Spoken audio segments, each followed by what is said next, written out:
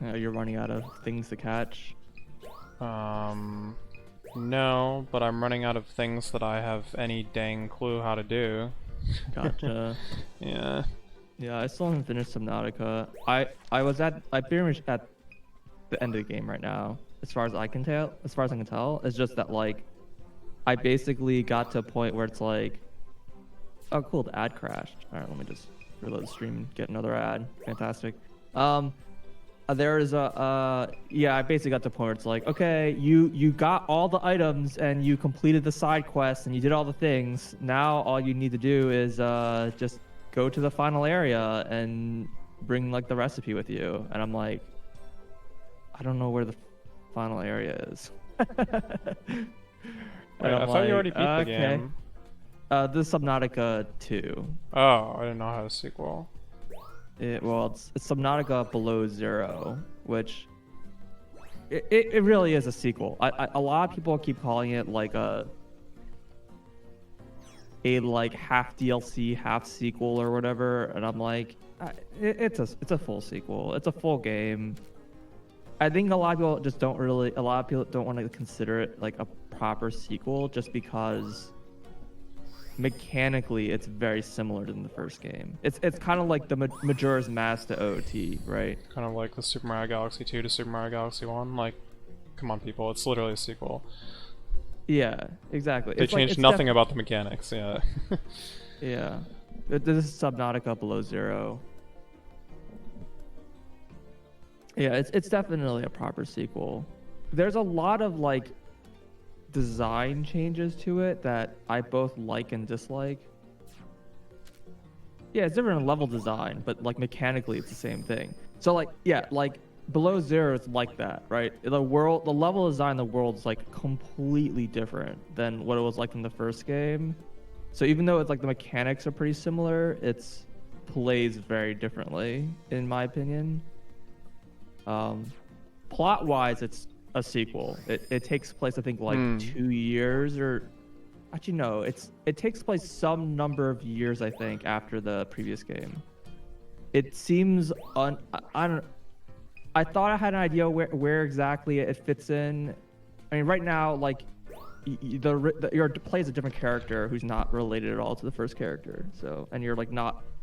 It's like totally kind of like unrelated character for the most part, but it's like supposed to be you're playing in the same universe on the same planet with the same organizations. So there's like a lot of like the plot kind of supposed to be like a continuation, you know. And in the first game there's like, you know, it's like escape the isle, escape the planet. In the second game it's that's not really strictly what it feels like you're trying to do, even though the game does also start with like a crash sequence. The you get really trapped for basically no reason whatsoever, to be completely honest. They're like plot wise, the second game's a lot weaker in my opinion. But the idea is that like the way it starts, because I don't want to give spoilers. The way the game starts is you're basically your sister worked for this organization and she died mysteriously, or she disappeared mysteriously. I think you know she died. And the question is like what happened, right? And so you're kind of like you're basically suspicious of the circumstances and you want to go down there to figure out what the heck happened, right? That's basically kind of like what the second game's about. And I'm like, there's like obviously like the first game, it reveals more story as you go, and it kind of reveals, you know, the hidden truths, and you unveil more plots that you have to explore, and that's kind of like part of the game, right? Part of the game is like kind of discovering the story. But the second game is it's a lot more narrated. Like the plot in the first game, you kind of like you get very little story kind of read to you. A lot of the story you kind of have to like you find logs and lore, and you'll like kind of learn the story by discovering it, kind of thing. And the second game, it's a lot more like a more novel like. It's a lot more linear. There's a lot of places where if you go out of order, you can't do anything, which doesn't really happen as much in the first game. Or it'll happen in the first game, but you can still do something, right? Like you'll go to an area and like you need some power up or whatever to progress, but like while you're there, you can collect some resources that you didn't have access to before, kind of thing. Right. Which will unlock maybe something else. And so it's like not a complete waste, even though it might have been better to go somewhere else first. In the second game, it kind of always feels like if you didn't bring the right gear when you explore a certain area, then like you're gonna have to come back and like just immediately, or whatever. And it's just but yeah, it's different. I think like the first game had a lot more like open world, like it's like both open world and also open ocean, right? Most of the worlds just kind of they have this like you kind of just explore the ocean floor or whatever, and they're like there is some caves, but generally there's only like one major cave system, and that's like kind of like the end game. Because that game's really all about basically upgrading how deep you can go into the world, right? Just continuing to increase your depth. And so you're just going deeper and deeper. In the second game, it's a lot more cavey. There's a lot of disconnected cave systems. Which is interesting, and there's some things I thought were really cool. Like, because I said in the first game, you're pretty much limited by like the depth you can go at. So you pretty rarely do much, like, except for like the early game, you don't really do much swimming, to be honest, for an undersea game. You very quickly get like a vehicle, and you do pretty much everything in your vehicle. So you don't do a lot of like. If there's somewhere that goes below where your vehicle can go, you just don't really go there. But in the because you're gonna run out of air, like you can't go very far beyond the limits of your vehicle. In the second game, they basically added like sources of air like all over the world, and so they'll have like this cave system that has like little air spawns or whatever throughout the caves, and it's like way too deep for your vehicle to go to, and so you can still explore, and in cases you have to explore these areas, and like you have to use these like air vents or whatever to explore them. So it's actually really interesting, and I kind of like that because it's like you play that very differently, and it's also like way more terrifying because the whole time you're like in your vehicle, you're like totally safe, right? You're never gonna run out of air because your vehicle produces air, and all you just need to do is just not run out of power. So like as long as your trip isn't more than some ridiculous length, or you like run out of food or run out of water, but like that's like kind of like a long-term thing, right? And this one, it's like you're like swimming around, like every minute you're like, am I gonna run out of water, like air? Do I need to like start turning around right now? Like if I go more than 50% of my air forward, I'm like super gambling, because if I don't find air, then I'm dead, right? So it's really this, at least, and yeah, I really liked about the second game. It was a lot, exploration is in general a lot more terrifying, which I enjoyed. I think that's like kind of part of the game. The problem with this is that the game is really mazy. So like I'm constantly like, partly because I'm spending so much time trying to just like search for survival, it's like hard for me to concentrate on like the layout of the map. You're not given a map, so it's like there's all like loops and like mazes and dead ends and so on and so forth, and like it can be super disorienting and hard to find the way forward. And if you lose your orientation, you're low in air, you're like completely screwed. I've never really run into this issue because the game's fairly lenient with like with a lot of stuff. But there was a lot of times where it's like, oh, I'm kind of low in air, like I'm getting to that like 60% mark, so I'm gonna turn around now. And I turn around and I'm like, which way is out? And I'm like, oh shit, am I dead? Right? Like, yeah.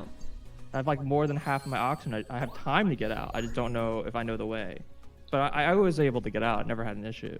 But it definitely was like always terrifying. The first game, that just never happens.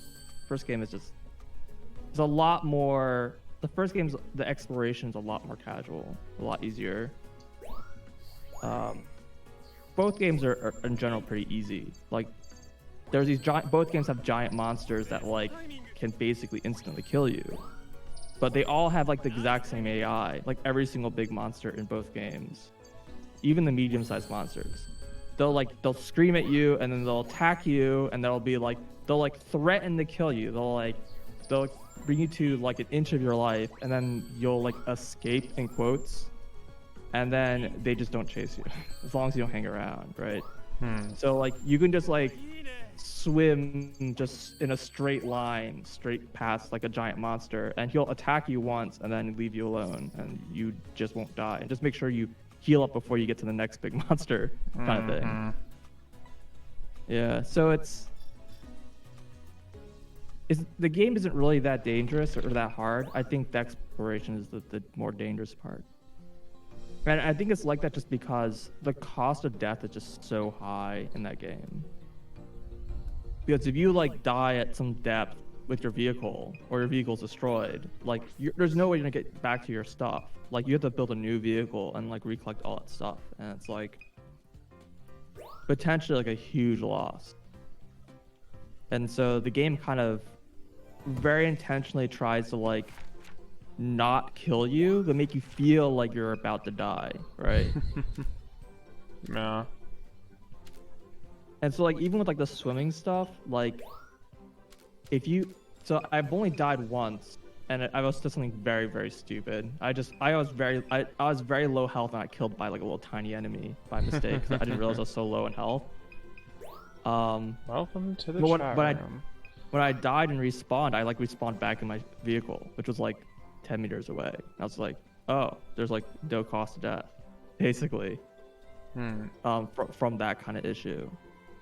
The really only thing that's like really that scary is because you respawn in your vehicle. Apparently, the only thing that's really that scary is if you lose your vehicle. That would be terrible. But like I said, unless you're being like extraordinarily reckless, like most enemies won't actually like one-shot your ship ever. I think in the first game, if you die, it does not put you back in your vehicle. I could be wrong about that. Again, I never died. I don't remember. Yeah, no, I did die in the first game. I drowned. And that happened because I was exploring a wreck, and I think I just basically misjudged how much air I needed to get out of the wreck, kind of thing. And so it's like, oh, that was stupid. It's like I thought I had enough. It's like I didn't have nearly enough, and I didn't get out. So in that game, if you die, you always spawn back in your base. So if you like have your vehicle at some high depth and you die and go back to your base, like you can't get back to your vehicle, right? You have to make a new vehicle to get to your other vehicle. You can't drive them both out. So it's like that ship is lost, basically, right? Yeah.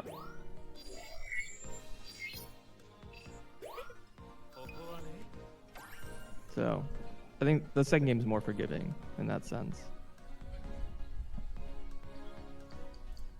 But yeah, the amazingness makes the game just take longer and a bit more tedious to explore or whatever. But the big thing is that like I'm at a point where it's like I don't even know where to go, right? It's like I'm sure there's lots of places I haven't explored, but it also just feels like I don't really have any like strong hints of where to go. Like before, they kind of basically kept giving hints of like sometimes it was like more explicit, sometimes it was more subtle. So like there's multiple different kinds of hints you can get, and like one kind of hint was like, oh, you should go check out this place, and like you go there and you typically like don't get anything there, right? It's just a point of interest, and I don't think there's like, and I think you just get some lore, or not even lore. You basically just get a scan that has nothing of value. But the point is that these places they tell you to go are usually in like a biome. So it's like the idea is that like, oh, the game's like, if you go to all these like places that we like kind of, and they seem to get hinted over time. It's like every half hour, every hour or something, they give you another one kind of thing. Kind of how it feels. And then it's like, oh, here's another biome to explore that you haven't been there. So it's like while you're there, you can explore and find other stuff. I think that's kind of the idea.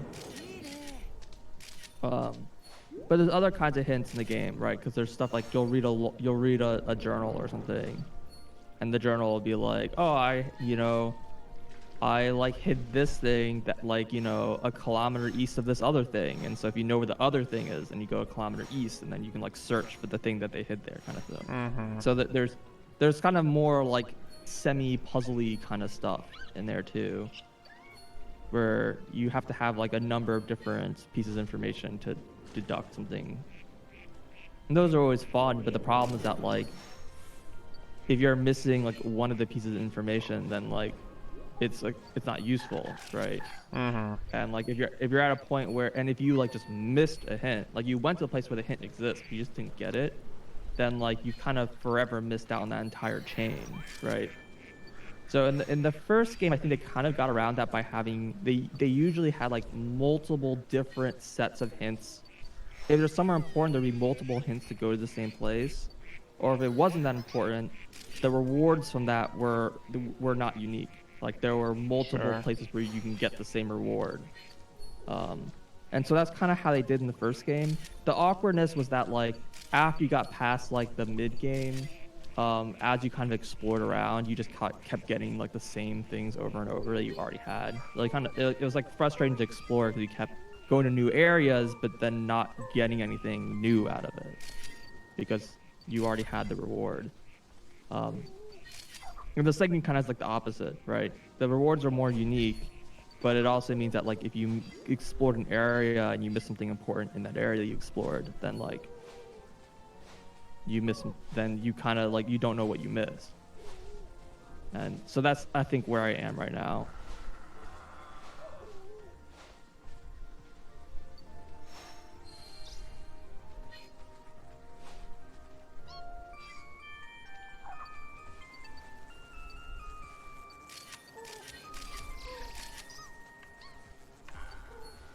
Well, grass on cave route, I still have no idea what to do there.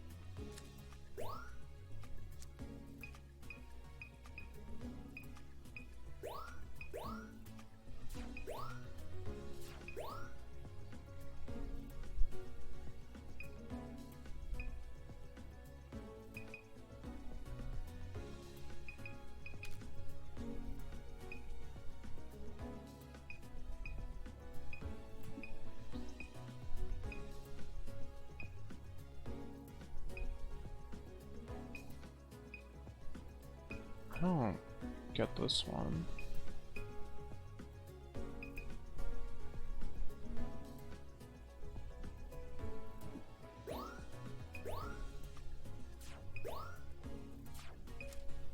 Whoops. Oh, crap.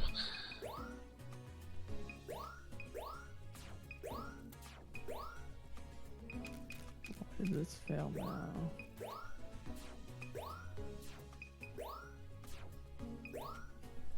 Said it failed to allocate everything. If I go to the data here, it's clearly allocated. So why did I think it failed?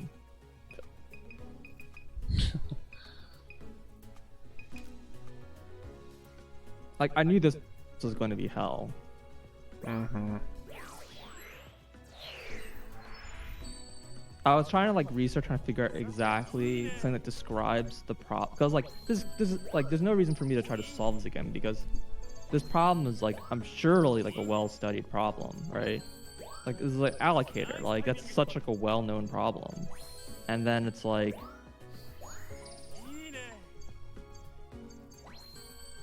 I mean, maybe, but like I was having trouble finding something that really describes it. Maybe I just wasn't like looking for the right word because the thing is, it's a type of packing problem. So I was like, well, okay, I'll just look up classes of packing problems, and surely I'll run into this allocation issue. And I'm like, no, not really.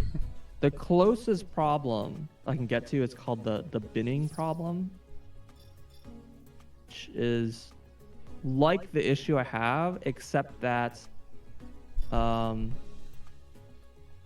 instead of having like some sort of fragmented interval set that you're trying to allocate stuff into, you have a like unlimited number of fixed sized bins, and the objective is try to use as few bins as possible to fill to pack your data. And that seems to be the closest thing I can get, and so I'm kind of just like working with that, and like I don't know. I mean, a lot of algorithms, I mean, like, for example, if you're using a managed memory system with, like, garbage collection, like C#, they, like, sort of avoid this issue by, they just don't try to, like, pack it in like that. They just defragment the memory.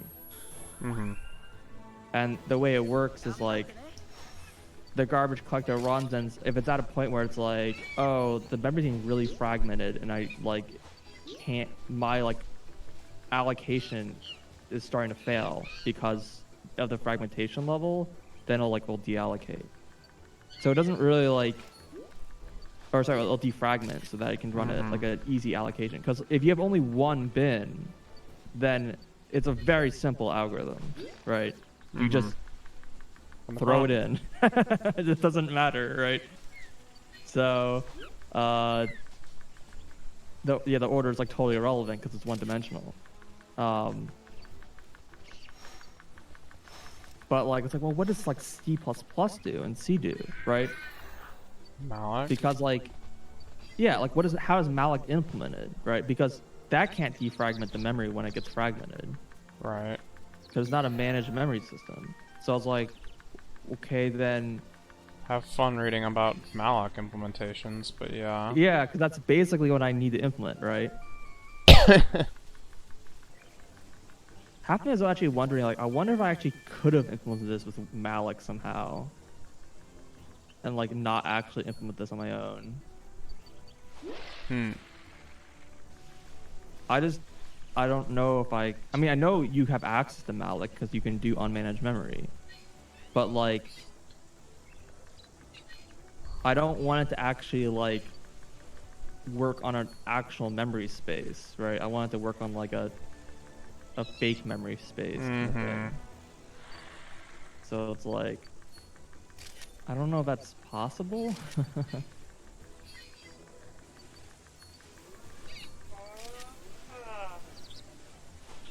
No idea.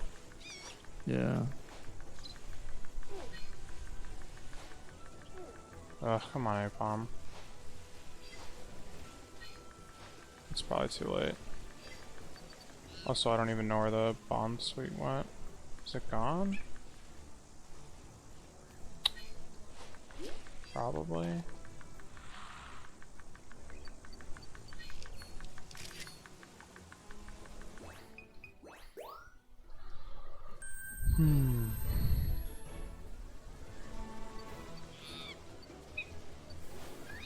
Yeah, it's the allocator is running twice. It seems like a separate issue. Why is this running twice? There are two references.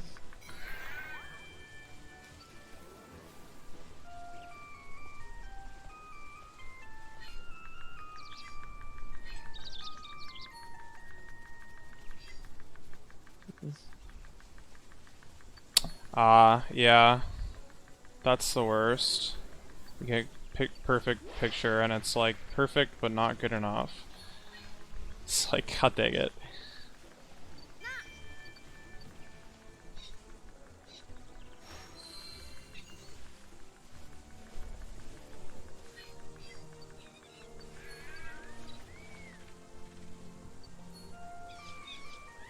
Oh, I think maybe this is the issue.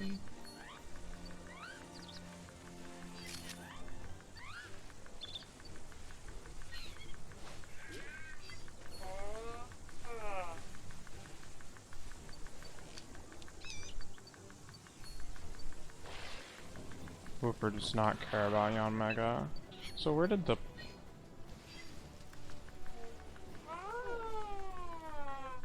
I think it just took off over the outside, maybe?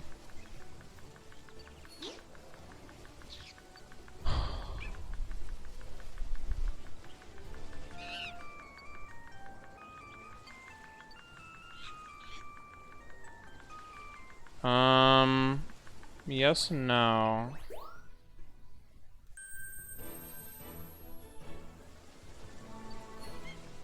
I got a few things in Elsewhere Forest, actually, but that was kind of coincidental.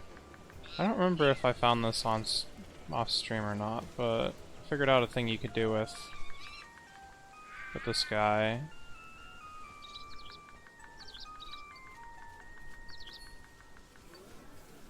Can't really remember when I figured this out. I don't think it was yesterday, actually, but whatever.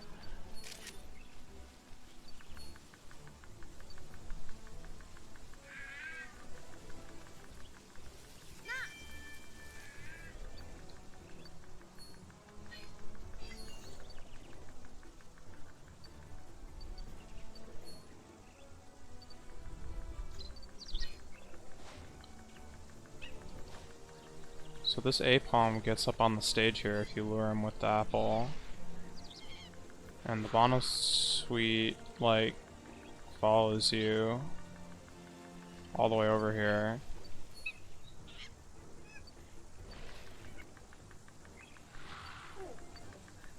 And eventually they'll show up, yeah. And then they interact. Very cool. The Apalm chases it off, kind of.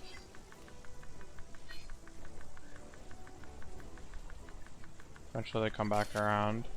You can like take pictures of them and stuff, but I don't know, they climbs up the tree, hops off into nowhere, and as far as I can tell never comes back later in the stage. I'm pretty sure that that interaction is just for the sake of the pictures, not for the sake of any, like,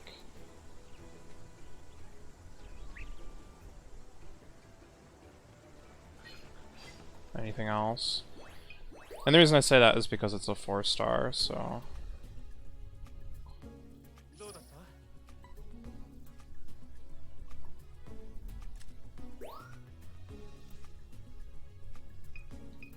Kind of like the Whooper.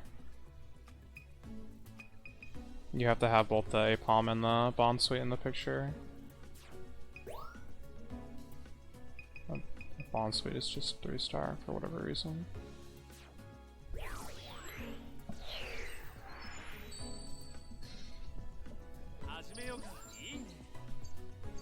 I mean, this isn't gonna beat Cut though, unfortunately. Like, you'd have to get a really good picture, and it seems kind of hard to get a good picture. And it seems pretty easy to get a good picture of Cut, so... whatever.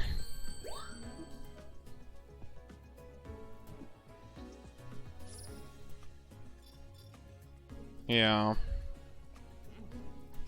Well, I mean, you might be able to pass it with like other Pokemon bonus or something, but that's unlikely.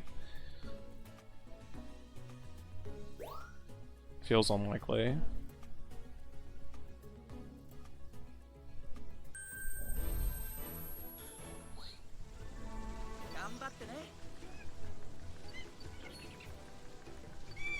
Yeah, you'd have to get a lot.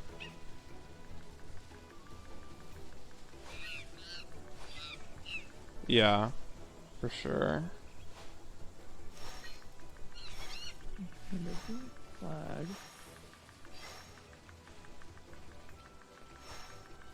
It exceeds available space. Sequence contains no elements. That sounds like a problem.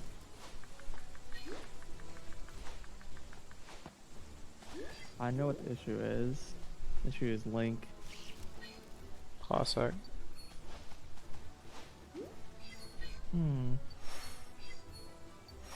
Why does this beautiful eye exist? When you're trying to take a picture of Slacking. Really annoying.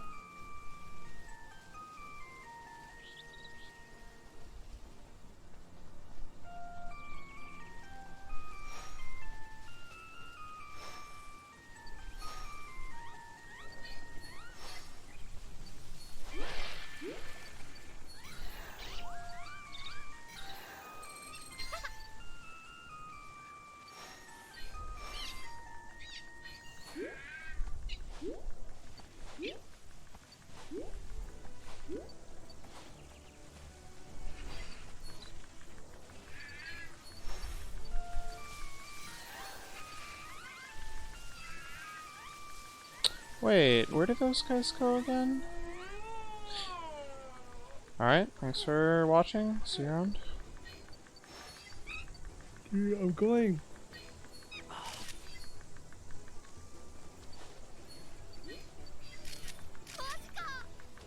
Same, dude, I'm going. I don't know where I'm going, but I'm going.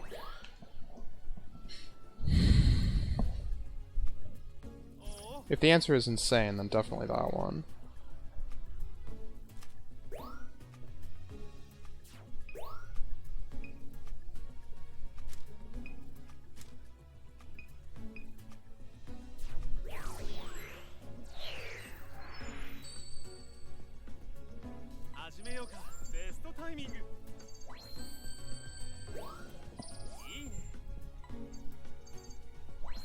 Stupid in love with this OST right now.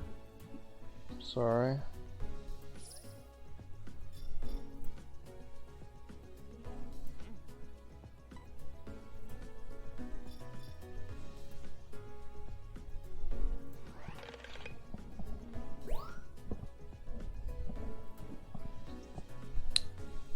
Is it DDR Supernova? Because that's what I was listening to today. No, it's Last Guardian. Oh. It's like one of the only games on the PS4 that I actually like want to play. But it's like I'm not getting a PS4 for this one game. So I don't like the game that much. Apparently, it's also kind of mixed reception, anyways. Hmm.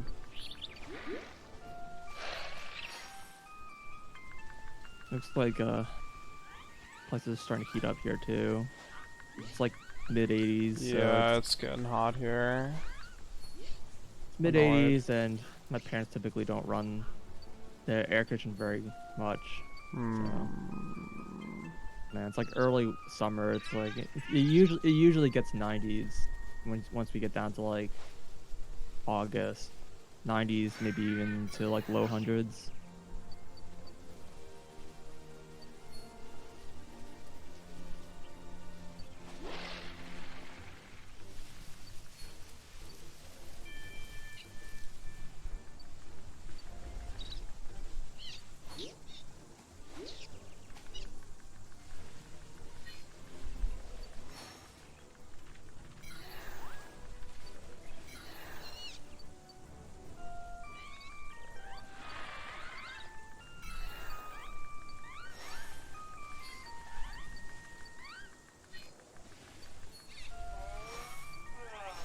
Didn't I have a way to get these guys to fly off before? How did I do that?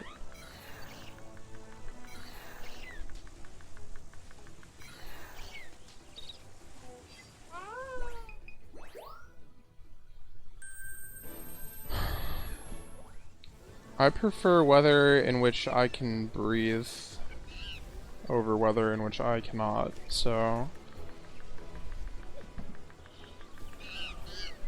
Yeah, it's pretty humid here.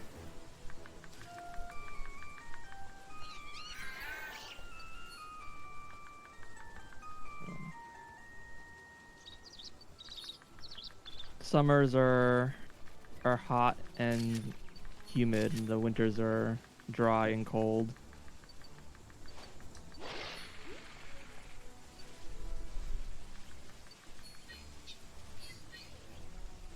I personally have always preferred cold weather over the hot weather. Same. Gab shock. Gab shock.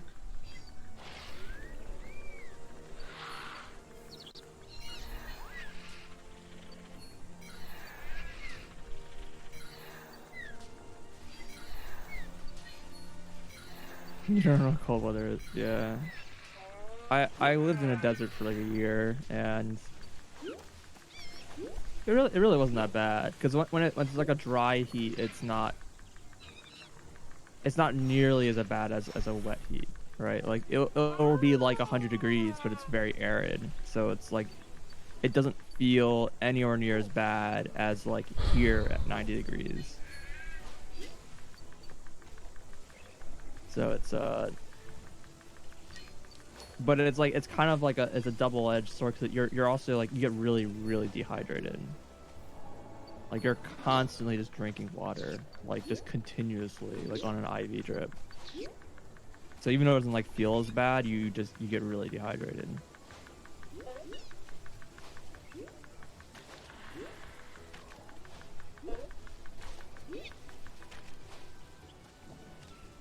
There's also like no trees, or there aren't a lot of trees. I should say there are they have their trees, but it's no forest.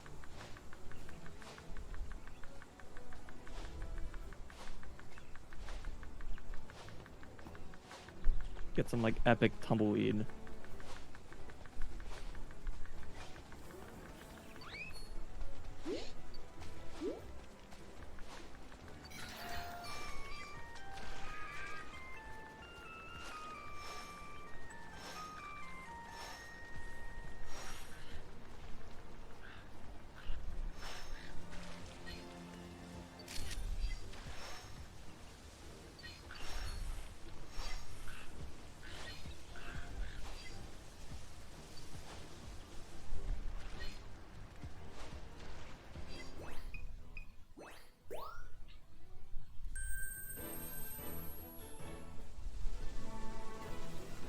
I don't remember how I got those guys to start flying.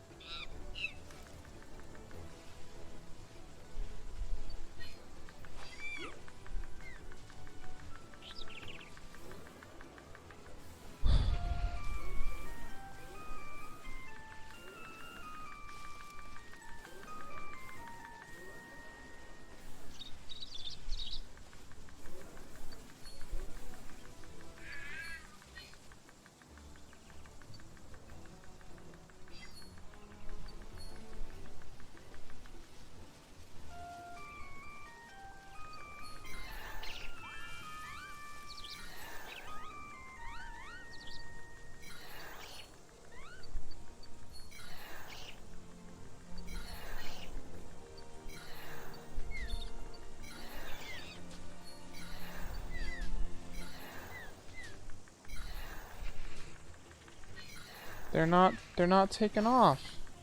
I know you can do it. I know you can. What do I do?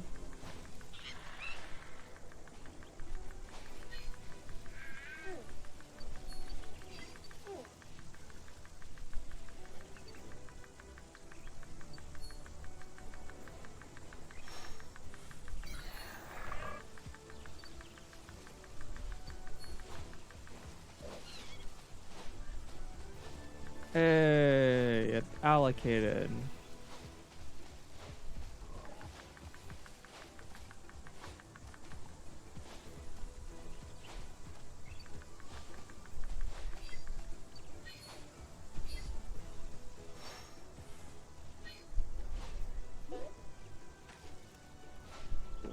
Load from XML. Save the ROM. Null reference. Great. This like wasn't allocated?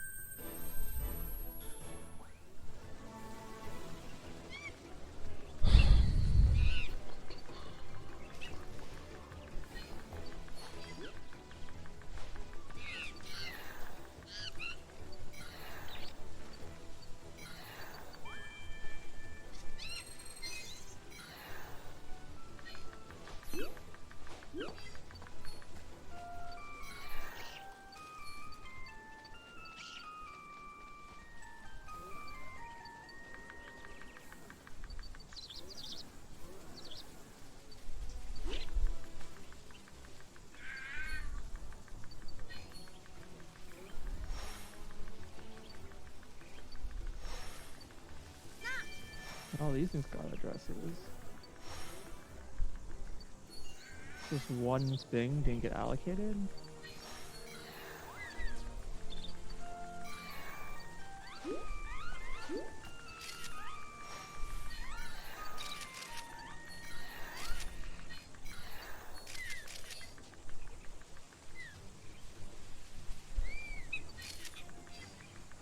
There they go. But they're going off the other way. That doesn't help.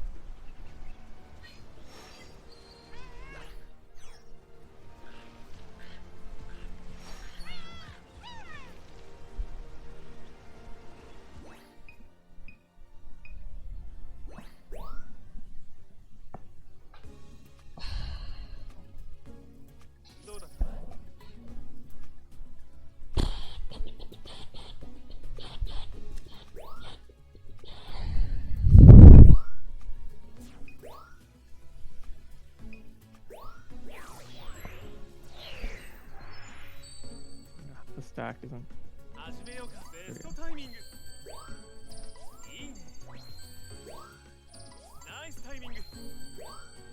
I is equal to 2.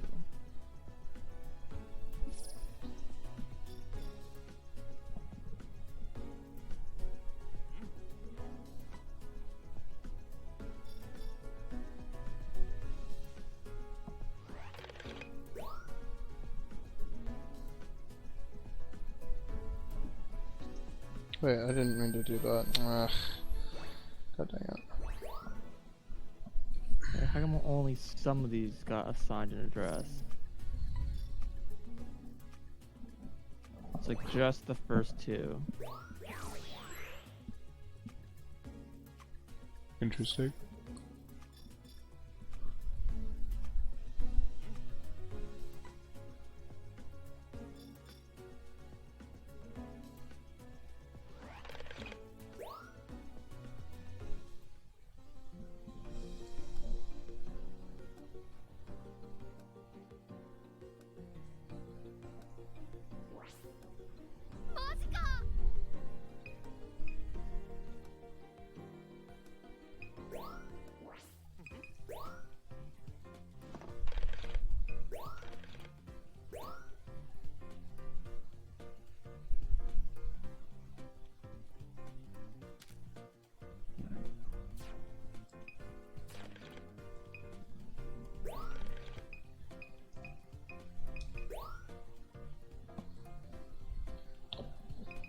Show me the 3-star Vespiquen.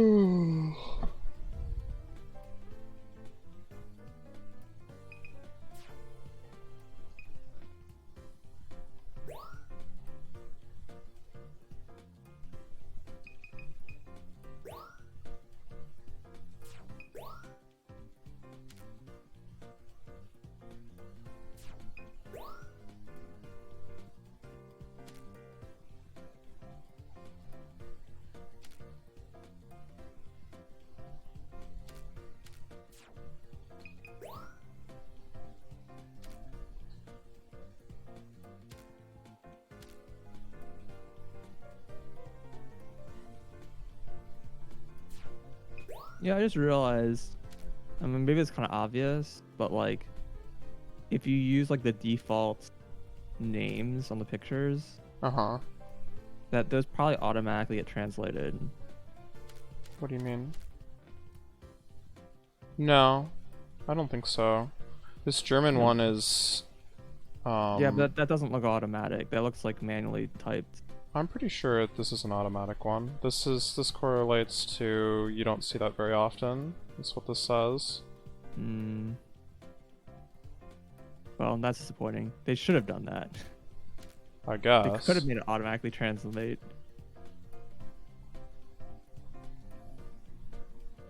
I guess like literally everyone is, or they just keep just showing you English pictures or whatever. Well, there's an option. Oh, I see. Like the filter by region or whatever. Yeah. And at the top, all languages or your language. I always do both because it's more pictures. Right. Or I go through both of them. The subtitle does not really matter, right? No. It's just surprising that the automatically named ones couldn't just be localized. I mean, it's harder problem a little bit, but not that much harder.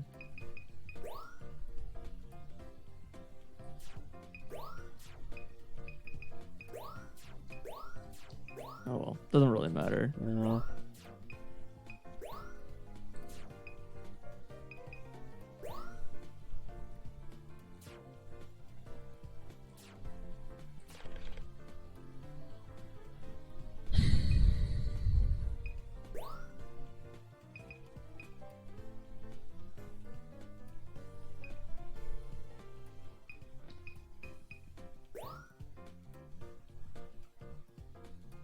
It's true. Maybe.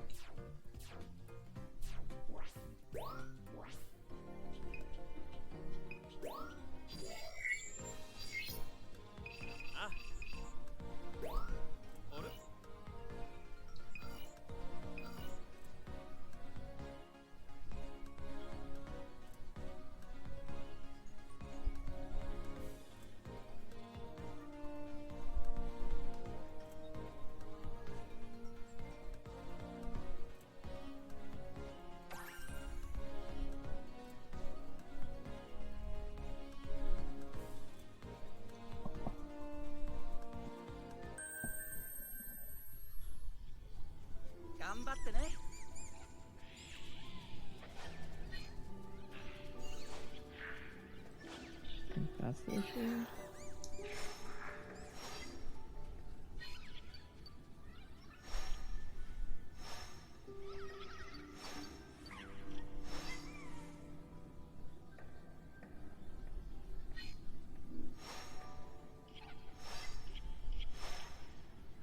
Yeah, okay.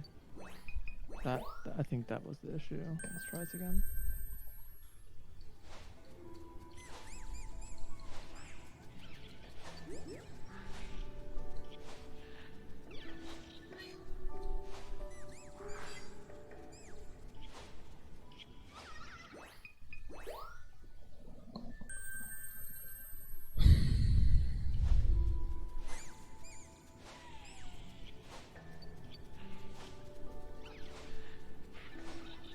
Well, I cannot tell if this is faster because it's still pretty dang slow. Um,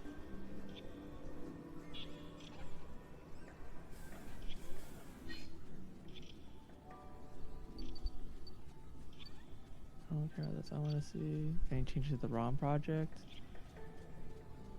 No. Cool. Oh, music. No, that's not really part of the project. Okay, so it survived the cycle. Now I need to make sure that I can like load into the game or something and run around. It probably can. If it could survive the loop and it could survive in game previously, it can probably survive in game now. I mean, I doubt there's anything in this game that hardly anyone knows. Because it's probably all in a guide somewhere that half the people that played the game looked up. Because because that's just what people Oh, do. you think there's like a user's Oh, guide or you sure. can buy? No, I mean like a walkthrough, tutorial, You think there's whatever. a walkthrough for everything already? Probably. Hmm. I won't be surprised. Maybe. It just seemed a little early. Is it? I kind of assumed there was one day one. I mean, I I kind of doubt people have found everything in a day. I mean, I guess there's people who just had the game early, maybe.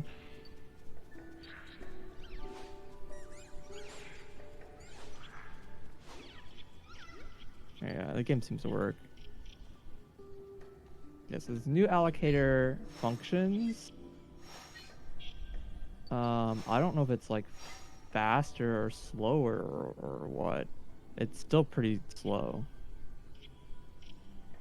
But I mean, basically the only hidden interactions that I could imagine finding that like no one else has found are ones that are redundant, right? Like ones that aren't for any, don't give you new Pokemon, don't give you new routes, don't give you new like star categories that aren't like part of requests or whatever, but they exist. You know?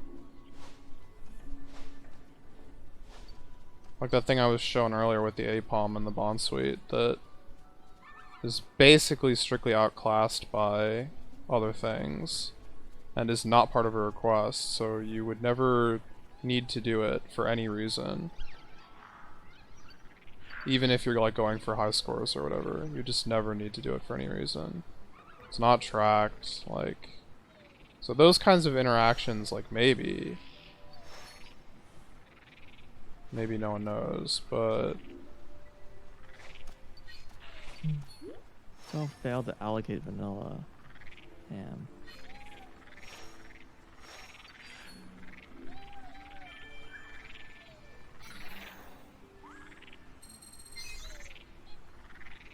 I'm gonna run. Oh well, I mean that makes sense because there's maybe.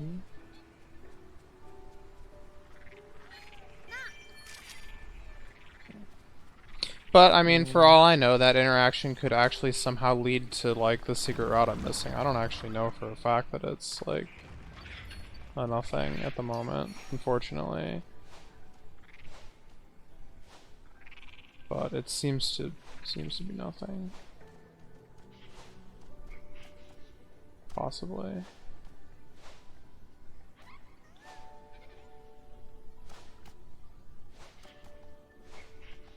Unfortunately, I don't know. At this point, I'm like kind of like not finding new things in some of these stages that I've gone through 700 times, and they have like entire like hidden routes, plural. Like I'm missing multiple things, and like 4 or 5 requests or whatever on this stage, and I just can't find anything, and it's really a problem.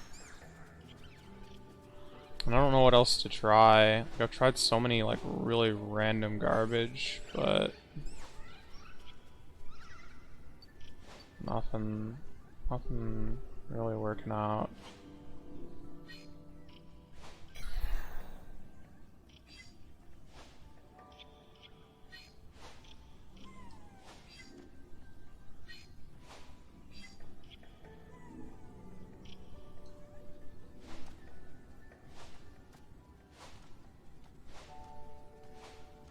And there's a lot of things here that are like gigantic question mark why.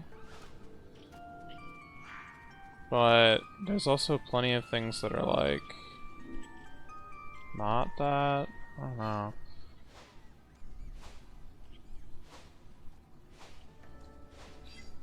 I guess Gengar at the start here. Well, the one after the start. I don't know if you can see, there's like a corridor over here. If we go over there, oh, it's a little lower. This right here. Gengar like appears and then walks across and then goes through like a portal in the wall and then disappears forever. What you can do is if you hit it with an orb, it stops and looks at you. once.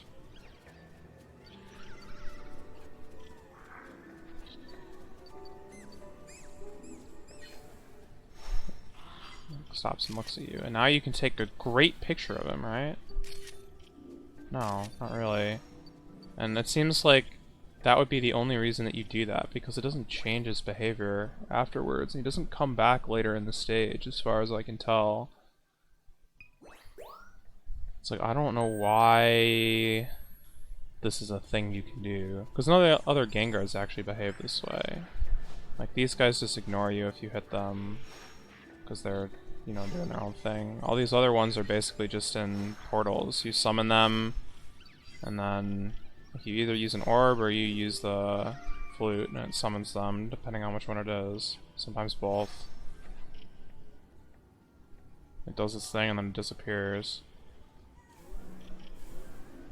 But this guy's different. I don't know why. You can also hit it with apples, and that slows it down a little bit more.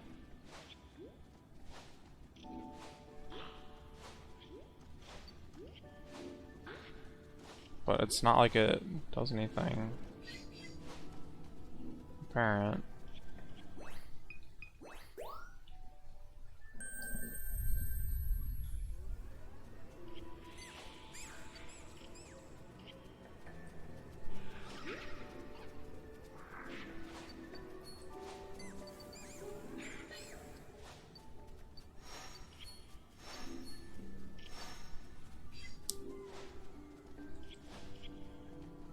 Like, when it stopped, I've tried everything. I've tried playing music, I've tried scanning, I've tried throwing another orb, I've tried hitting it with an apple, I've tried taking pictures, tried multiple combinations of those things. Nothing does anything, so it's like, I don't know why. And then there's these carbanks. Carbank. There's like numerous instances where you can get them to like run off. And I expect every time that they're going to show up later on. They don't really come up anywhere. And there's a spot where it would be great, because I think I need to summon like the master. I don't know what it's called, the Yancy. I think it's a putting Jake 91.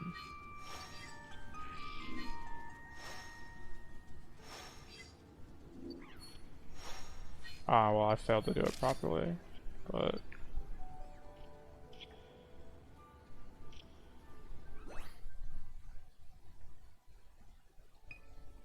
I don't know how many people are playing, but my total Pokédex score, Photodex score is like currently top 300. Like every day it drops like 20 to 50 ranks, and then I play and I go up like 20 to 50 ranks or something like that. I don't know. I've been just hovering around 300 for the past like week or whatever. But if I hadn't been playing, then I would definitely have dropped past like 400 or 500, I think. So, but again, I don't know how many people are actually playing the game or on the game or whatever. I guess it wouldn't be too hard to just like start a new account or a new. Actually, I don't know. Can I? If I use a different Twitch account? No, not Twitch. Twitch account.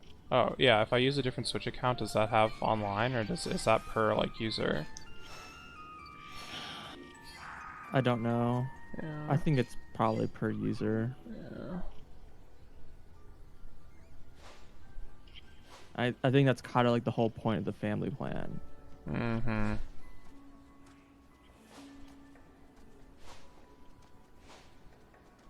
So I mean, yeah, if anyone wants to buy the game and Switch Online to check what a 0 score Photodex is, be my guest, but... Just to see how many there are. How many people are playing, yeah. Yeah. I mean, it probably couldn't like take very much work just to log in with a different account and see if it lets you. No, it wouldn't be hard. And either like it rejects you, or maybe you just can't submit, but it might just work, right? Yeah. Time to find myself on the leaderboard and upvote all my pictures.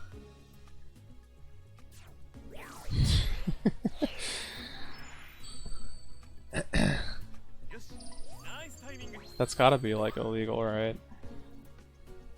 What's illegal? I said time to find myself on the leaderboards and upvote all my pictures. Uh, yeah, that seems the kind of thing if they knew you were doing, they would probably like ban you. Yeah. Sure, that's against TOS of some form. Do they mean anything? I mean, no, not it. Achievements. No, it's not. Not that. There's a whole category for the stuff that's like highly upvoted, so it's about discoverability. Yeah, but it doesn't really give you anything. Gives you fame, dude. God. I mean, I guess, yeah. But I guess what I mean is that really something that Nintendo should really care about enforcing or not? I don't know. oh yeah, I don't know. There's no like money at stake. No. Okay. Oh, dude, I'm gonna do the impossible and have English voice acting. Please nickname yourself. User 2 is probably not. I have to do this? Or else 2. No. What's wrong with user 2? Because this shows up. If it actually works online. Like test runner, I'd be pretty upset. Because then if I ever actually picked the game up, I couldn't use that name. I don't think that names are locked like Unique? that. No. I've seen enough. plenty of... Yeah. How many people do you think have named themselves Pikachu? Like, please. Oh my god. You cannot use that name, it is already used. Should AMQ devs spend so much time on anti-cheat? Well, see, the problem is that there is money at stake there, because it's just a different kind of money. Because if people were to lose faith in like the competitiveness of or the level of competitiveness that it's currently at, then in theory the people, like the investors, the people who are like basically patrons of the site, might be less willing to like stick around and keep paying for the site. So they would be losing money that way. I suppose you say that, but like literally none of the like paid features have anything to do with ranked. Like ranked is very much. No, but the thing is that the ranked would, like, for example, if you are someone who is like playing AMQ regularly and you are saying, you know, a patron of the site because you're using the site, and then if you like stopped using the site, then maybe you would stop paying for it. And there's also like the idea that like if like the ranked is what's getting you to keep playing it regularly, if you like stop doing ranked, maybe you'll stop playing the game and then you'll stop paying for it.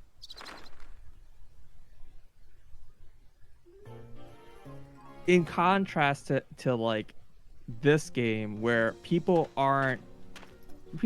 most people are probably like not buying the game in order to get onto the leaderboard. Right? Well, and on top of that, once they bought it, right? I mean, yeah, exactly. So like they aren't really going to lose money, because like people might stop playing the game because they don't care about the leaderboard, but them stop playing the game isn't going to make them lose any finances. Yeah, Link is right though. It's actually kind of the opposite of what you said. Like most people who care about AMQ the most, like just don't care about rank at all. Yeah. That's fair. I mean, in that case, then it doesn't matter as much, right? Laboratory of Ecology and Natural Sciences, or LENS for short. The people who they probably care about trying to maintain ranked just because the people who are maintaining it are playing ranked, I would assume. Wait, what? Meaning that they're trying to make a product that they enjoy. I don't think Ege really plays AMQ very much, actually.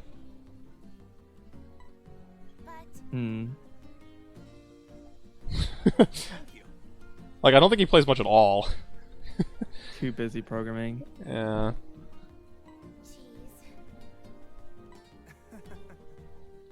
Level 70, heck yeah. That feel when, you know, more than 10 times over. Pretty sure that's still higher than my level. Maybe. But how much of those levels are, you know, cheated or whatever? Of Ege's, not yours. Oh, I would say like mine. I mean, he don't showed think very screenshots many. of like, you know, like having over like 1,000 tickets or whatever, and it's just like, please. We all know that you literally just set that in the database yourself. Like, stop Yeah, I showing mean, off. his level probably his level's more likely lower than it actually is, I would say. Yeah, exactly. Although I'm sure he has like test accounts and stuff too, so who knows? Yeah, I'm sure. But it's also like at a certain point, like how can you, if you're doing testing on your main account at any point, it becomes hard to even like measure your level because like you're already like doing weird things. What do you think? I'm 39, Sag, Yep. but not surprising. I thought I got higher than 39 also, but either there's some sort of depreciation or something, or I just low level. I mean, my guess is both, but you probably have a better idea on that. Now why don't you try moving the camera to line up? See that circle? Yeah, it's just like the number of notes you have, basically. If you use the left stick to move the pointer around, the camera will move to follow it. Give it a try.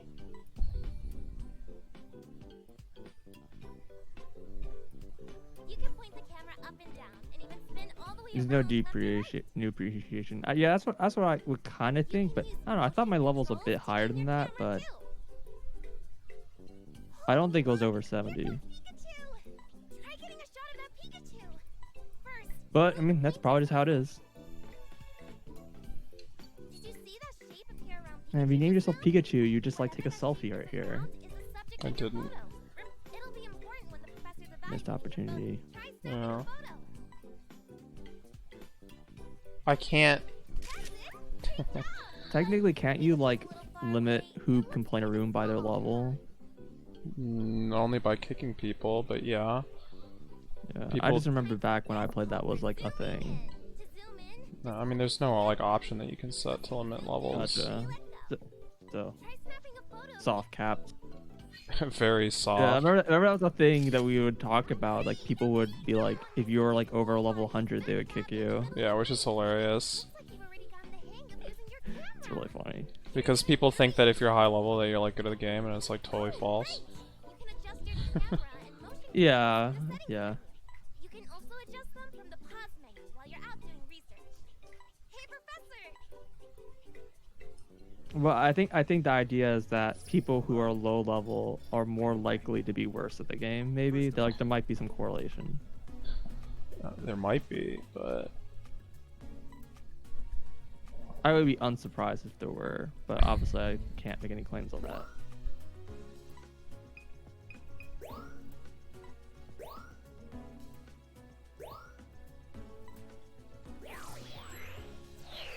exactly. you'd All low level expect- accounts are Smurf accounts. Yeah. That's true. What is even the point? Wait, what does that even make? It doesn't even make sense. Why would he even make a Smurf account in that game? People There's no, absolutely like- do it, yeah.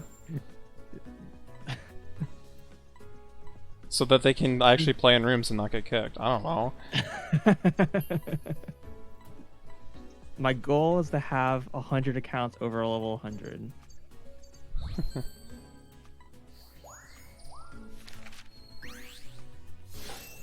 A new discovery.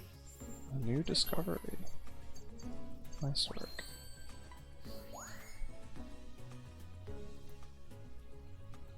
How was it?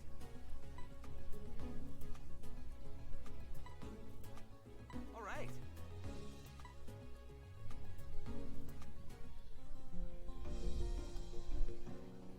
Now then.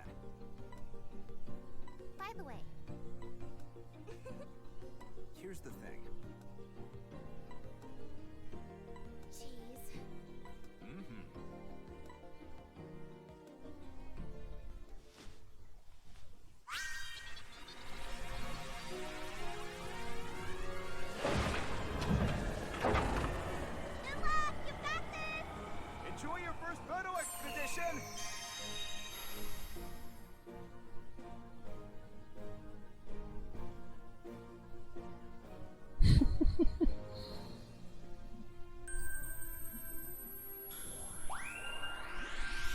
Yeah, I'm not really into the melee scene. Sorry.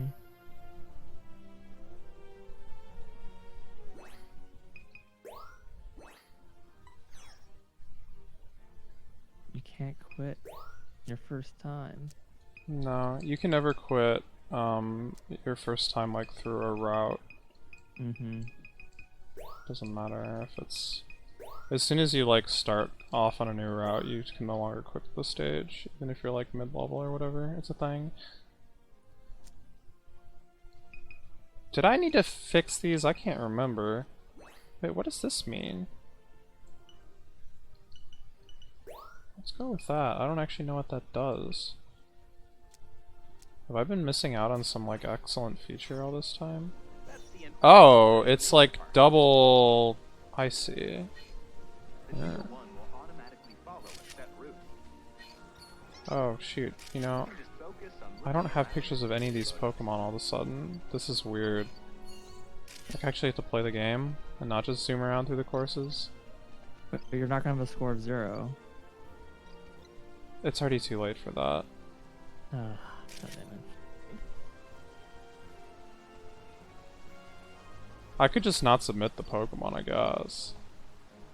We have to wait here for a while.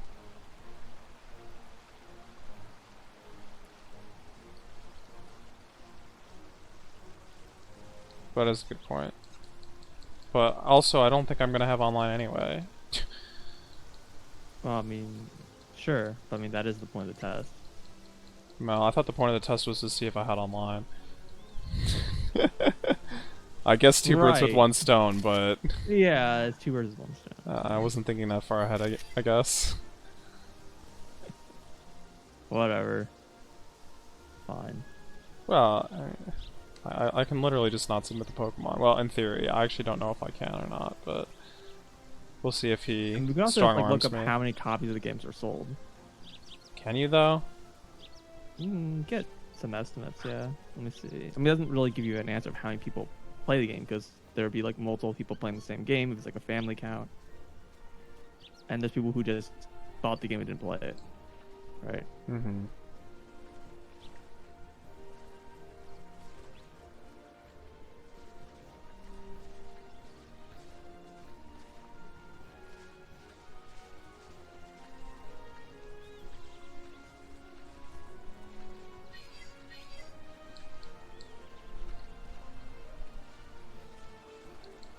Oh yeah, so something that I kind of want to like look up how it works in the original game, but I'm like kind of afraid to like try and look things up for the original game because I feel like I'm gonna get hits for this game instead somehow. But there's a thing in the original supposedly that there's like multiple tracks. They're like parallel tracks. Like one is on one side of the road, one is on the other, kind of thing. Maybe there's one in the middle, I don't really know. And you like can shift between tracks. I don't know if it's at like predetermined points or it's just like if you're over time or what, but you can shift between them by like just having the camera facing a certain direction. And I've noticed that there's actually something like that in this game too. Like I'm 100% sure that your position is not like left and right, for example, is not completely fixed. And it's controllable. Like if you just sit with the camera facing one direction for like a long time and then you go back and look forward, you'll see that you're like shifted off to the left or whatever. And you can do the same thing on the same course facing like right or whatever, you know, be in like a completely different spot.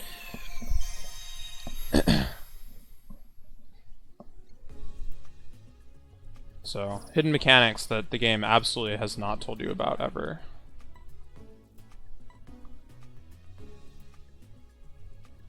Show Professor. Finish without showing photos? Yes, I would love to.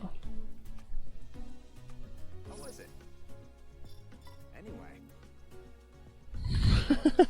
So.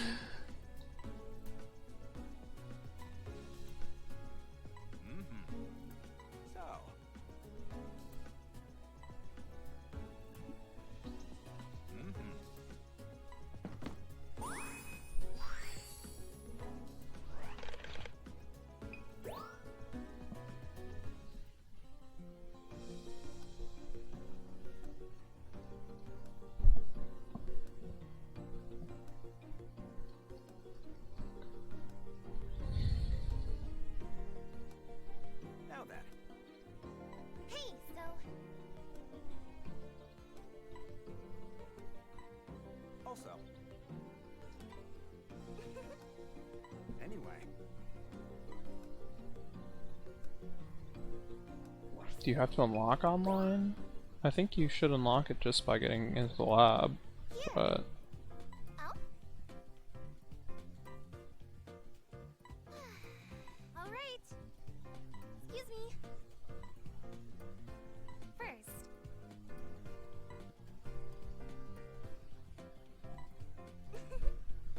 Then. By the way. Wow. Professor! Also, Oh!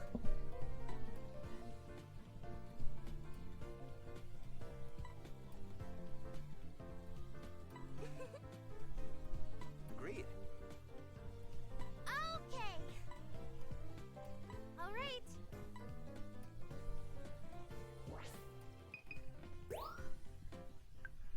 Ah.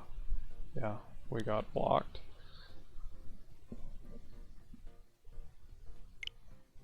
Unfortunate.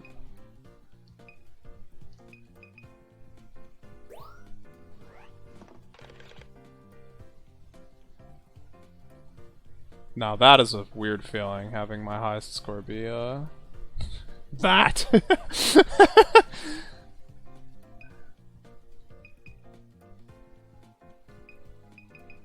Total photodeck score of 5,999. Like...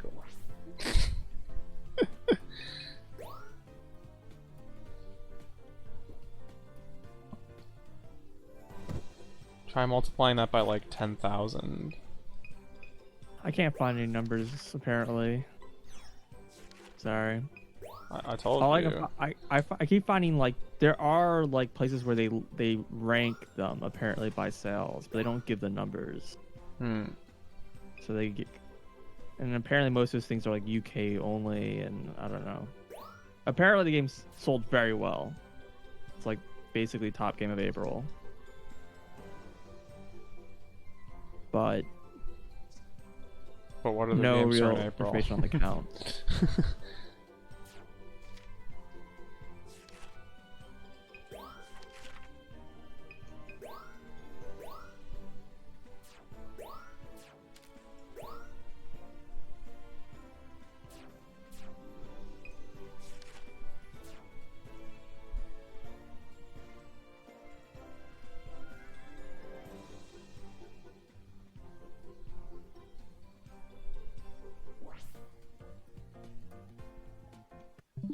Well, that was educational. I think.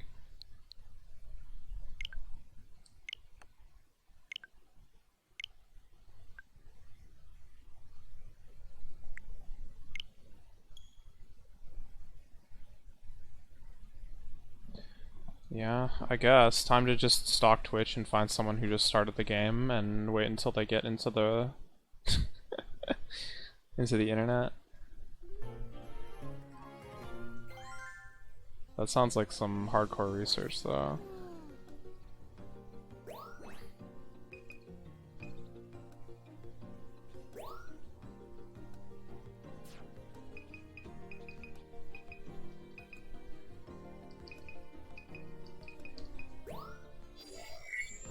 Well, no, but if it's going to be current, it has to be current, you know? We could look at my VOD, that's going to tell you very much because it's, you know, 3 weeks old.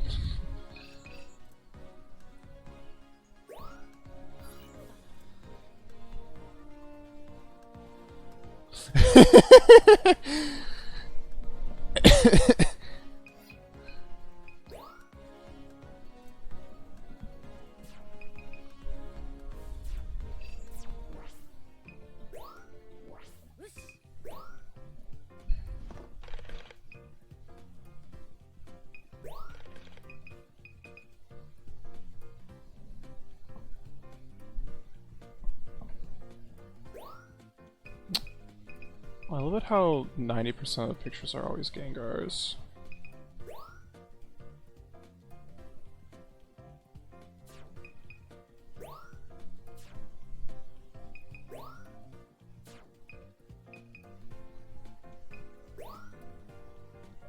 Wait, what?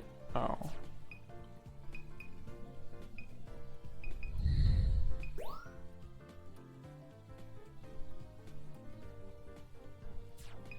Dude, this whole thing about Deontay bothers me because I've seen tons of pictures in, well, I shouldn't say tons, not as many as Gengar, but like every time there's at least 2. And the problem is that the location of this Deontay, 100% of the time that I've seen uploaded pictures, is not the place that I found this Pokemon. And I'm like super confused about that one, because I don't know how to get it to spawn in the place that literally everyone seems to have figured out how to get it to spawn, and no one has figured out how to get to spawn where I have. It's like, what is going on?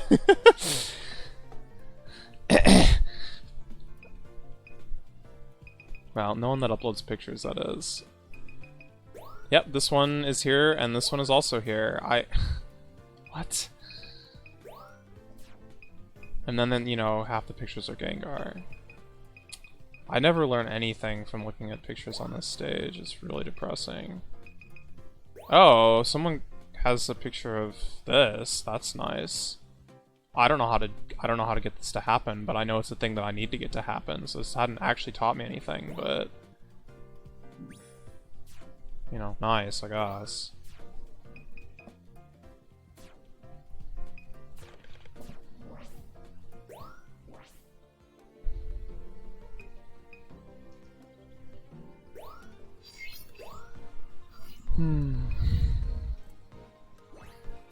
So if you look at the map, What's a demo?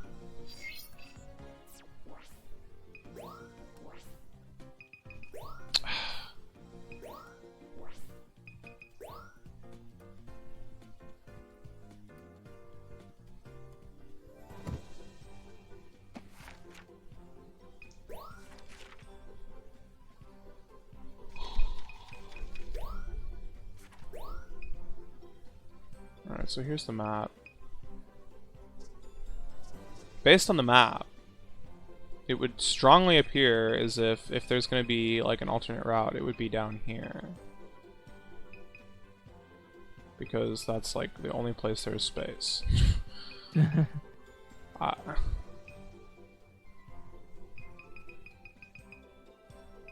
Which would mean that it's probably somewhere pretty early. Start, and I've looked kind of like ridiculously at the start area to figure out if there's anything to do here, but no luck. I don't know if the maps like Change size. change or just like fill in, like this dark region might like just get filled in with like a colored version of whatever's supposed to actually be there. Like if you find the route, I don't really know. But actually, this level, has this map changed from the way it looked before? I don't think so. I think it always used to look like this.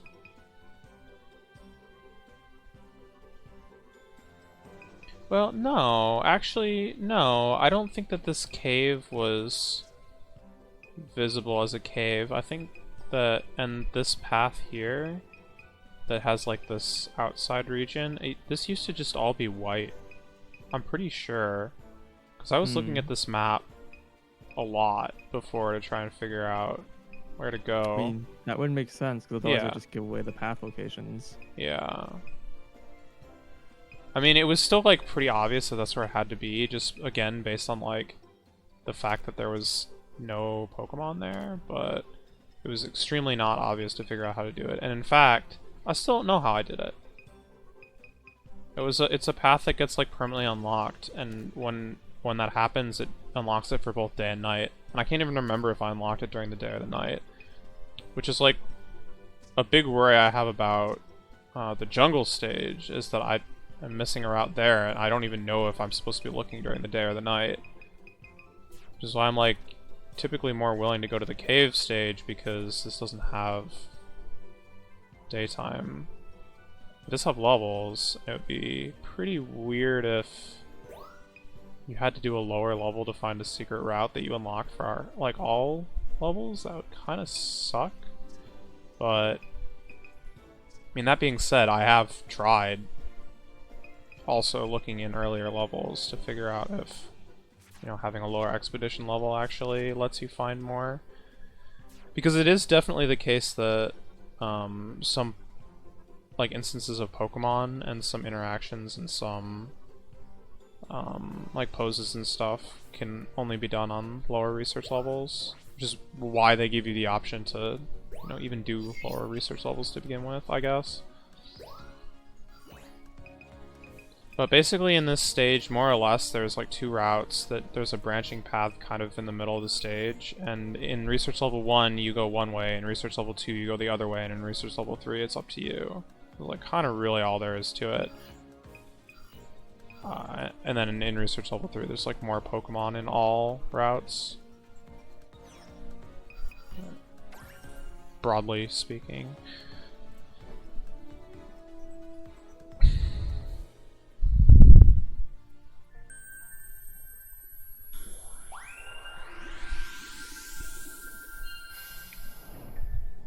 So speaking of things that I don't understand about this start section of this course, is these Driflooms kind of just hanging out here, playing with the Joltix or whatever. Once you get close enough, they see you or whatever, and then they just kind of fly off here, and they go down like below the cliff.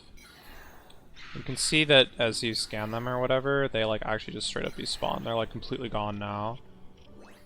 But if you hit these guys with an apple, which is like not actually easy, but before they see you, if you hit them with an apple. There we go, got one. Actually, there's more to it, but if you hit them with an apple, then instead fly off in this direction, towards this cave opening that looks horribly suspicious, and they don't despawn. You can like, once you've gone around this thing, you can still see them flying off. I'm sure eventually they despawn, but as far as I can tell, you can't really do anything with that, and they don't come back later. So, like, usually the way these things happen is like when you send Pokemon off in a certain direction, they like come back later in the stage or something.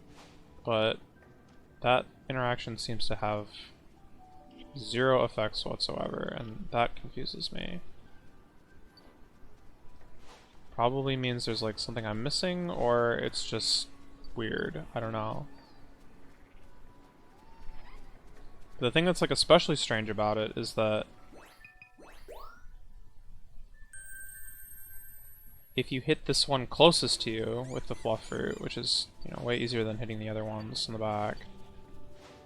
He says this, he misses like all of them.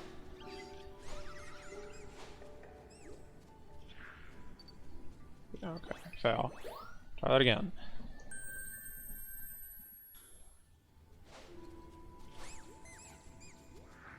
I hit it too soon, that's amazing. Okay, so yeah, if you hit this one closest to you, this guy flies off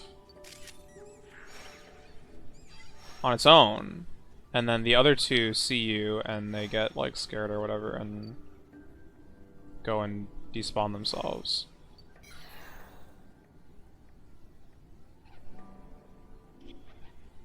So I don't know why these Driflooms are so complicated for this thing that like doesn't appear relevant in any way, shape, or form.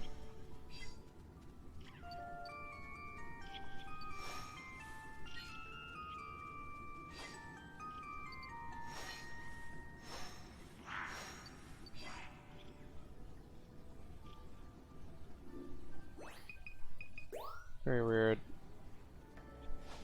I don't know if there's something I can maybe do with other Drifloom, like, later? Like, get them, like, all to collect or something, but... Because there's 3 down here, and then I think that's, like, all the ones in this... Oh, no, there's some later on, too, in the... But these guys just seem like they're here to take pictures, honestly, because they're, like, free roaming. You can like feed them and stuff. They're not like on some kind of path or whatever that, you know, they basically ignore everything you do. And so you can get shock faces or feed them or bonk poses or whatever. And they don't really do anything too special, as far as I can tell.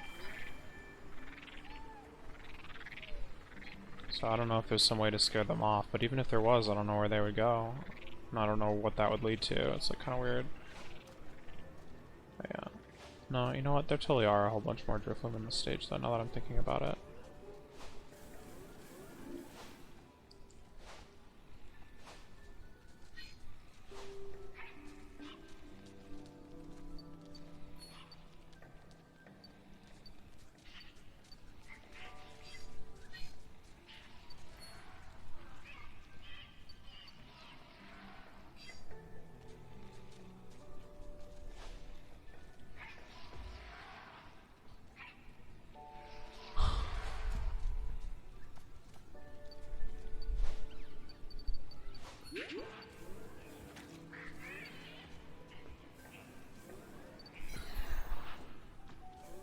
So there's like some Drifloon down here.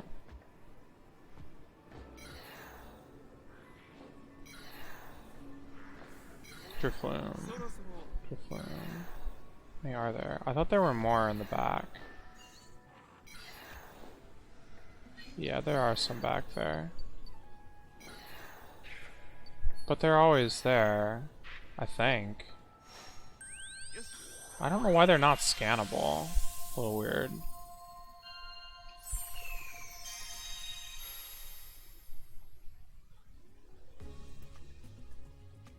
Yeah.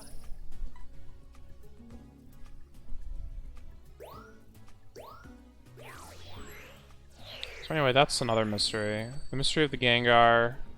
There's actually two mysteries of the Gengar. There's another Gengar that's very mysterious. It has this like really special case interaction that doesn't seem to do anything for you.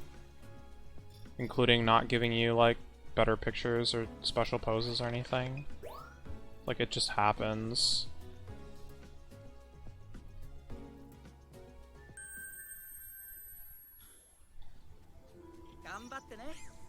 Let's check that one out real quick. So there's like these little portals all over the place that you can like hit with an orb and it like spawns a Gengar or whatever.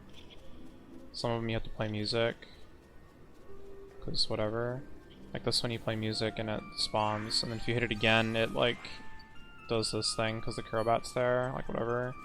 This one if you hit with an orb twice, it scares off those dudes. Basically if you hit it with an orb while it's out and there's another Pokemon around, it'll do something.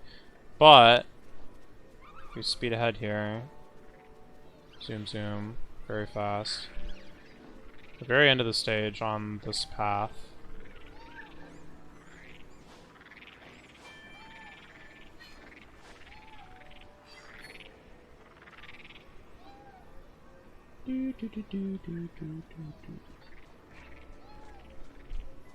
There's a Gengar up here also, by the way. I'll get him to come out. That one's a music one. Makes this Crobat fly off. Which I don't know what that does either, actually, but...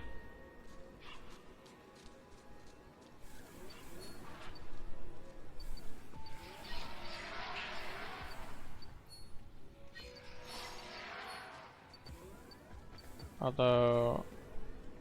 now that I'm thinking about it, I don't think I've ever really tried to do very much with it. So anyway, okay, here. You know, pay attention. There's a Gengar here. In a portal. And it's like already got its head sticking out. There it is. Gengar. What's up, Gengar? If you like hit it with an orb, nothing happens. Okay, me hitting it with an orb is not what caused it to go away. It just did that on its own, I promise. Yeah, he just kind of goes away. And he's gone. But!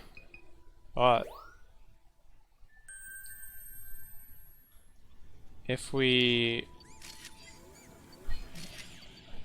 So there's one here. If we get this guy to come out. If we get all of them to come out on the way to that Gengar.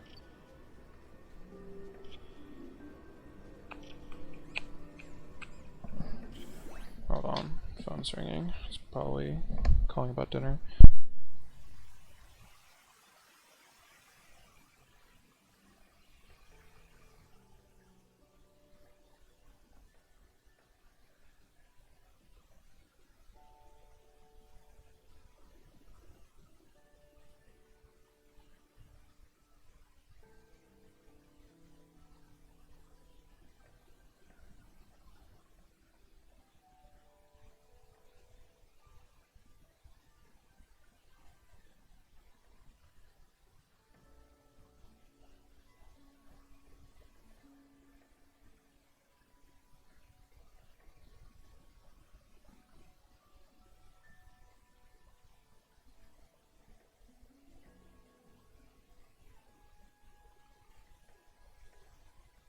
Alright, sorry about that. Okay, so Gengars. Gengars. So I'll summon this guy with the flute.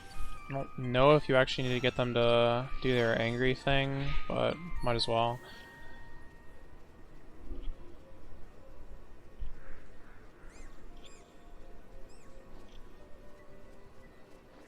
I don't know if this one's actually relevant, but I'll get him to come out too.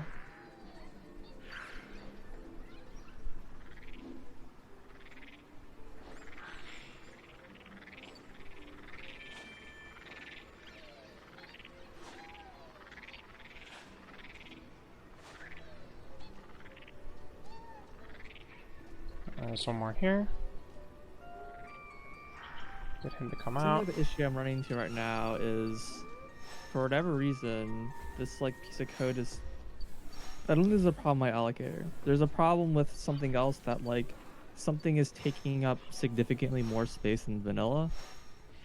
And so the only way it fit before is you basically like mark some unused space as free, like manually. So if you let it just do like the auto scanner to like auto detect like what is free, it won't detect that, and so it won't actually be able to allocate. Apart from that though, this seems to work. Oh yeah, there's also this Gengar over here. He's just chilling. I don't know about that guy. That guy's a mystery. But anyway, this one here. Oh no, he's not doing it. I didn't do enough apparently. Well, okay, it continues to be a mystery. There's some conditions involving other earlier Gengar on the stage, under which this Gengar, instead of just disappearing, will hop out of its hole, swim through the water, and then bury itself into the hole. For no apparent reason. It's very confusing. I can't interact with it at all during that time. Like, hitting with apples doesn't do anything, orb doesn't do anything. So maybe I have to take a picture of all the Gengars? Or maybe I needed to... Oh, hold on. I have an idea.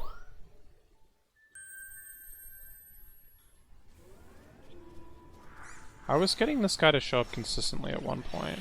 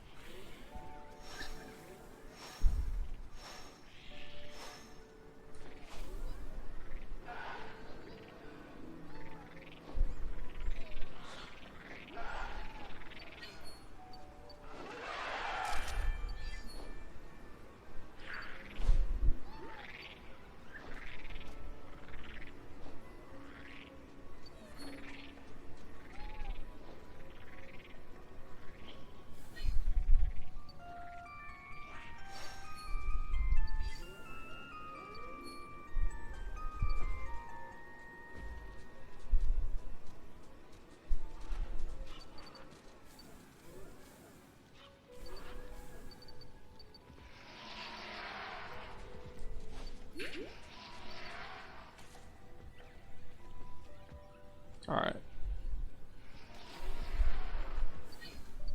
This Gengar is still a mystery. But this guy, yeah, he's out. He's out.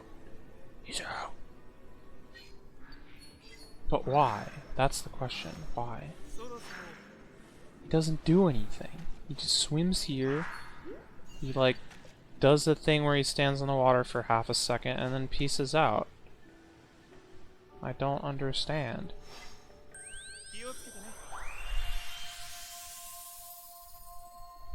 So anyway, that's Gengar mystery number 2. Is that guy that seems very hard to get to do what he just did.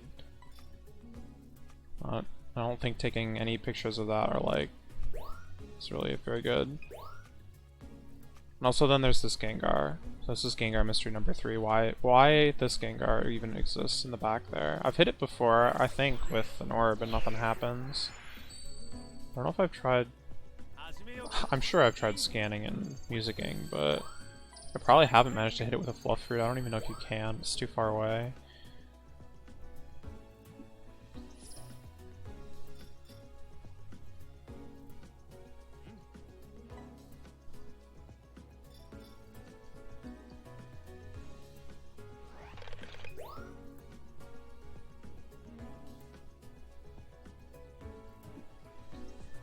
So yeah, I don't know exactly what subset of those Gengar interactions I needed to do to get the Gengar to show up with the water, but it does seem quite possible that hitting this one with the orb was part of that requirement, actually, after all. So maybe one mystery feeds into the other, and that's all there is to it, but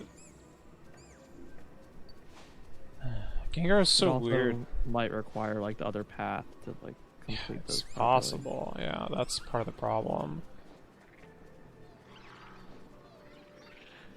But if that were the case, and you know that the path has to exist should exist somewhere between like two of the Gengars, right?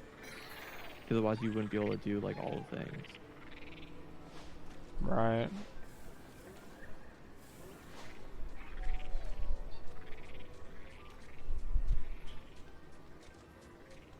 But I don't think it's as simple as just hitting the one Gengar with the orb. About to find out, but I don't think that's what it is.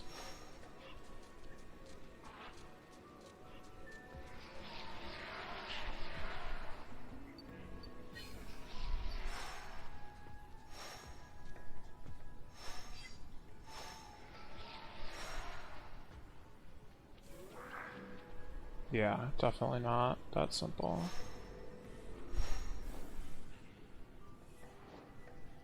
Oh, and then there's this one, but this one makes perfect sense. This guy's, I think, unrelated to everything else, and is only related to this one interaction where you get the Rampardos to come over and knock down the Geodudes, because that gives you a whole bunch of, like, 4 stars and stuff. So that's cool, but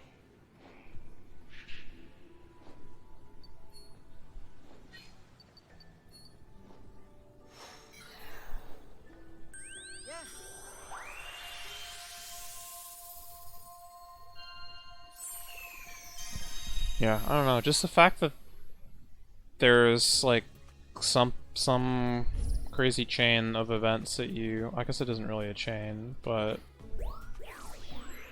a bunch of events you need to do to get this Gengar to come out.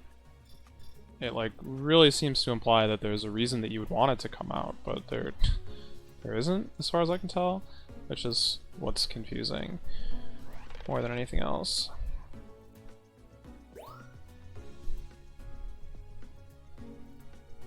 So those are the Gengar mysteries. Oh, and the Drifloon mysteries.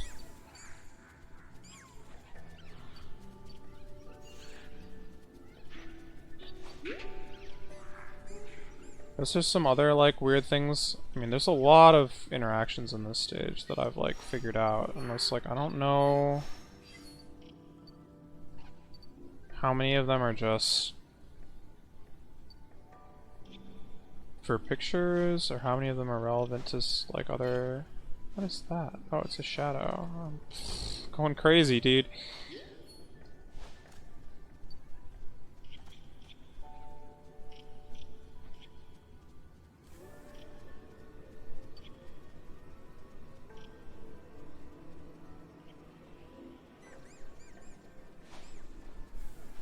Oh yeah, so there's 3 spots in this big open cavern. There's one little cave down here that I'm kind of circling with it. There it is. This Noibat comes out. If you throw a fluff through, like all the way over there, and then this little like open basin thing, if you throw a fluff fruit in there, I think 2 come out. Yeah, and then there's one like back here. I don't know if I'm gonna be able to get it at this height. Where, yeah, I probably already have missed it, but one more bat comes out and kind of flies at you.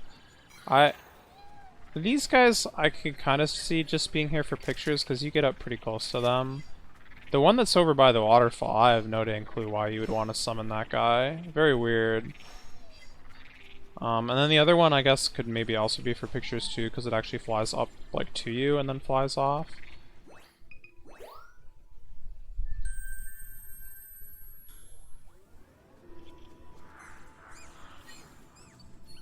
Apparently the air sucks here right now. Well. Some sort of code orange or something. Which basically just means the air sucks. Yeah.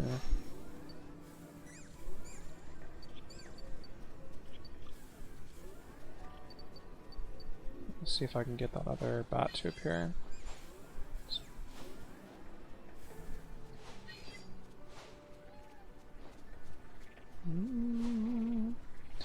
I only found out that you could even spawn these guys like by complete mistake because I was trying to hit the bird or whatever.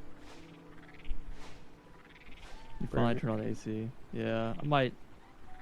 I don't know. We'll see. I'm probably gonna live with There it it is. for a while until at least gets upper 80s. So yeah, this guy comes out and just kind of flies around and... Wait a second.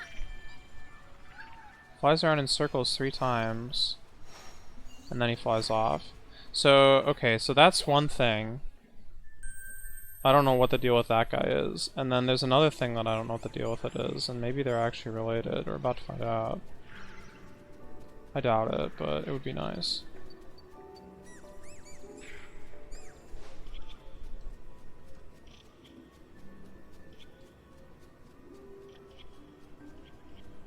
There's a crystal blossom here. Way over by the waterfall. Let's see if I can get this guy to show up real quick. Crystal blossom over here. When you hit the crystal blossom, it spawns some Magikarp out of the waterfall. Which is like... cool and all, but that doesn't do anything. But... this is far from the first time in the game that like Magikarp are summoned for like no real reason. And that I'm like willing to forgive because I think that mainly the reason is just like you get this kind of secret Magikarp and it gives you a better like multiplier for your core score, you know? Yeah. It's Like technically there's water in the stage, therefore Magikarp. yeah, there's a Magikarp in like every level. And that's how it was in the original game too, so it's kind of just like whatever. Do you think there's like a well, I guess you would have had it by now. So I was wondering if there's an achievement for finding all the Magikarp. That would be funny. So yeah, Magikarp, I'm not sure. I don't think they're related to anything. They might be, but I don't think so. But they're not, currently, as far as I know. So... well, that's another mystery, is those snowy bats, and potentially the Magikarp. Probably not related, maybe related, I don't know.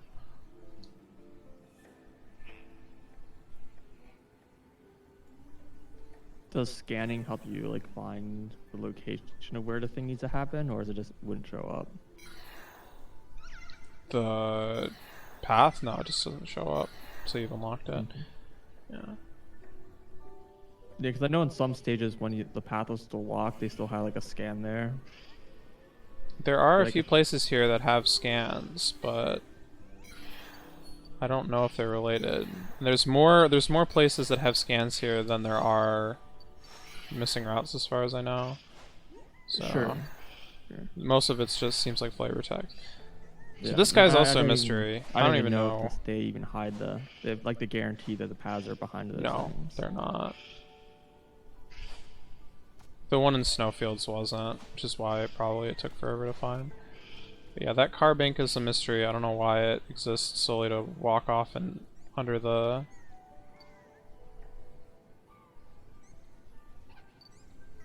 another crystal or whatever and hide itself forever. You can actually get it to stop, and I've done that. If you like hit it enough times, it finally just decides to start like wandering like normal instead of following its path. But I haven't done anything with it, so I don't know. That room, by the way, is the one that I've seen everyone summon the Deontay, and I don't know how in the world that's happening, because this is the room that I'm summoning it. And the way I do it is I get all these guys to come out from their hiding here. All 4 of them. Where's the missing one? Oh, this is bad. I did this very slowly, but get these guys to all come out, and then you play music for them, and they start dancing or whatever, and then this Beyonce comes out.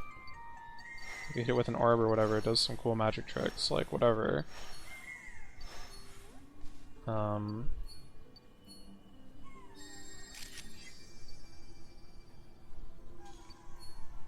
Yeah. Cool. So it would lead me to believe that the carbinks in the big crystal room are related to summoning the Beyonce. And I have no idea how. Because the ones in the big crystal room don't react to music. Including the one that like runs off that you can stop. So I don't know what the deal with that is. Very strange. And on top of that, there's like more carbinks kind of around near the beginning of the stage that you can scare off, and they kind of just disappear. And one would imagine that actually they're like, you know, going to show up later once you do that, but as far as I can tell, they don't.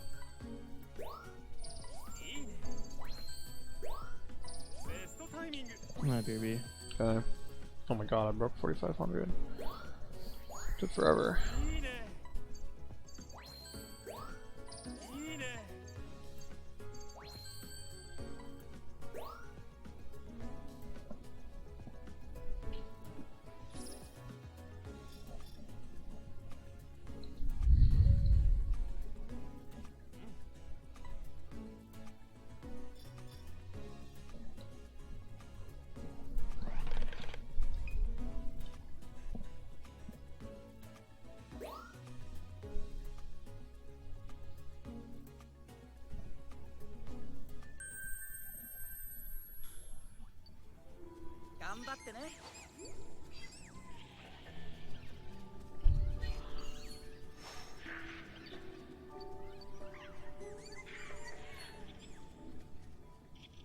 Yeah, okay, so those guys are off.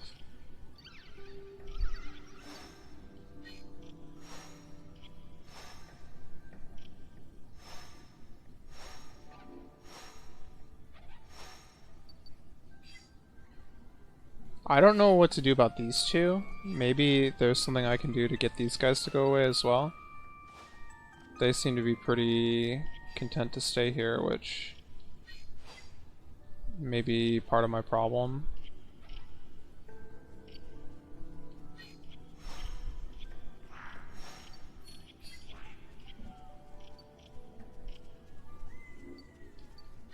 Maybe there is something I can do to those guys that I haven't tried hard enough.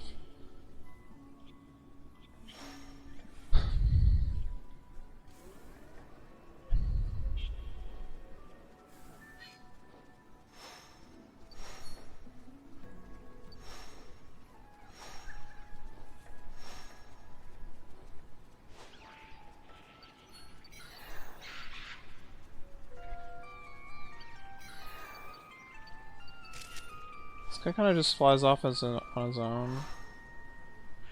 Oh yeah, there's also these dudes, the bear ticks up here. I think these guys are also kind of just here to boost your core score, because, like, unless the alternate route has you going up and out, which would be cool. Oh shoot, I forgot about you.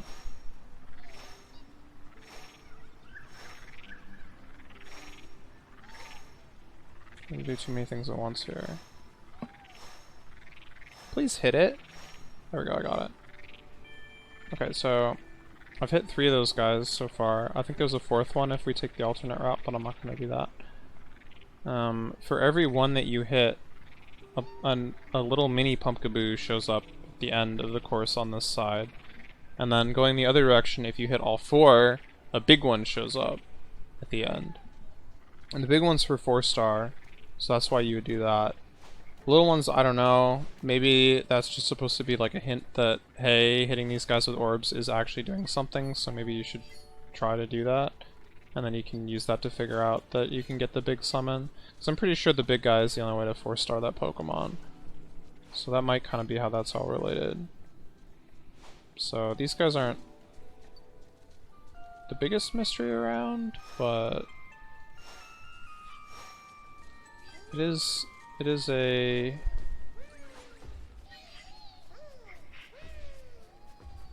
bit of a question mark.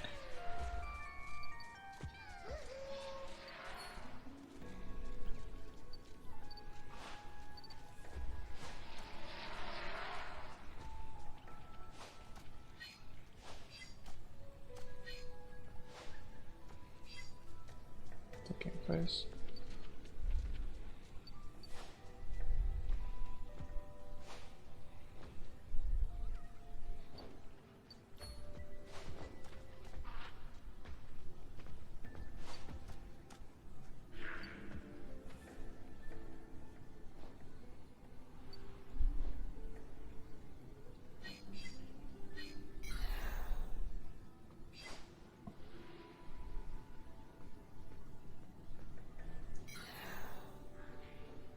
So anyway, yeah, over here, these guys, little mini dudes.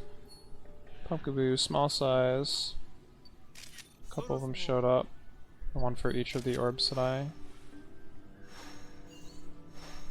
used on them earlier.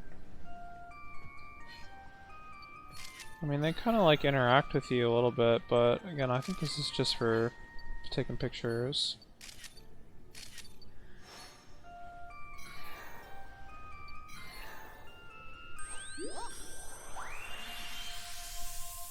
So yeah, I don't know. They are there. That's about all I can say about them.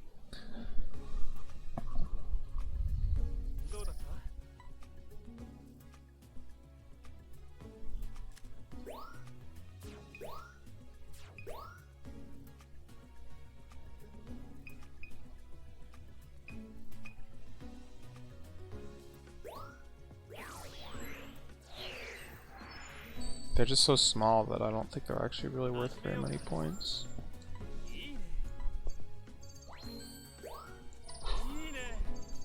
Speaking of small, 50.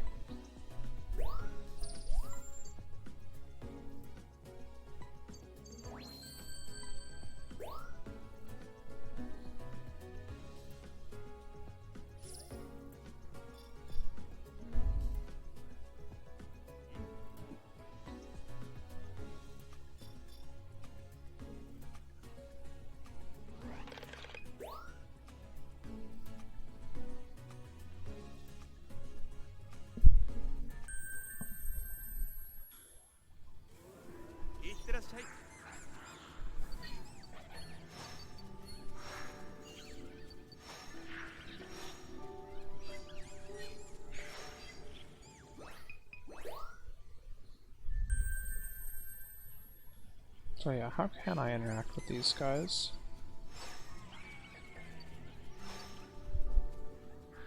Okay, well that's great and all.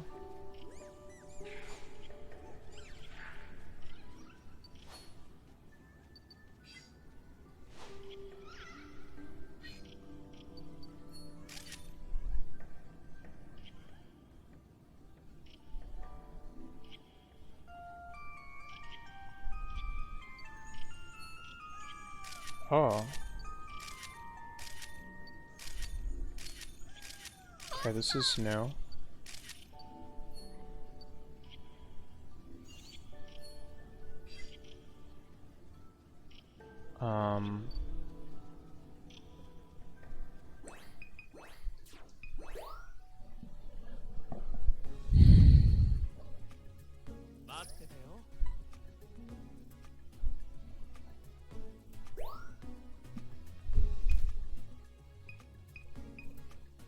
This is only 1 star? This is 3 star. Alright, I'm back. I'm like ridiculously congested. same. But that's like my default state of being, so you know. Yeah, it's just I think all the allergies and stuff. Yeah. I've I haven't, I don't know why, but I haven't thrown out tissue boxes like since the pandemic started, pretty much is when this started. I just have like a ton of them. Building. Yes, I actually have like built tower, like the grand tissue box estates are like on my desk right now. There's multiple towers now. They're like different shapes and stuff. One of them is like built out of, you know, 2x2 squares or whatever, but every like level up they rotate 45 degrees. And so it's got this like crazy like and they're also, you know, like sorted by design on the pattern, and yeah, it's very cool, I know. Alright. Yeah. That's one of the towers. But anyway, my point is I go through a lot of tissues. Because, yeah. Literally always congested.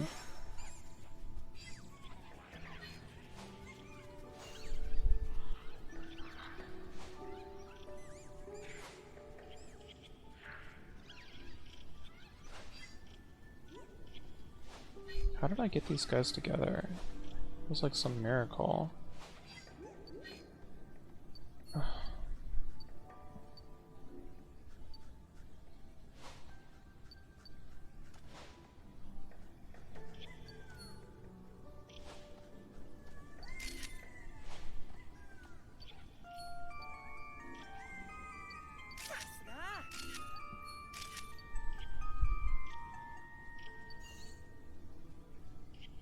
What are you doing?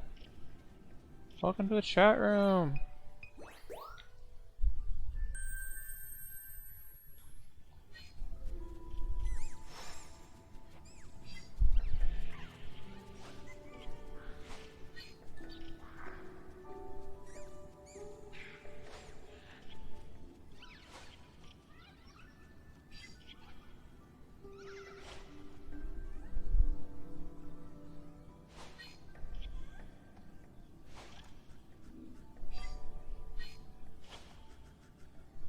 Oh.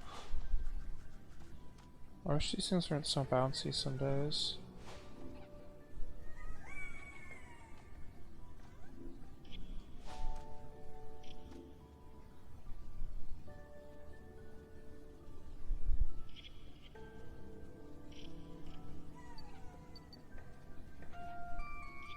I don't know how I got these guys to come together.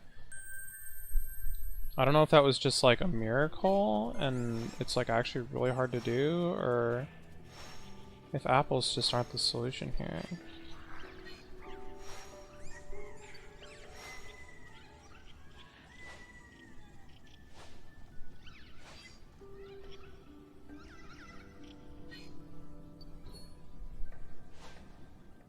Oh yeah, you have to hit them with orbs.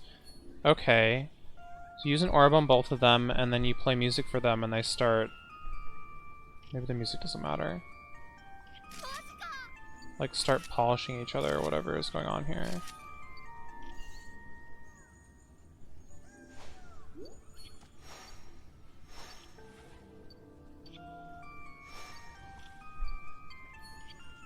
Yeah. Okay. Don't know what that's, you know, worth, if anything. But I made it happen. If it does anything, it would be... It would be in the big crystal room. So we're gonna go there. Well, I'll keep my eyes open to see if anything else has changed.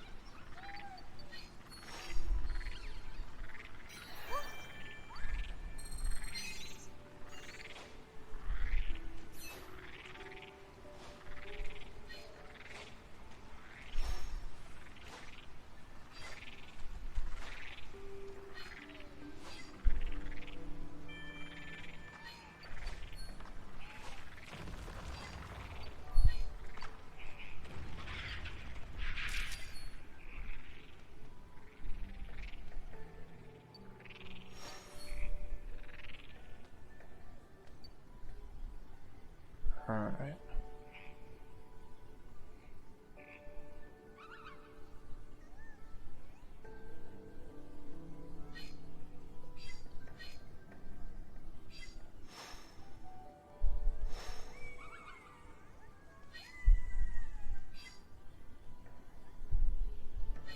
These guys don't seem to behave the same way.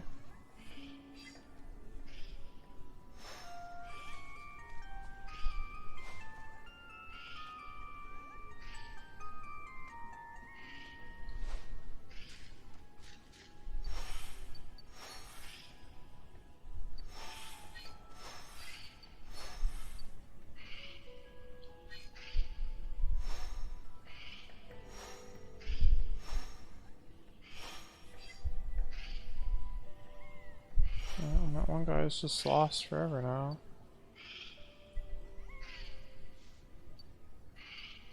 Well, if it did anything, I don't know what it was.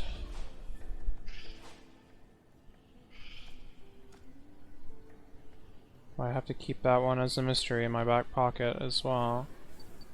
I'm starting to run out of back pockets, so...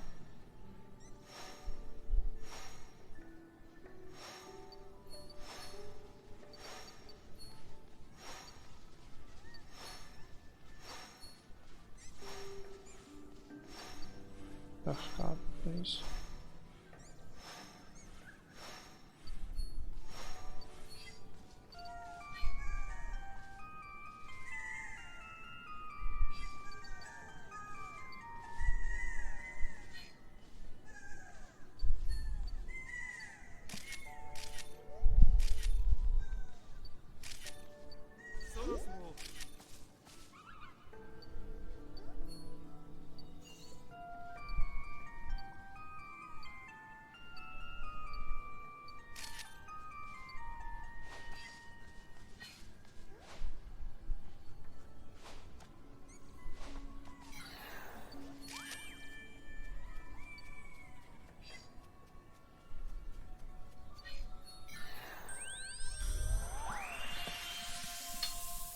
Hmm.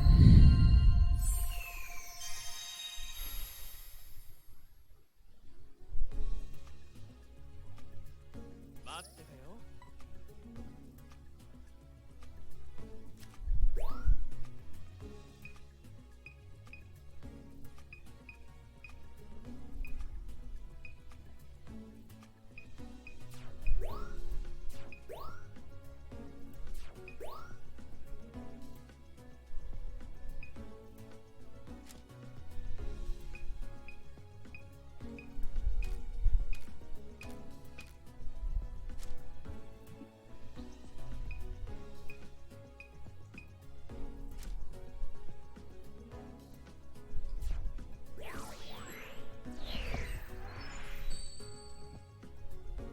さて、いいね。いいね。いいね。ベストタイミング。 Holy crap.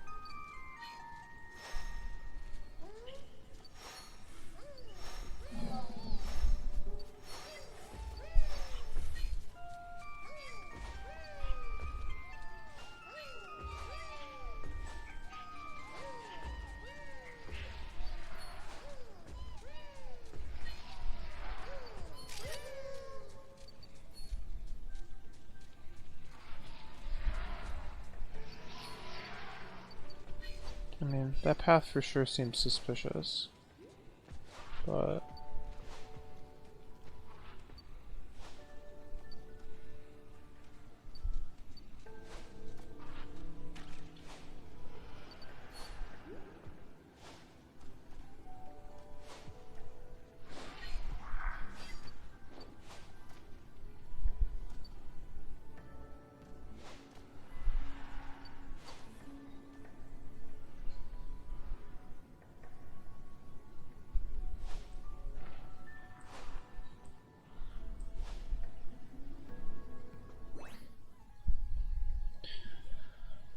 Alright, sounds like dinner's here. So I'm gonna go eat. Oof.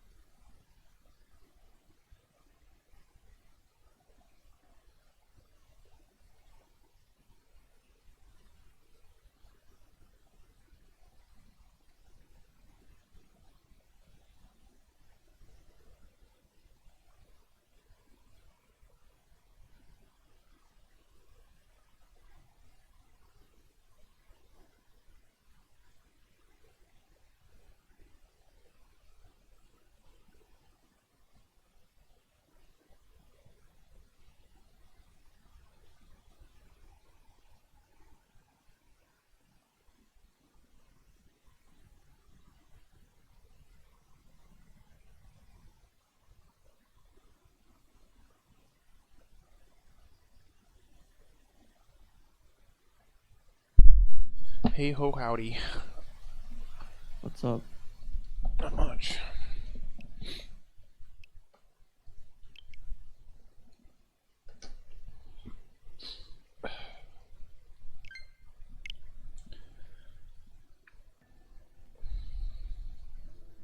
I'm staring at this code trying to fix bugs from Cool. someone else. Staring at this cave trying to find bugs. Preferably full 4-star Joltex. I thought you were looking for a Jolteon. That would be great too. They're probably in the same place. I wouldn't be surprised if I had a Joltik riding a Jolteon and that was just it. Would be epic, dude. Where does the Joltik begin and the Jolteon end? Like, Well, one's a fox and one's a bug. yeah, but they're both the same color and they're both spiky, so like, I guess. it would look like the Jolteon just has an extra like pair of eyes on the top of its head. I don't know. Spooky.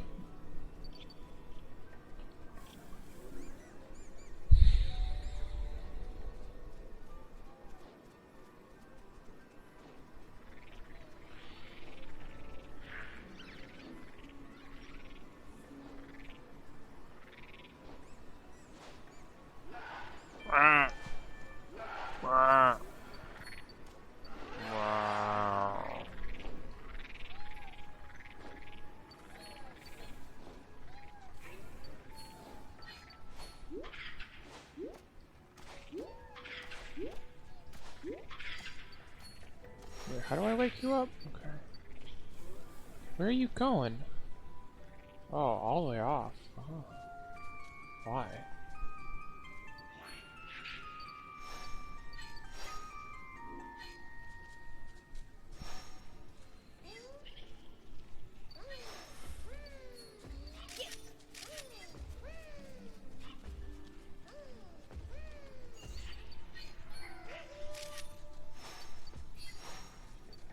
Eh.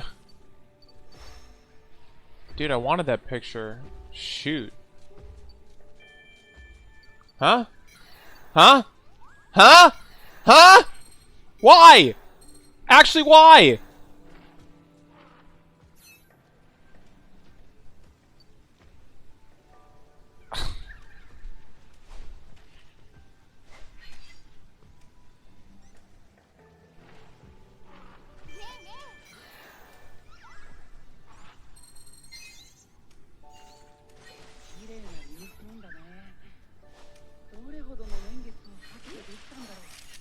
What? Magikarp!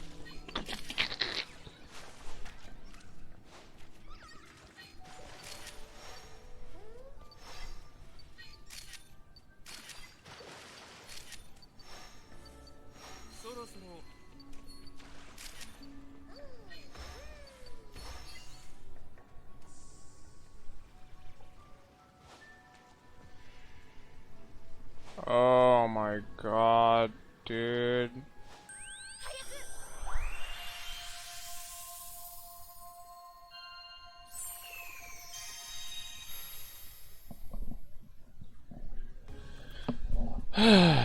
Well, I found a new route.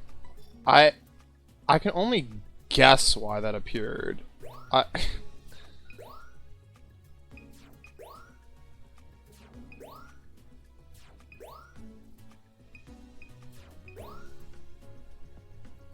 I didn't find a Jolteon though, which means that there's another route for sure.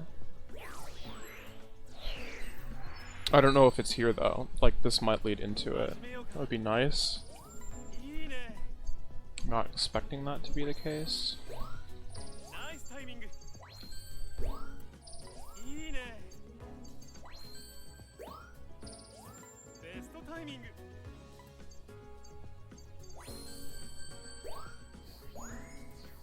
いいね。いいね。 I think probably the only thing I got out of this was that Magikarp.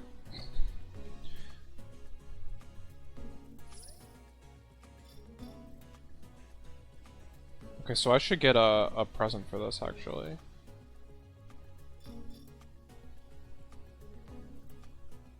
Yeah, heck yeah. Rimstone. You discovered a route in the Outway Cave that leads to a Rimstone formation. You received the title, research title, Rimstone. New request. Oh my god.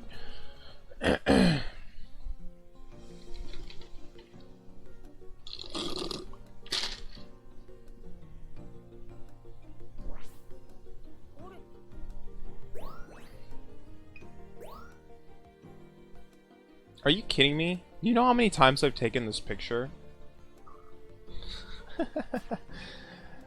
That's it? That's all you're asking me to do? Okay. You shall have it.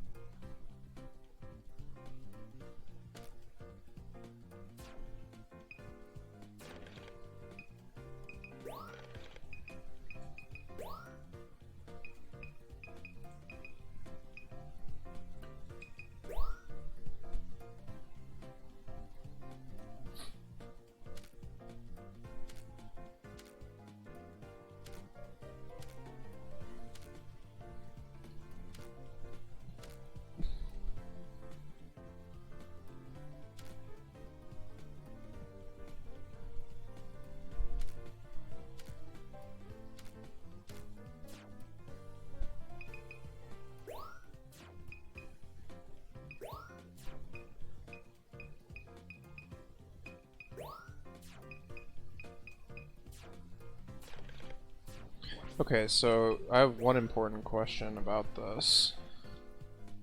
Like, super meta gaming here, but this isn't actually where I wanted to look, but I will check the map.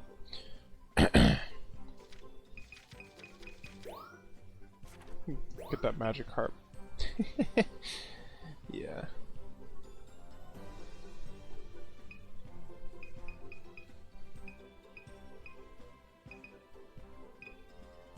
Okay, so this is what I want to figure out. The question is, in the list of achievements, is Rimstone the first or the second of the missing achievements that I had in that category? Because if it's the second one, that means it can't possibly lead to the first, in theory, unless they're being really evil. If it's the first, then I don't get any information. It's the first. Okay. Which means that it could lead to the other one. Which is kind of what I'm hoping.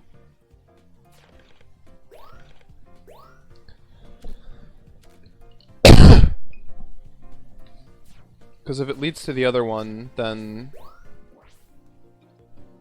how do I put this?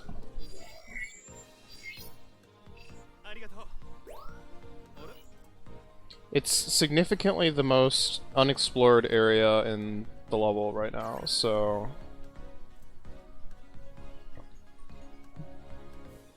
it has the highest probability of something being missed. If the other hidden path is like elsewhere, that just means that I like still just continue to suck everywhere else. So hopefully it's in this new place, because then I'm just not missing things everywhere else. Although I am missing things everywhere else, because I still have like all these requests to do, but...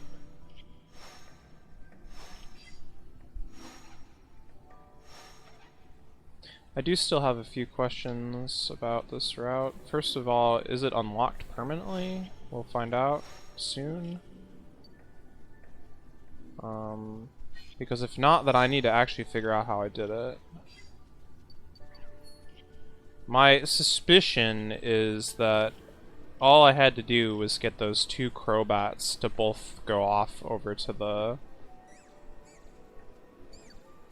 edge of the river or whatever. I had to wake up both of them in the same run, and somehow I've never done that before.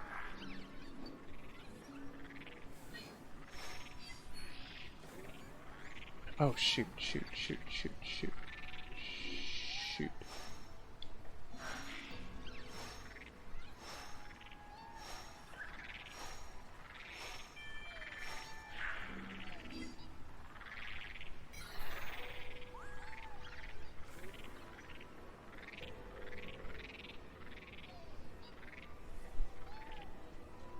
So I'm not gonna wake these guys up this time.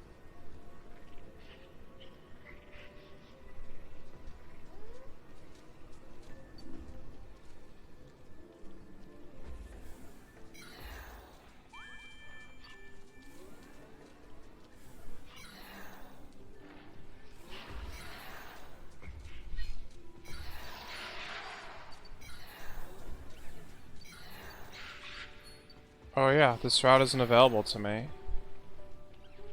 Alright, so be it. I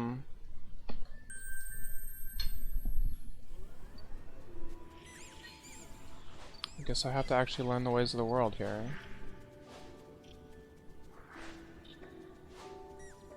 Oh right, but I wanted to hit these pumpkin dudes.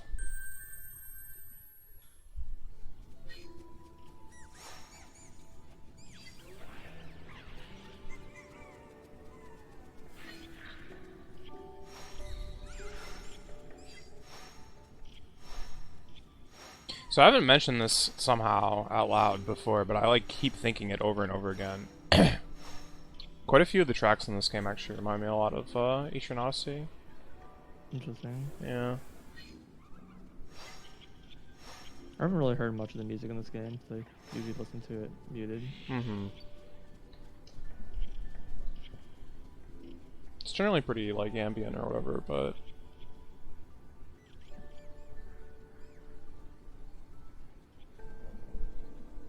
or at least I guess I should say not very melodic. I don't know if ambient's really the right word. Not quite that edge of the spectrum, but you know what I mean. Probably.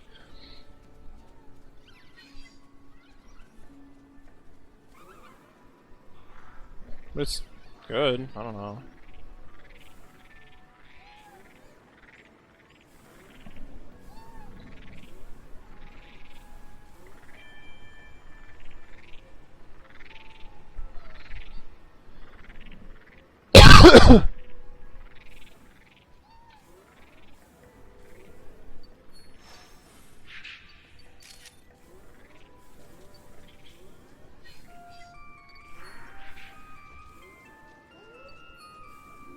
Okay, let's see if following these guys, like, reveals any reason why. So the two of them are, like, here, and then they... I don't know, I guess they just chase off the Crobat that was in the way, like...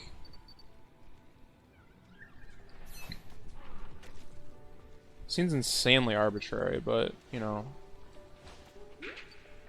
That's how it is, I guess.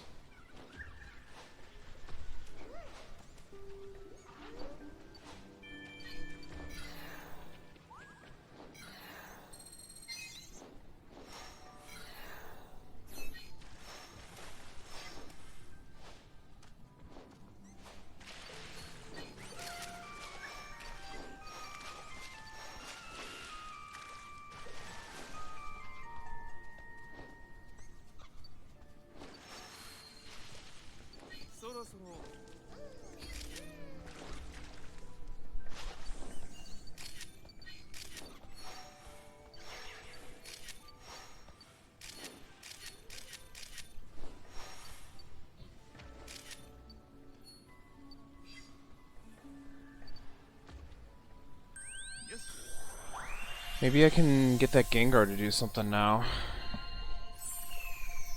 That I'm coming at it from a different, like, route or whatever.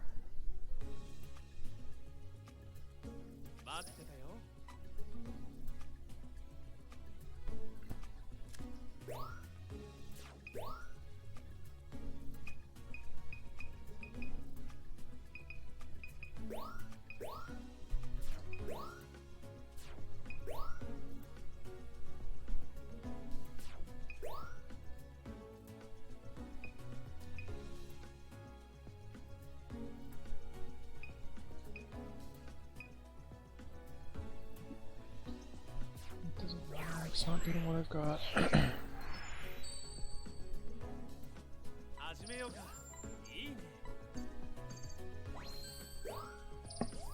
いいね。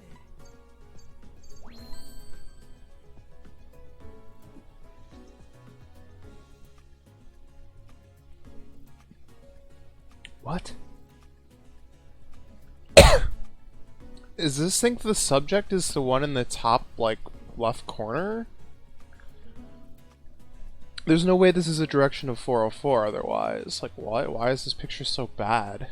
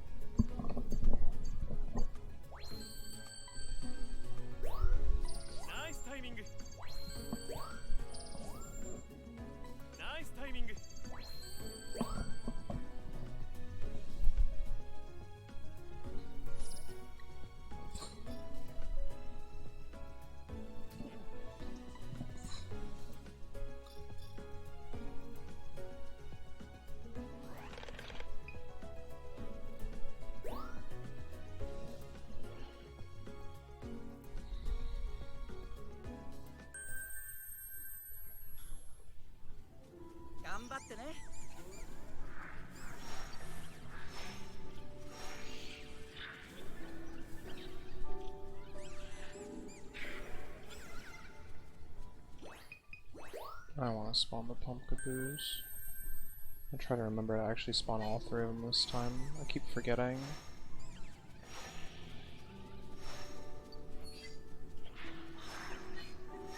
But I'm also going to do the Gengar thing, more importantly.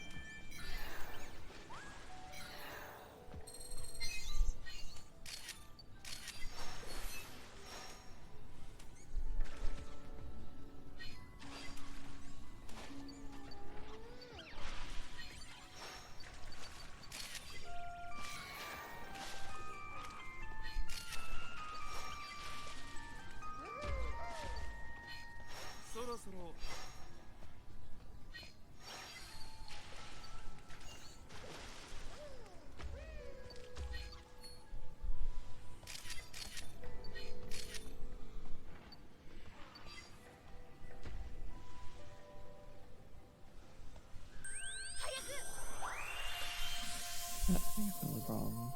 Huh? I think I found the problem. Oh. Code. Cool.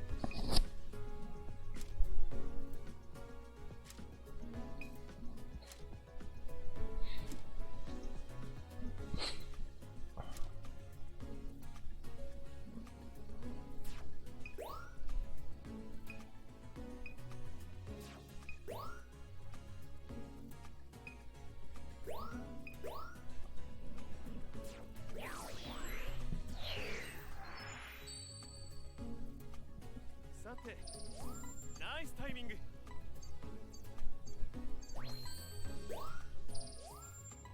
いねナイスタイミングベストタイミングいいねいいね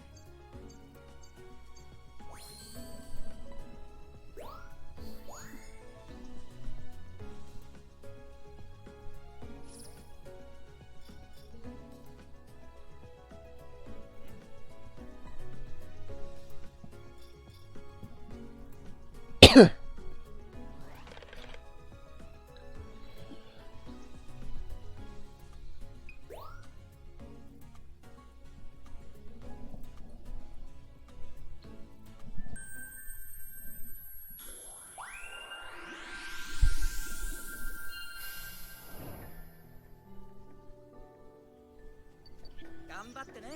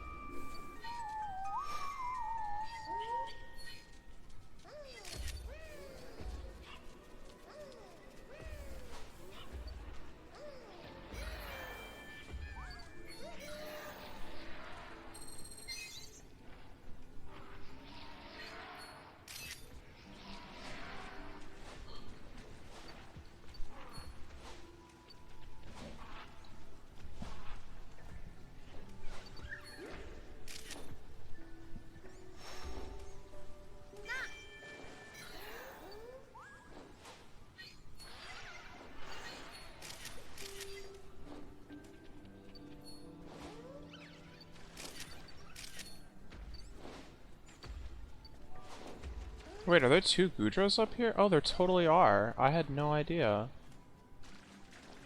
そろそろ Well, I came here to watch this Gengar, and it's just heckin' gone, so...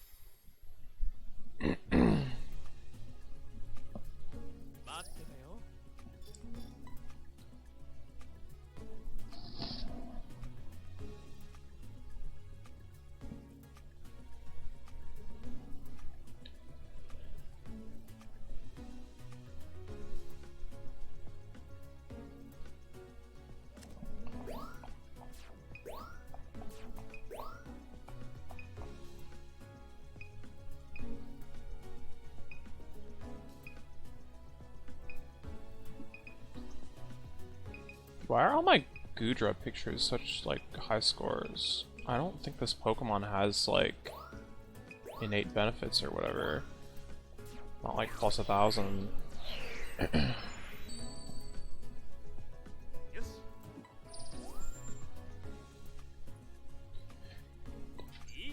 Dude, Gudra is weird. I'm trying to remember... It has some like really weird level up condition, or evolution conditions. There were a few Pokemon in X and Y that had some like really strange level up conditions.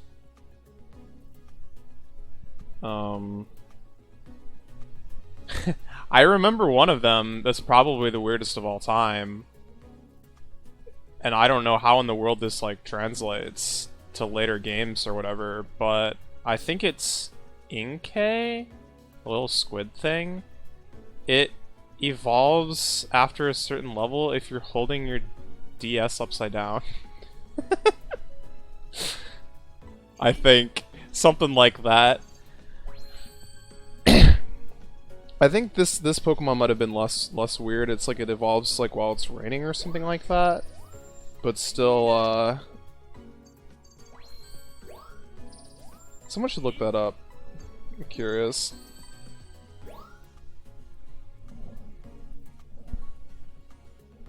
I have no idea. It might have been, there might have been some in-game hints or whatever, but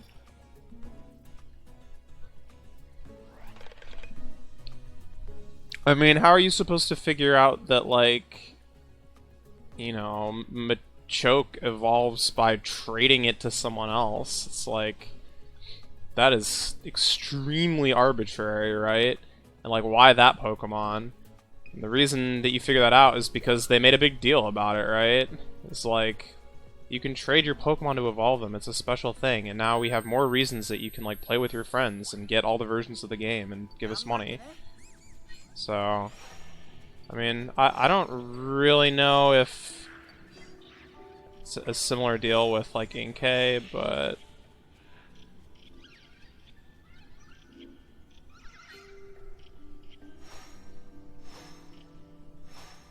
yeah, well, there you go. Yeah, that is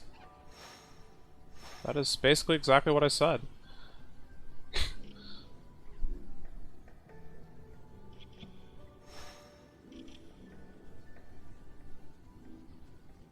Kind of silly. Yeah, pretty incredible.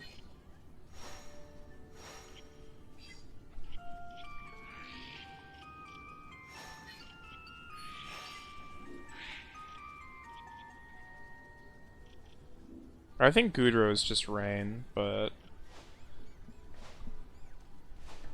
Do the Pokemon evolutions depend on like IRL settings, like if it's raining real life or whatever, or is it generally always in-game stuff?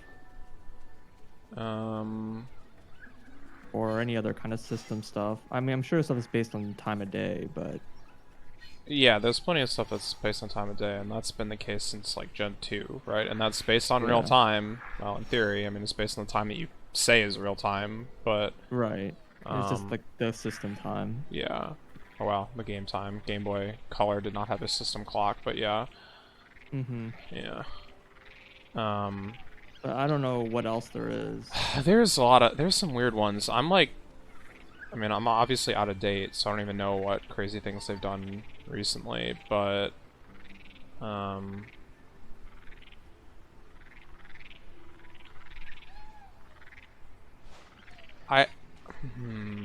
there's some that are some like forum stuff that's based on like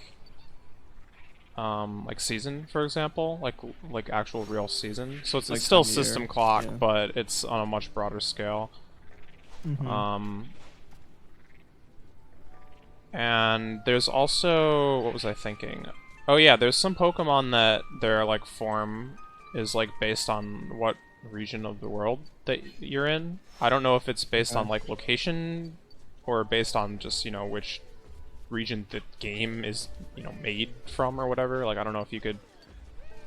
I see. Yeah, I'm not Right. sure if I'm not sure if it's the. It's probably the latter. It's I would probably the assume. latter, but yeah, I don't know if there is really location data in you know, DS, 3DS or whatever. I don't know if that Right. sort of thing. Yeah, I don't know what kind of like really out there things there are for you to do in those games, like how many friends you have and stuff like that. how many Miis you have. I mean, some of the harder ones to figure out are like certain Pokemon will only evolve after a certain level if they currently like know a certain move, for example. Sure. I think Ancient Power is actually kind of a pretty typical one. Something like that for some reason. そろそろ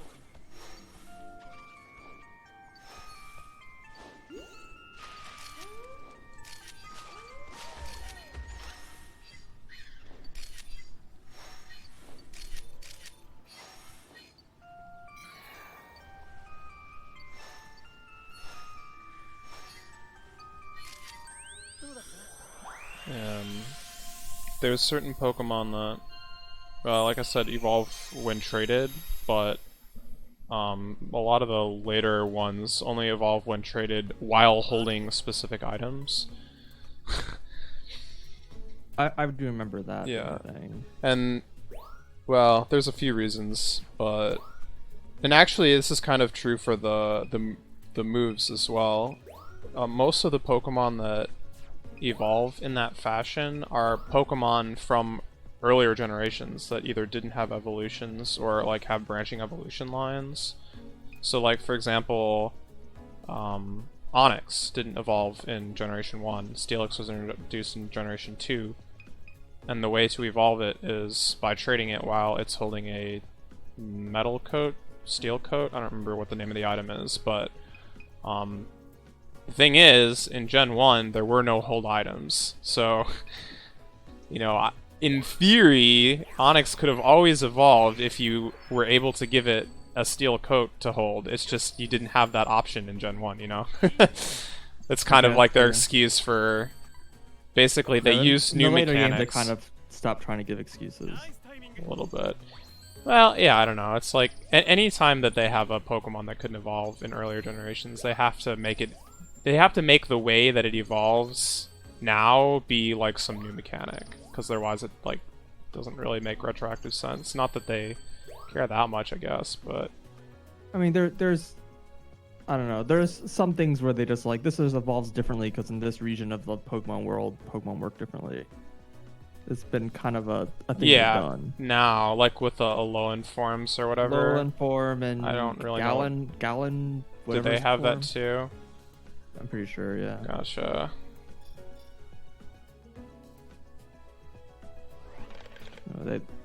I think that's going to be a thing they'll just keep doing. It's like their way of basically allowing them to not screw themselves out of like very generic Pokemon ideas that could be like kind of expanded on with different typings. So they can just kind of like we do like a Pikachu, but now Pikachu is going to be like a rock type.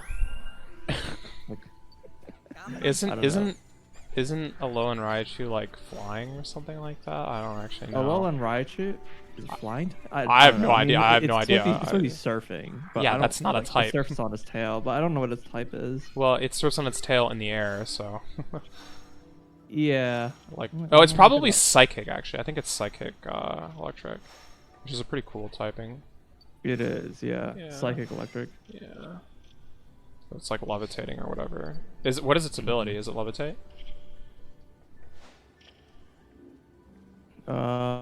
Surge Surfer.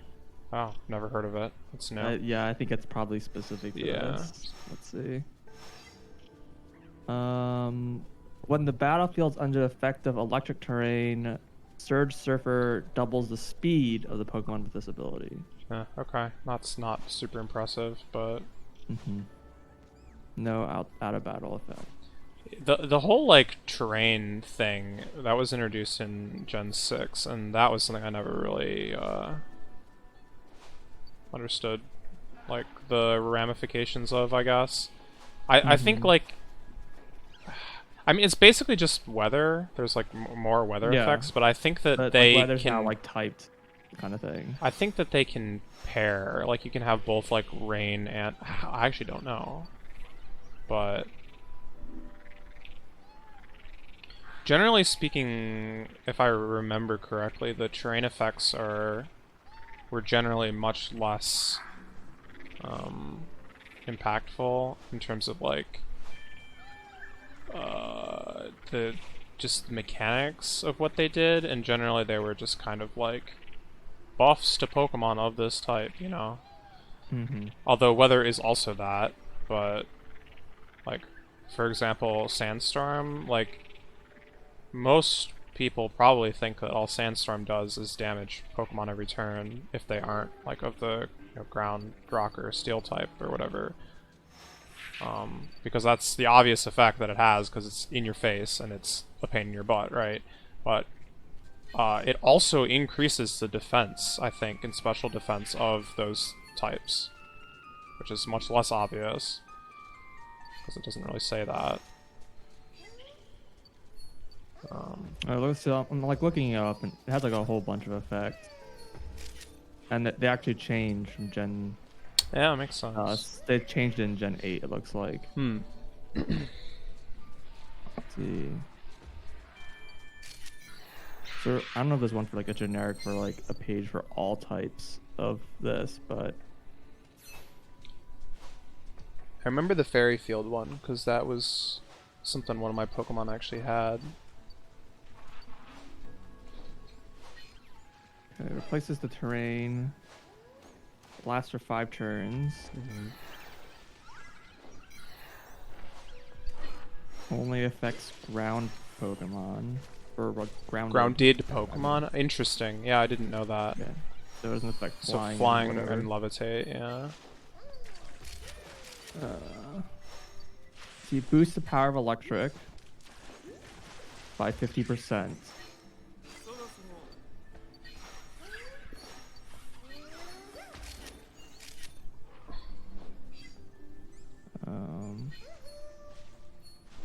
Prevents sleep and yawn. Interesting. Where did that Magikarp go? Rest fails Oh! as a consequence. Interesting. Yeah, that's a very, very rarely like used strategy, but there's I don't actually know how rarely used it is, but there's an attack called Worry Seed, I think, that makes the like target unable to sleep. And like usually you would think that's like not a good thing, because now you can't do this status effect to them that makes them unable to attack you or whatever, but then they can't use then they can't use rest, and Pokemon that rely on rest to heal up, that's like kind of a problem for them. Interesting. There's other things like the ability Insomnia, which just, if you have that ability, you cannot sleep. And that Insomnia I'm familiar with just because of Mystery Dungeon. Yeah, and it's nice if you have it, right? Because that means that you can't be put to sleep. But it's also with any kind of like skill swap type thing, there's some abilities that let you like trade your skill or your ability with another Pokemon. You can like pass that to some thing that's trying to rest, you know, and make it so they can't do that. Alright, let's see. Nature's power, I guess, changes based on the terrain, apparently. Ah, interesting. I mean, because it's always been that way, but it's just based on, like, if you're in a cave, nature's power does this. If you're, like, out in, like surfing on the ocean, it does this. It's electric. Interesting. Yeah, interesting. Yeah, so it's like Swift, Earthquake, Shadow Ball, Rock Slide, Stun Spore, Razor Leaf, Bubble Beam, Surf, Hydro Pump. Yeah, those sound like kind of the set, but... There's like a few other, but yeah, it's just interesting. So Secret Power uses the animation of Thundershock, and it can cause paralysis. Right.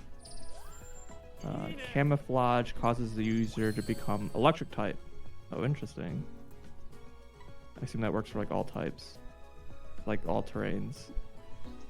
Yeah, interesting. Yeah, I assume that camouflage is like similar to Secret Power if there's no terrains, and that it's based on just like where you are in the world. I don't know if I remember that. It might just make you skill. normal. Possibly. That's how it looks like that's how nature's power typically works. But that also might depend on the generation. Yeah, maybe. Yeah, so it says that like if you're in a building, plain terrain, or link battle, then nature's power does swift. Right, normal. And that's in Gen 3. Uh-huh. That's when it Seeing was introduced. Yeah. Coliseum, it's in buildings and mount battle. Generation 4, building distortion world link battle. 5 is buildings and plain terrain. 6 is building plain terrain, sky battles, link battles. 7 it adds in roads, and that's it. So yeah, it just seems like. But there are some other special ones in here. Like it says, for example, in Gen 7, for example, if you're in a cave, it does power gem. Sure. So there's things in here besides just the typing of the field that can affect it, I guess. So it's like, if it's like a certain terrain, I'll use a certain move. But if otherwise, it's like, it uses like the terrain of the area. Yeah, that's what I was trying to say. Yeah. That coincides with my memory of how the thing works. I just didn't. Terrains are new, right? So it's interesting idea. I guess it gives you a little bit of flexibility with the moves.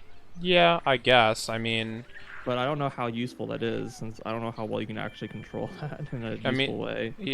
Yeah, I don't know. I mean, secret power before, or nature's power, I should say.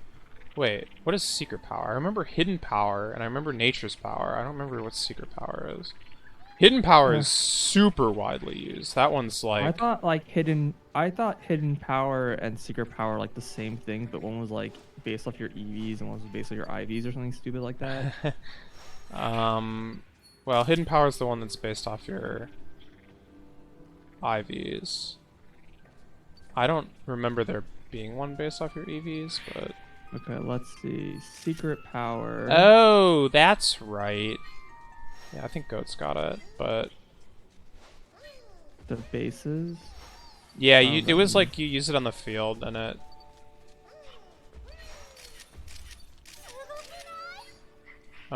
would, like, reveal these little, like, hideouts that you could, build little houses in.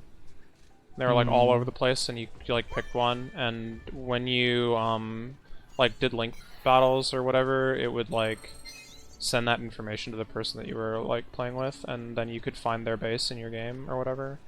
I'm pretty sure that's how it works. It says here that in battle, secret power basically has a 30% chance of causing like a status effect based on like the terrain. Oh, interesting. Or the where you are.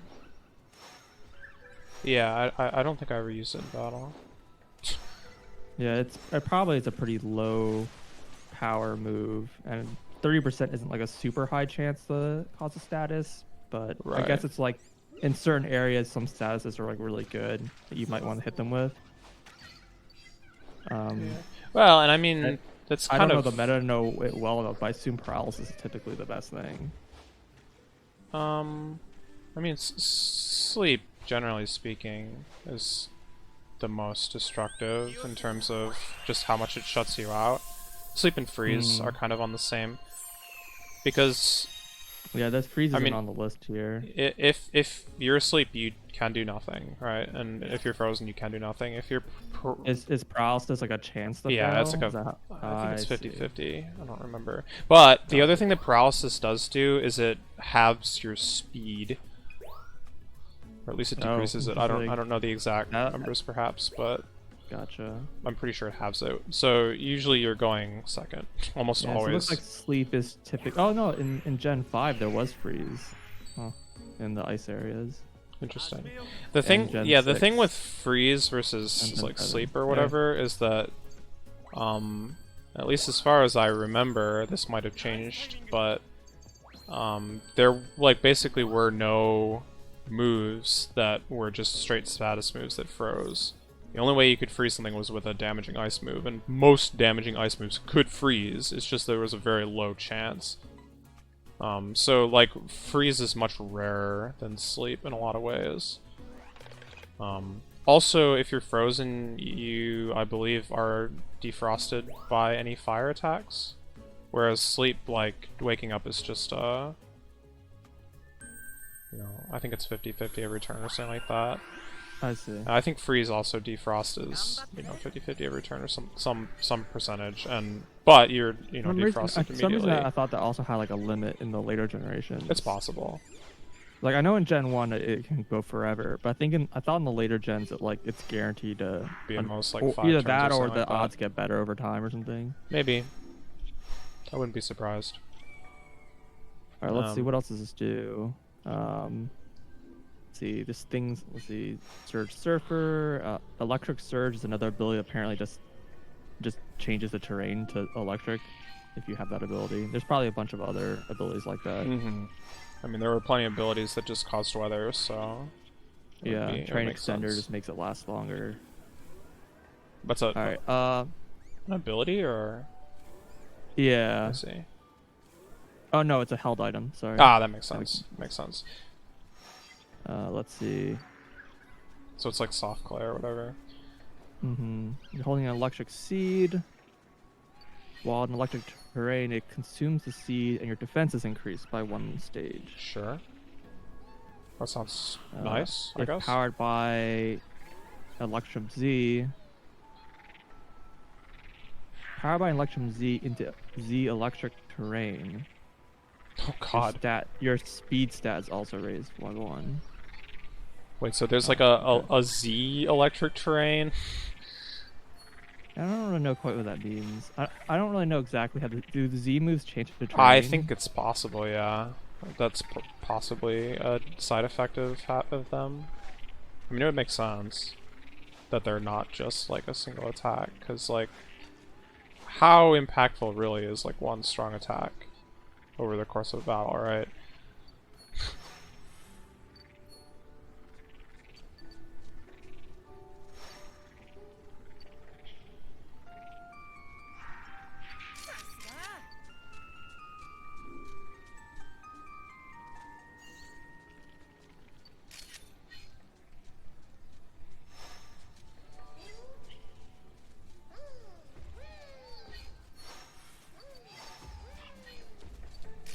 See, Electrum Z allows the holder to upgrade its electric type damage moves into the Z move Gigavolt Havoc, or upgrade its electric type status moves into Z moves. So maybe they're just like Z versions of some of the status, like terrain effect. I see. That can make like a. So maybe that's what it means. Super hard terrain. Yeah. Well, all it does is apparently it increases your speed. Yeah, I mean, it's If not you bad. do that, feels kind of a waste. It depends. But I mean, yeah. speed is pretty important actually. So Yeah, I kind of get the impression that the Z move. Well, I guess if you just don't have the typing, but I thought typically the Z move will just kind of one-shot the opponent. But that might be like typing important, right? Like if it's not super effective, then probably doesn't really work. そろそろ See, in Gen 8, they reduced the boost from 50% to 30% of damage.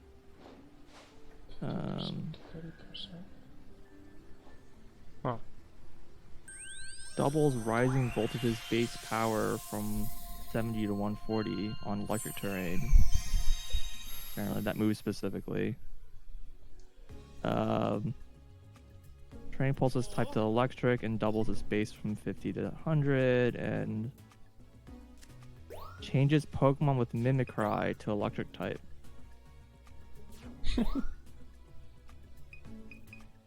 Is that like Porygon or something? It's Stunfisk. Oh, interesting. And it changes type based on the terrain. Huh. Yeah, it makes sense, I guess. Does it? 始めようか Oh, specifically the Galarian form of Stunfisk. Oh. ナイスタイミング Alright, we went on to our Pokemon dive. いいねいいね Every time, Terrain stuff's cool. yeah. Every time I like think about the like Pokemon battle system or whatever, like man, there's like so much here, and it's like really depressing that the games are like so easy. But I'm always reminded of the hecking battle CDs in Pokemon Coliseum Yeah, XD. those are really Every cool. time I'm like, please, like, make more of these, like, for the most do that recent again, games. Like, yeah. that is like, Gives people like a taste of like kind of competitive play without well, them it's being also too hardcore into building some ridiculous team or something. that, and also it's like, even introducing strategies that like are not viable, like competitive. It's just this is like some super edge case of like yeah, like that. the battle sometimes have a system that we weird want to set of show Pokemon, off. And you have a that, weird set of Pokemon that allows you to do some cool yeah, strategy. yeah, and it's like, it's really fun. It's great. I love that. It's like one of the best things in all of Pokemon games, and it's. I don't know why they haven't brought that back.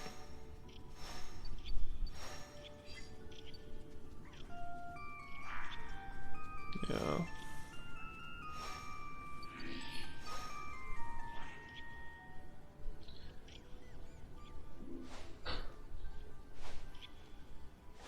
I mean, I think I've probably said it before, but I kind of feel like in order for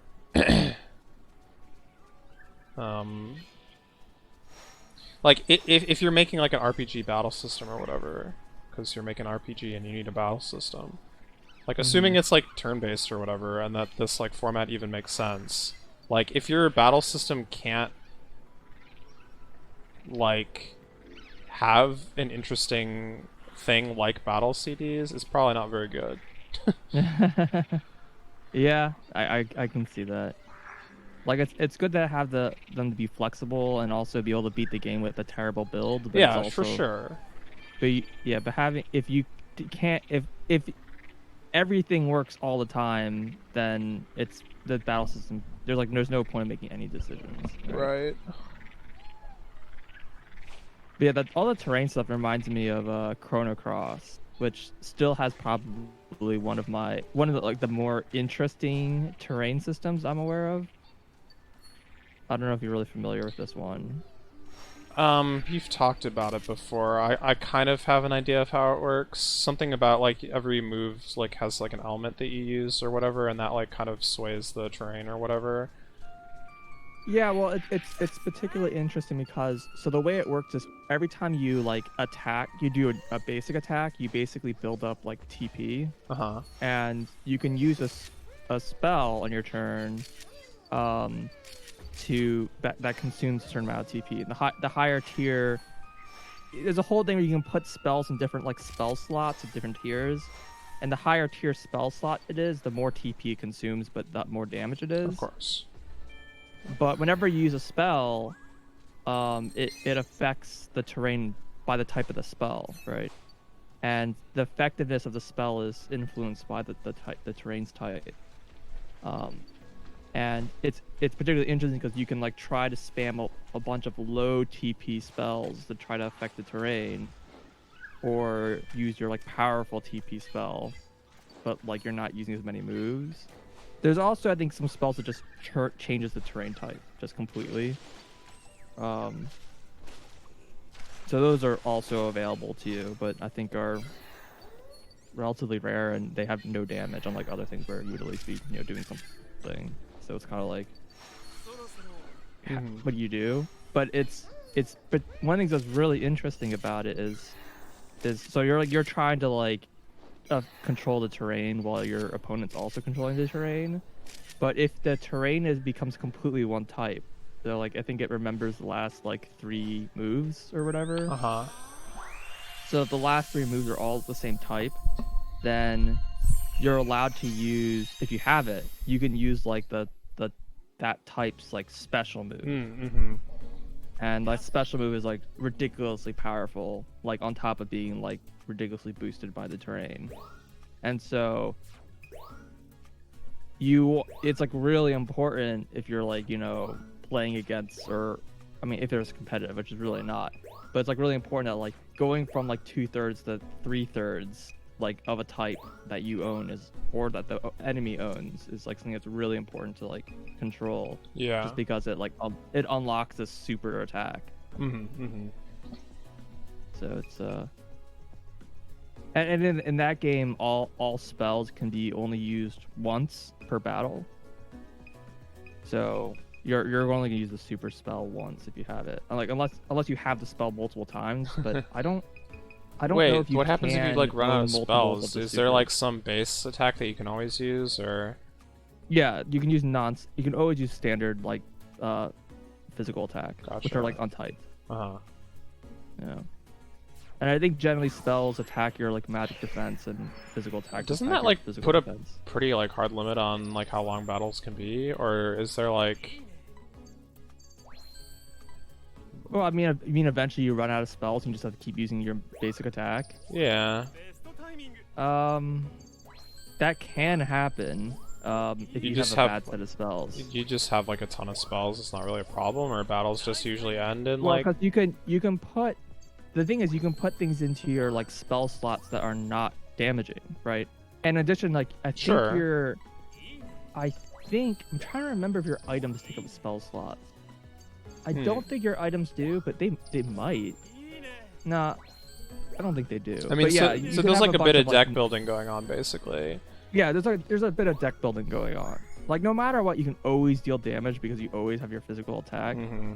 But you can't hit a point where you've like used up all your spells because you just have a bad deck Right. against like this opponent. Mm-hmm. You also like the number of spell slots you have is like I think goes up as you beat bosses. Got it. I think. Yeah, sure. Yeah, it's like kind of like and there's like optional bosses that you can fight that will give you more spell slots. 頑張ってね So, in Etrian Odyssey 2 Untold, there's a limit break mechanic where, or like a boost mechanic, I guess, where as you take damage and deal damage or whatever, the limit bar fills up. You know, pretty typical. And once it fills up, you can boost. And when you boost you're like powered up for 3 turns, I think is how it works. While you're boosted, you can use a limit break attack, which you can only use once per excursion. You have to go back to town before you can use it again. Gotcha. Per party member or whatever. But there's like some, I guess maybe it was really only the very final post-game boss, but that boss had this like interesting gimmick where one of its attacks restored your limit break. So you plan around that and use your limit breaks like multiple times in the battle, and it was like pretty crazy. Yeah. Yeah, it kind of reminds me of D&D because in D&D 5, I don't think it's like this. No, D&D 4. Sorry, it's not in 5. So, all your abilities, there's 3 kinds of ability like types, and there's basic attack, which you can use any number of times in whenever you want. There's encounter, which you can only use like once per fight. And then there's daily, which you can only use once per long rest. So that's kind of like the equivalent of like returning to town. And so there you have like, you generally every fight you're going to use all your encounters, or unless they're really situational. And then you'll like, there might be multiple fights, but you'll use like the daily power like once or whatever. So like in a D&D session, it might be like, there might be like maybe one long rest in the whole like Day. session. Yeah. So like you meet once and you get to use your daily once in that session or whatever. So it kind of reminds you a little bit of that. Yeah. And I think I feel like there's somebody whose like daily power is to restore someone else's daily charge or something like that. Yeah, it's like a rally wink. Yeah, exactly. But it's a daily, so you can only use it once. Right, yeah. And I think there's also similar things for like a counter level. So there's like an encounter ability that restores someone's encounter power. There are probably bard spells, since that seems like a kind of thing, kind of class that would have that kind of stuff. Yeah. Yeah, no, because it's always interesting, because, like, you can only do it while you're boosted or whatever. So, like, you're asking yourself, like, am I even gonna get to another boost this, like boss fight or whatever? Should I use this limit break now, or, you know, do I hold off? The spell, does it, like, consume the remaining of your Yes, boost? it or... completely ends the boost. Yeah. Gotcha. That is the case. And and it's also like sometimes it's just like, man, I want to like get all 3 turns out of this boost, but like if I don't use this skill now, I'm dead, right? Like, so you just have to use it early and waste the rest of your boost. Like one of the limit breaks is just like the defender one, it just straight up invincibility for the like round for your whole team, which is obviously amazing, but you know, sometimes you just need that, you know, this turn now, and you know, forget everything else. If you don't use it, you're dead, right? There's, I think the healer one is like similarly just like full heal to your whole party. I don't remember if it revives, but you know, whatever.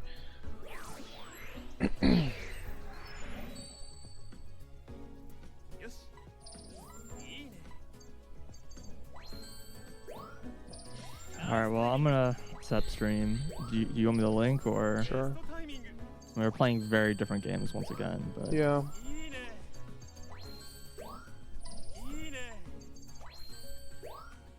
Such is the way of things.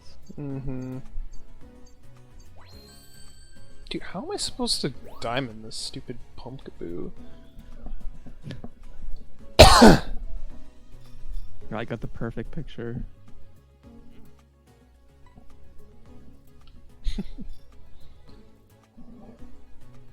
Game seems to be loading. Yesterday it took like 3 minutes to load the game for some reason. It was kind of problematic. 頑張ってね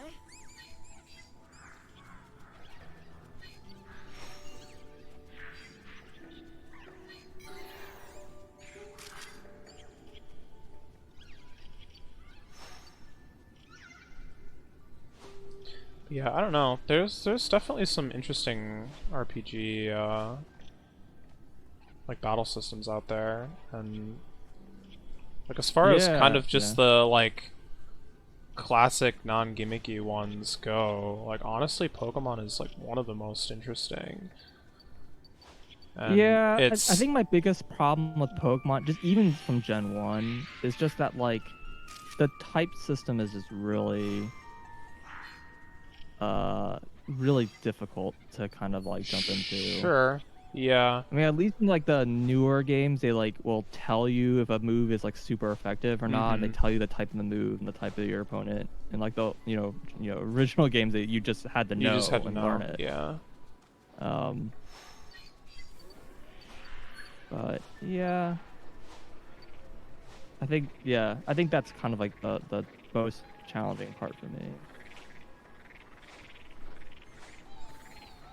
But I mean, yeah, it's just got so much like hidden depth to it or whatever. Yeah, it's got like a lot more complex. Yeah. Although they also, like, as far as I am aware, like a lot of times, like each game recently, I guess, each game they add like some like mechanic that's like unique to that game, and then in the next game they remove it. Sure, but they also add all sorts of other stuff. Like, I mean, they added terrains in Gen 6 or whatever, and that's still around, right? And that's been... I mean, that seems to be... It's probably not something you use casually very much, but I'm sure it's got interesting implications, like, competitively. Like, I mean, weather was the same way. You don't really... I don't know. Well, I mean... I don't know, I think weather's pretty powerful. Yeah, but I'm just saying, like... When you're, like, playing... move, right? Yeah, I mean, like, hail and sandstorm does damage, but... For the most part, like, I find, like, if I'm building a team just to, like, play through, like, the story of the game, I'm not gonna waste a move slot on a weather ability, because... much more likely that getting, like, type coverage out of, like, just different damaging moves is gonna be a much quicker way to win battles, you know?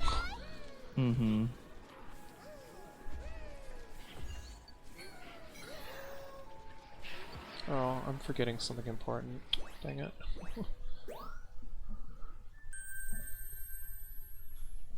But I mean, the same is kind of true of like any like, you know, buffs or debuffs, especially debuffs, but like buffs and like, I don't know, like healing moves, for example, status move, like most of that kind of stuff, like when you're just like playing through main story, it's just a waste of a move slot, and it's kind of a shame, but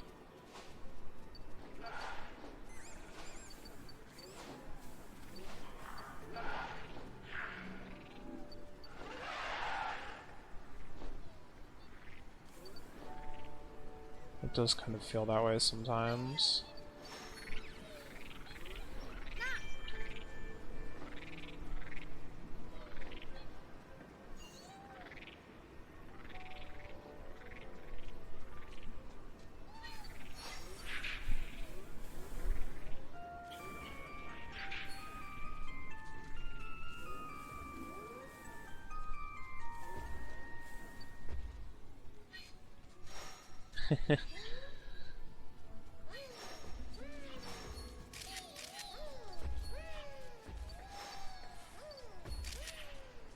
Why does this require an ion battery?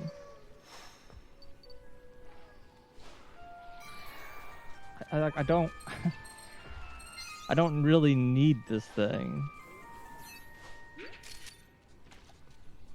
Like using the like, cause you can't use the rebreather if you're using this item, so it's like, and you can't use the like, no matter what, just something I'd rather be wearing this headlamp. Such like a weird item for like what it costs to make.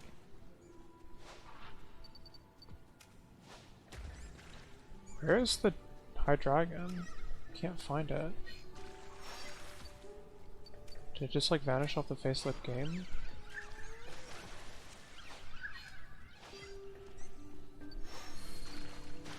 Very confused about that one. No, seriously, where did it go? I hear it! Is it behind me?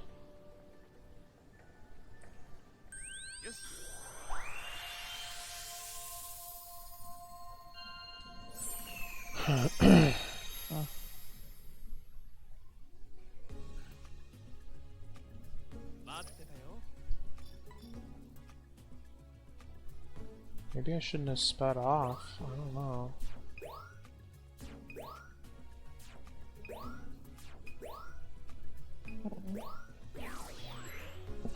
How big is this thing? Oh, it's cool. Excellent. It's only a 1x1. Just afraid of that. I'm glad they made like items in general smaller in this game. There's just so much. Like in the last game, there's just so much like, oh well, this thing is just gonna take up your entire inventory if you have this in there. I'm like, I'd rather not actually.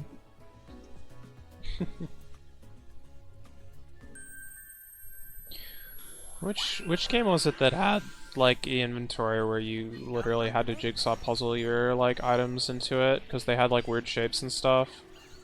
Probably Diablo. Maybe. I mean, I haven't played that. Yeah. What game that you've played? I don't know if I'm thinking of a game I've played, but Diablo is like that. Gotcha. But all the shapes are like rectangular. Ah, okay. No, I'm pretty sure the game I'm thinking of had like, you know, L shapes and plus shapes and stuff like that. I mean, they were like square, grid based at least, but yeah, it wasn't like Tangram levels of. You weren't like, you know, packing triangles into a grid, but that would be intense. Oh, you know, I know what I'm thinking of. This isn't even RPG. Hecking Kid Icarus Uprising. Oh, okay. I haven't played that. Had a system like that. It wasn't really items. They were like it was basically a badge system, and the badges were like you had to fit them into your like little page of I mean, I guess Sticker Star was kind of like that too, wasn't it?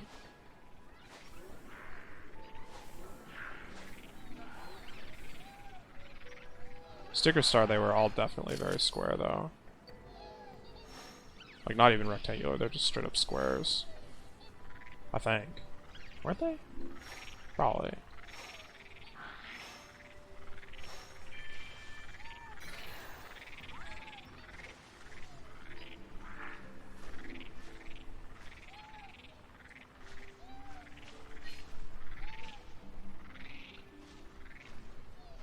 Man, Kid Icarus Uprising was such a good game. It's like really a shame that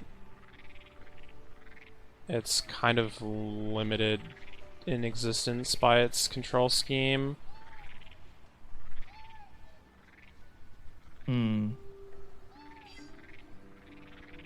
Because that game you like aimed with the touchscreen and you moved with the just the left joystick. I think you could actually use the that add-on thingo that gave you a right joystick so that you could play left-handed, but Control Plus or I don't know what it's called. yeah, whatever the heck it was. Like, so you could play left-handed or whatever, but either way, you use the control screen and a joystick. And it was like, it wouldn't really work dual sticked, honestly. Like, the ability to aim like anywhere on the screen with the touch screen was pretty important, and like having to move like a reticle around or whatever would just not, you wouldn't be able to keep up. It was too fast paced for that, you know?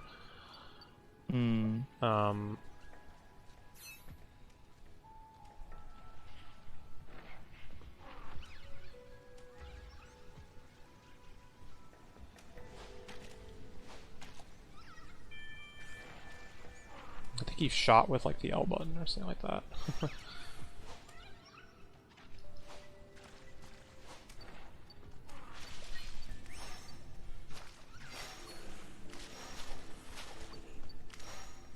But yeah, that game was awesome. It really was. It was a fun game.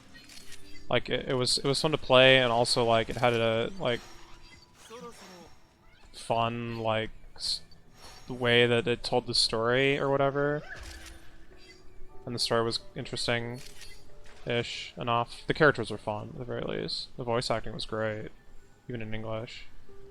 I don't know if I have to make that stipulation, but basically, since the levels were, the chapters were broken into two parts. One of them was like air battle, one of them was land battle or whatever. And the air battle was basically just a rail shooter, but during the air part of the chapter, like the gods and goddesses or whatever were talking to each other, and Pit was part of the conversation, and like basically just through that conversation you were getting like the story of what was going on and stuff.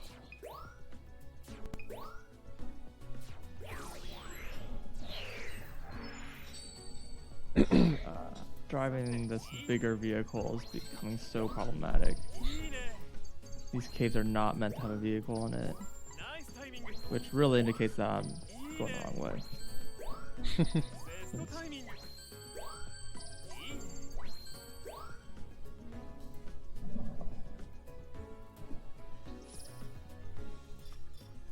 But yeah, that game also had a lot of how do I put this? It felt like a game that was made by Sakurai. And I say that in the best way possible. Sure. Yeah. Felt like a Kirby game. A little bit. Yeah. There were some pretty good gags in that game too. Just like there were like during the land section, because that was like more exploration based or whatever, I guess, to continue the story here. You would like go around this like level and kill the enemies or stuff and find the way to the end, to the boss, and then you'd fight the boss. There are like hidden rooms and stuff, and just various places that the characters would just have conversations about what was going on and stuff like that. And there were some kind of like, joke ones or whatever. But one of them was, I can't remember how the conversation goes, but it was basically Smash Bros. The whole time. They're talking about it without actually, talking about it, kind of thing. It's very goofy.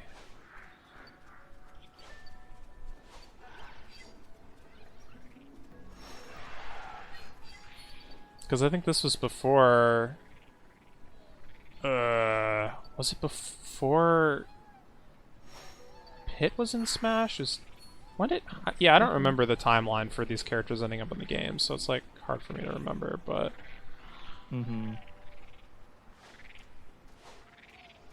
Oh, and then there's also...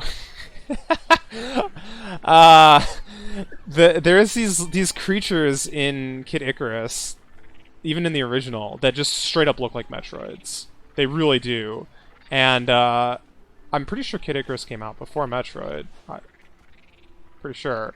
Kid Icarus before Metroid? Yeah, I think so. I think so. And so these creatures, they just straight up look like Metroids. They have a different name, completely different name, but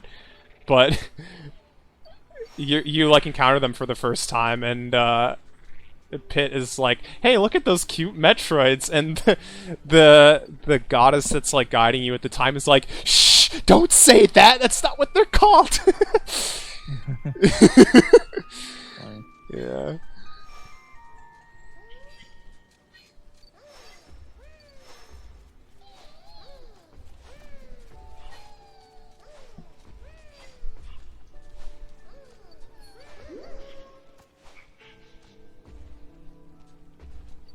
Some pretty classic, like, meta humor. Yeah, for sure.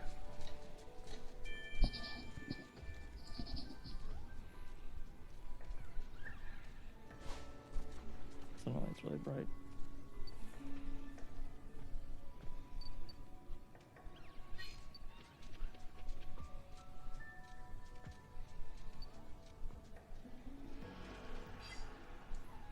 I'm kind of just wandering around trying to see if I can run into a new biome or something. That, or maybe just re-explore an old area and hope it leads to somewhere new.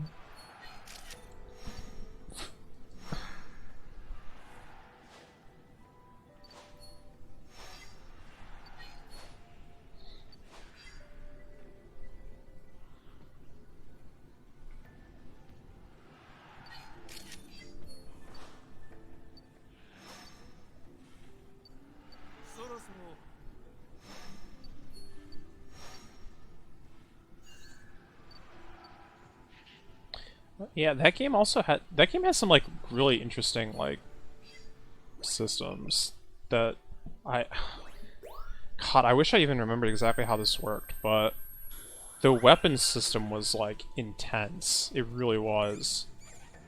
So there were like a bunch of different kinds of weapons. I mean, basically every weapon had some kind of, like, long-range attack and short-range attack, but some of them were, like, clearly short-range weapons, and they had, like, stronger short-range attacks, and had, like, basically garbage long-range, and some of them were, like, straight up like the bow or whatever, which is, like, good long-range, but the short-range, like, garbage, kind of like in Smash or whatever, how, it splits it in half or whatever, and you use it, like, as daggers, basically, and it's, like, not the best, but there's like all different classes of weapons or whatever, and then each of those had like a different like families, I guess. I don't remember exactly. They were like, so there's this big grid of like, I guess, theme by type or whatever. So there was like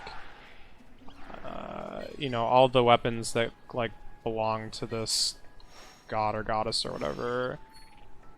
Something like that. Or all the weapons that were, like, made on the moon or something. I don't know if I can remember how they were, classified, but they kind of had, like, that, and then also, like, the range / like, weapon type kind of dimension. So there's a giant grid of, like, weapon types, and then God, you can only choose one weapon, like, for the level. You would equip your weapon and just use it the whole time. I don't think you could switch. Yeah, I don't think so. But anyway, the weapons also had, like, levels and stats. And they weren't, like,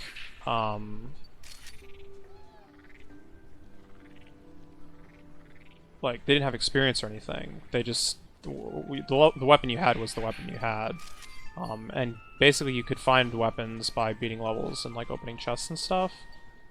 And the higher difficulty you played on, like, the better weapons you'd get, basically.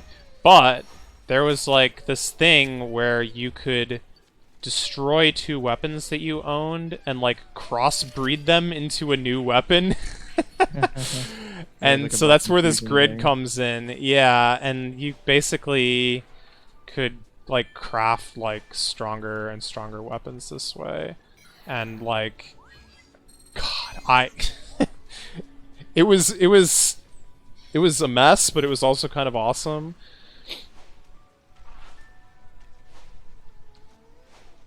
Like, trying to get, like, the best weapon was a lot of work. I think they also had, like, you know, perks or whatever, like ability type things, like, that were... I don't remember if it was, like, specific to the weapon slash type, or if it was just, like, straight up you could get these things on any weapon, and, like, if you happen to get it, you happen to get it kind of thing. And, like, if you crossbred it with another thing, it might, like, pass it on. Or what?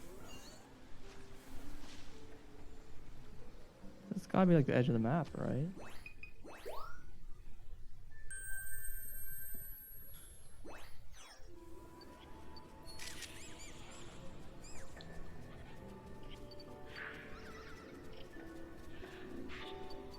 But anyway, yeah, so that was the whole thing. That game had this, like, mechanic where the difficulty was, like, a slider, not, like, hard, easy, medium kind of thing. Like, it went from, like, 1 to, like, 9.9 or something like that, and you could change it in increments of, like, you know, 0.1. And as I mentioned, the higher, like, level you were on, the better weapons you got, generally speaking, but you also got more, like, money, more currency. But the catch was, if you died, you lost... Oh, how did it work? There was some weird thing where you, like, had to, like, actually pay, like, in-game currency. There were the hearts, because that's what it is in Kid Icarus. You had to pay to play higher levels, and so that you were, like, wagering that on, like, getting through the higher level. And if you died, you, like, lost that wager. Okay. And then the difficulty dropped by, like, a level. So, like, if you didn't beat it on level, like, 9 in, like, one go, you no longer are able to clear it on level 9. Instead, you get, like, a level 8 clear or whatever. Yeah, it got reused in Smash. This is the mechanic got reused. I barely remember that. Apparently I did not play Smash enough. It was Smash 4, I think, that, like, single-player mode, the big world thing. I didn't play it, so I don't actually know how. Oh, the World of Light. No. Smash 4, not Smash. New Smash. Smash, not Ultimate. World thing in Smash 4? On Like the any Wii U single player. version, not the 3DS version. It was, yeah, it was exclusive to Wii U. I remember this. That was, like, the selling point for the Wii U version. You know, aside from, like, the better frame rate and everything else.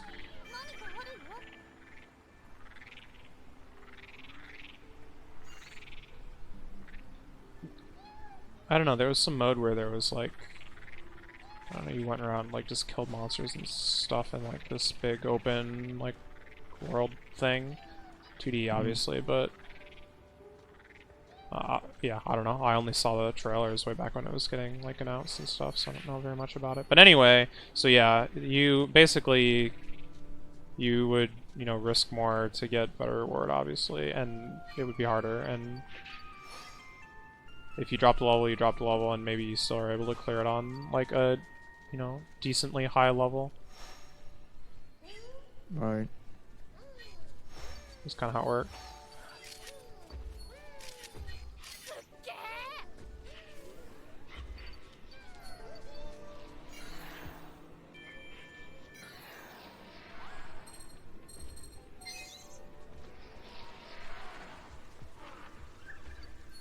And it, of course, had, you know, a Sakurai grid, because how would a Sakurai game be complete without one?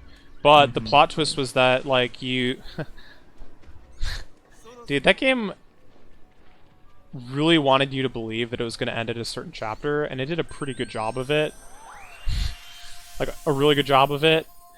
And, once you, like, pass that chapter, it's like, hot plot twist, you're not even, like, halfway through the game, and all of a sudden you unlock a second Sakurai grid. That's really funny. Yeah. It's like, heck yes. Like, well hidden. And then there's a third one later on. Yeah. Doesn't, like, Bravely Default basically do that as well?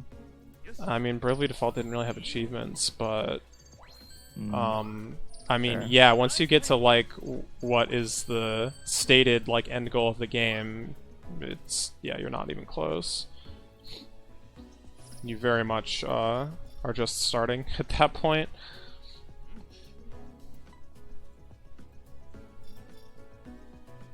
God, I'm moving so slowly. I just added an extra, like, car to this truck train thing, and, like...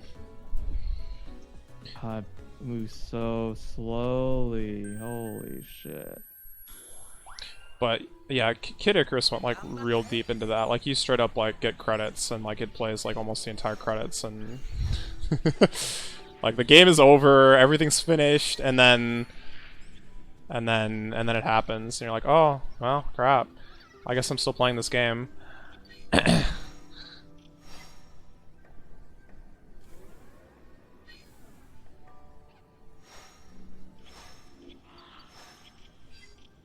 It's also like every Tales game. The Tales games do it in kind of a bad way, because all the Tales games are like,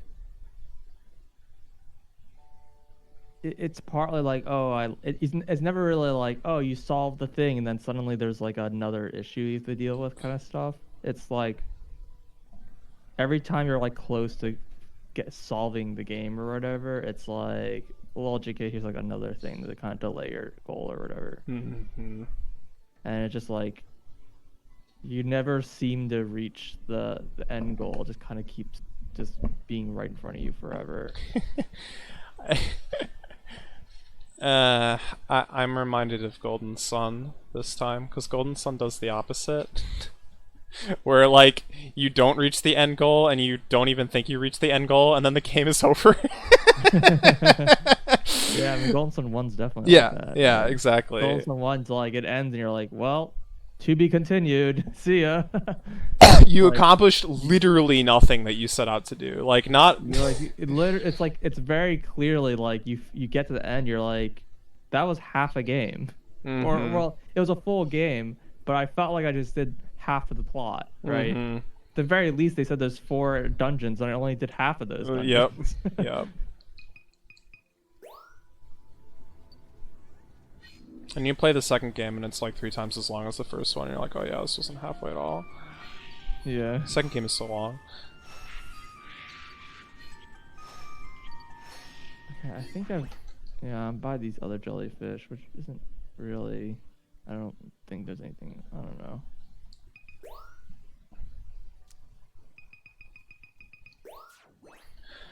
Went on to the bathroom, I'll be right back.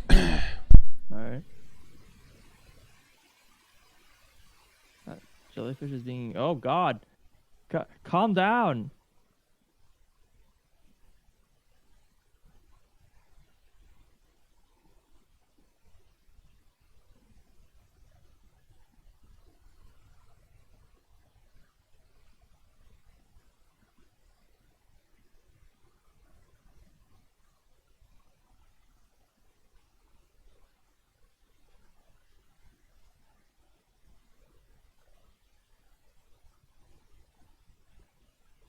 don't think I've actually been through these tunnels.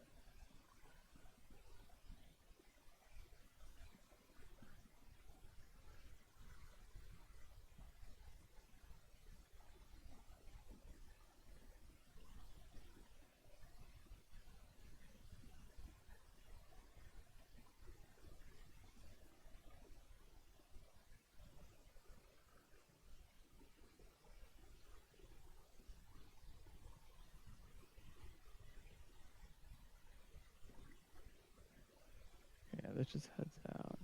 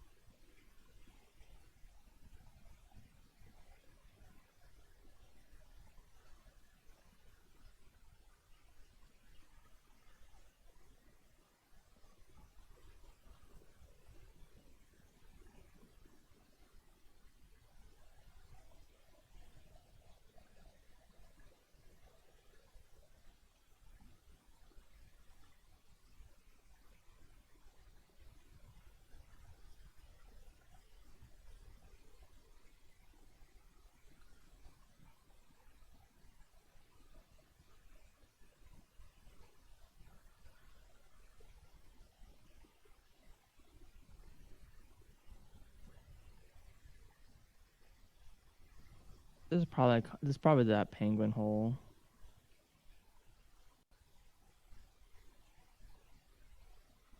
Yeah, I think it is. Which is not useful. Oh.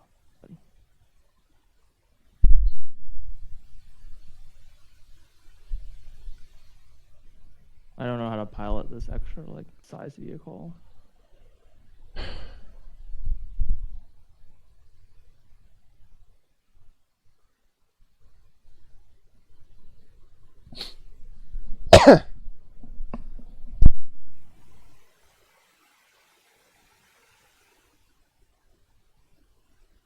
So this room has like literally nothing in it.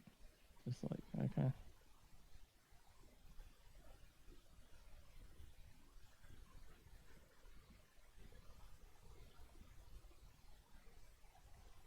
Alright. It begins.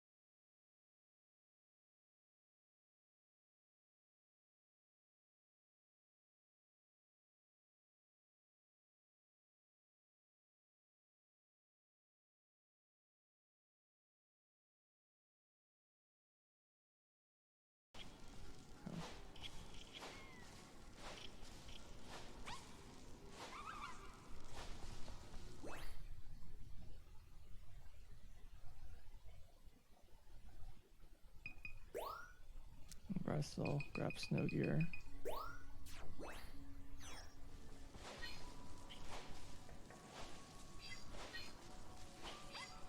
そろそろ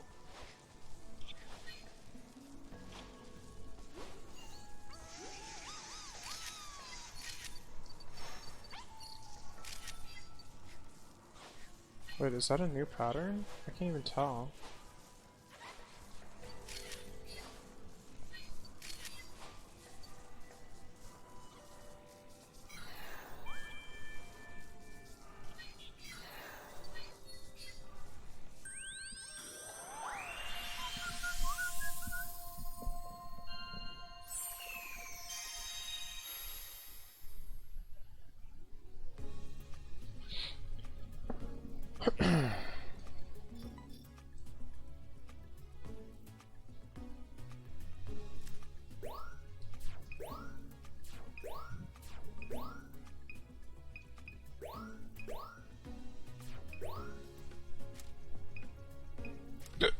Excuse me.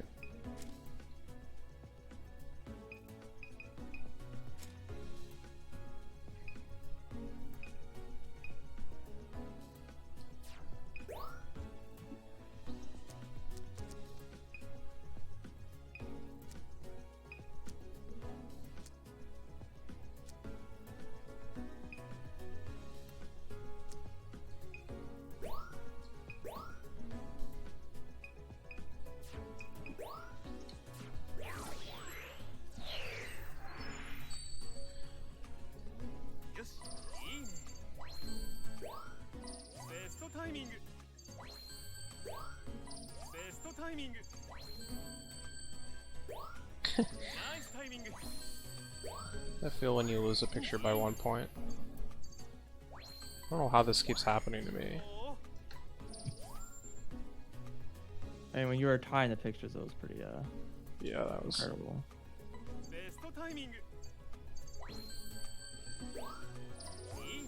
I was tying pictures that weren't even, you know, like close to perfect either. It's not like when I was doing Sylveon and like, yeah, okay, I can see why I'm tying this picture that's only 2 points off of max, but like just random pictures and I'm like tying like 3 times in a day and it's like, what?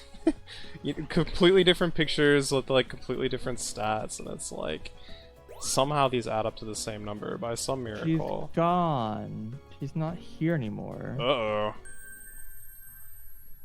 You know what that means? Time to search the entire game for this NPC. I already went back. I know I already went back to her other place after visiting this location. And the door was locked. Like, she wasn't there. I can go there again, I guess. I like...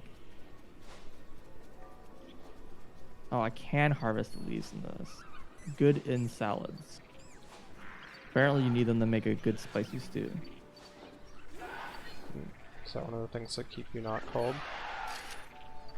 I don't know. I think it is. I think it just doesn't spoil, or if it spoils, it probably spoils very slowly. It's like probably like the purpose of it. I assume it doesn't say. Gotcha. I mean, I guess I can try to go back to the conversation that we had.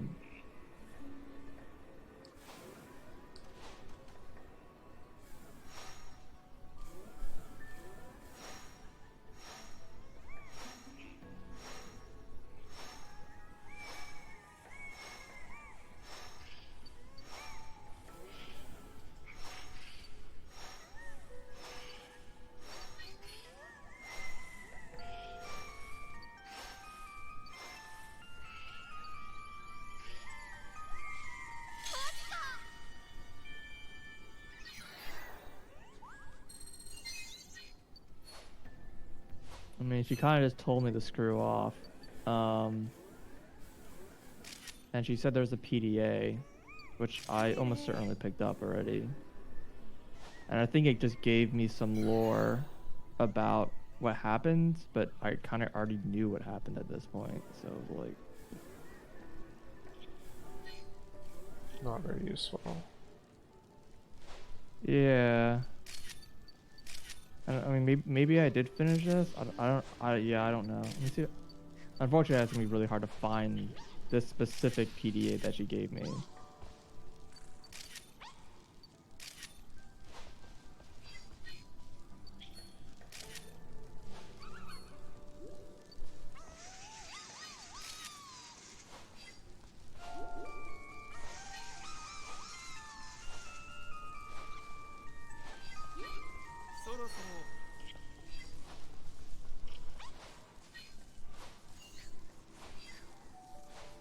Dude, why is this ground so bouncy? It's actually a huge problem.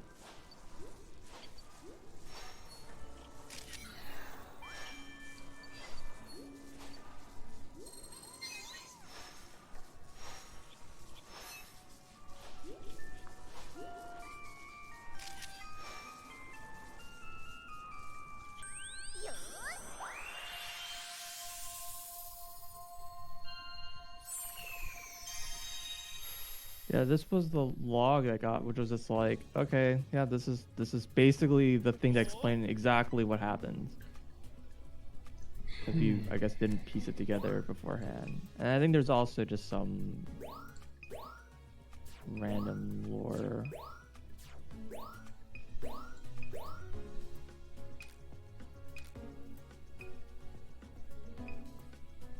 I don't know, she has these weird tall tales of the adventures she goes on. Same, dude.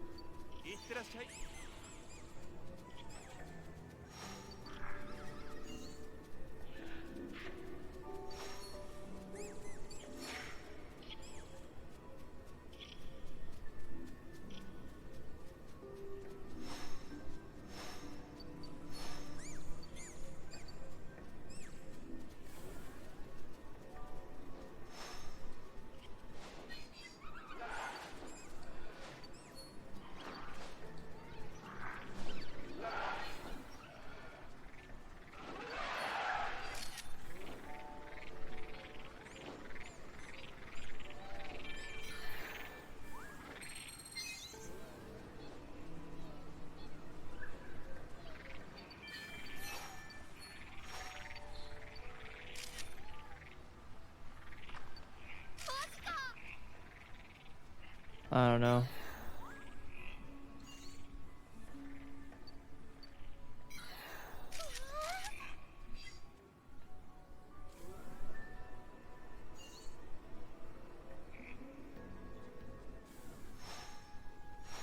Yeah, she's just not here now. Cool. Like, I feel like the reward was just story. But I like can't say for sure. Because like I said, I didn't really feel like I got much that I think the only thing we really learned was that those two were in cahoots, and I think before that it wasn't really clear that they were working together, but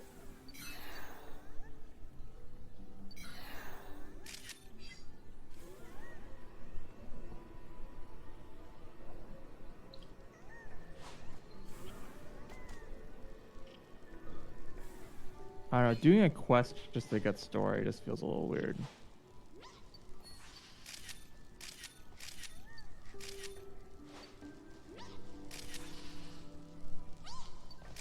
Now where to?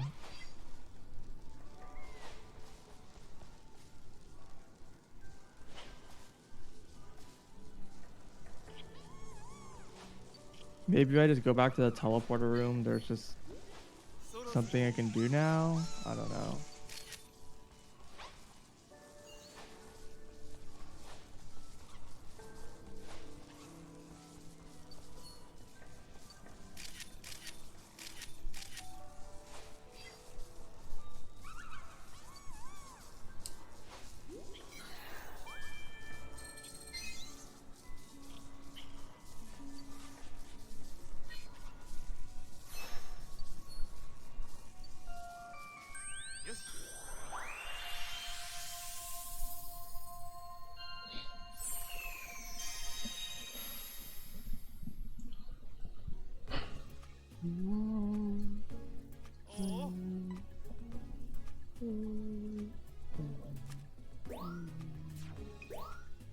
Let's head back to her other base. I don't think she's there, but I don't know, maybe she is.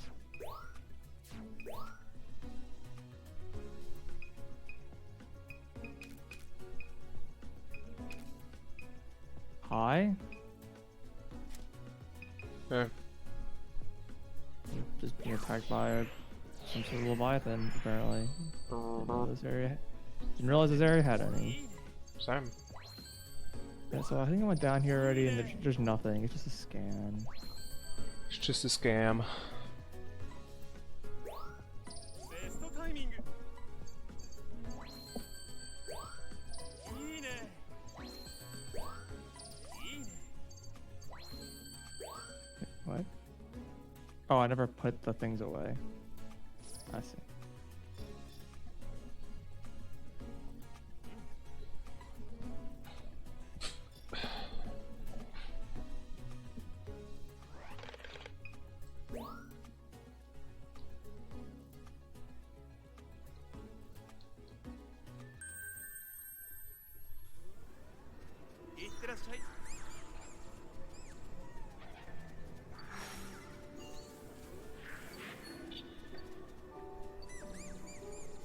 Maybe I can just go through this.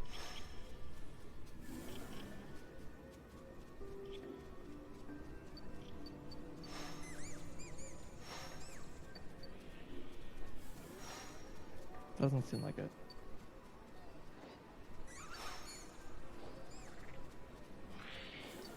No, there's nothing here. Just a scan.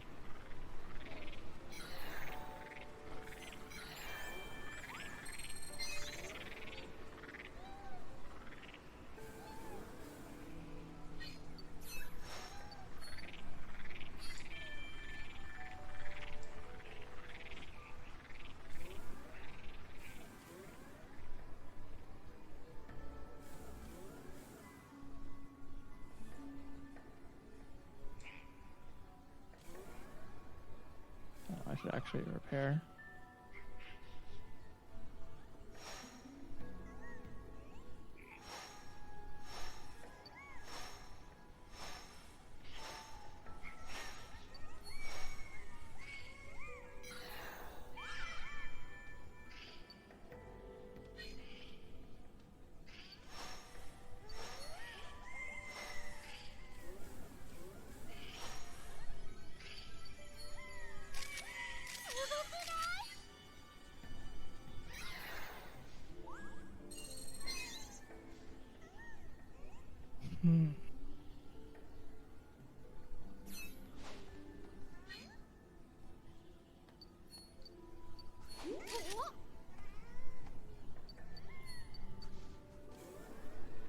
And like where I am now is also kind of where the last body part was too.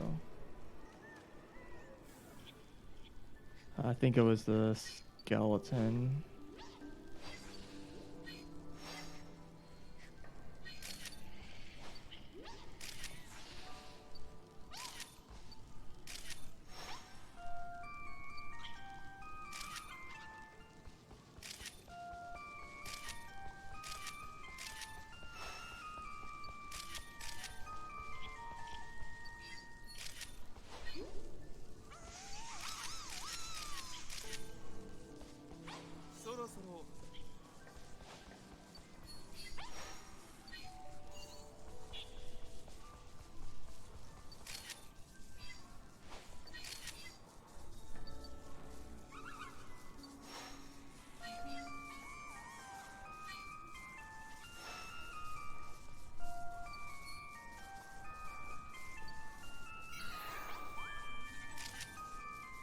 I think I found anything in this area. Just like a Leviathan or something.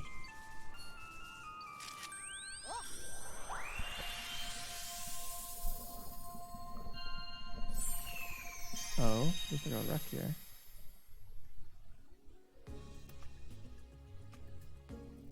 Oh.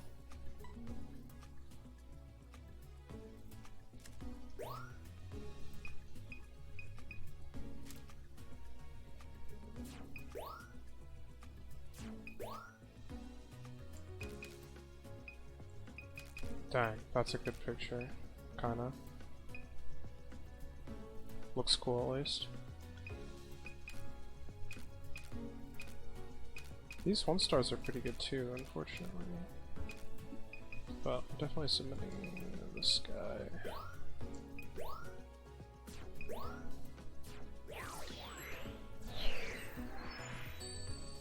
So this is just a theory, but ベストタイミング it appears, based on which pictures I've gotten sweet medals on, that the photos that are Professor Mirror's choice or whatever have like a much higher probability of being shown to other people.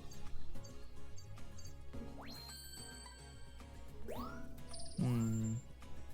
ナイスタイミング Okay, just a theory, but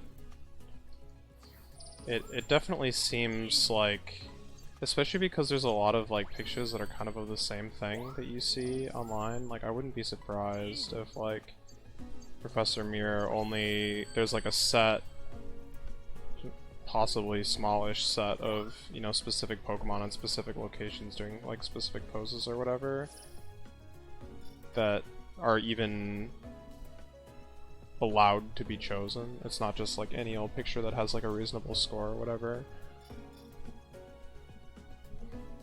Right. That's kind of how it feels to me. Yeah, I have no idea. Like, it always seemed pretty random, like what he decides to choose. Does he change at all, or is it always the same too? I don't know how many days it takes, but eventually they just get taken down automatically, and then Oh, at I that see. point he can suggest a new one, or you can take it down yourself and then he can suggest a new one, but I still think that he can only add like one a day or something like that. No matter what, something to that effect. That's what it seems like. Again, I don't know exactly, obviously, but just based on, you know, what's happened to me, yeah, that's what it seems like.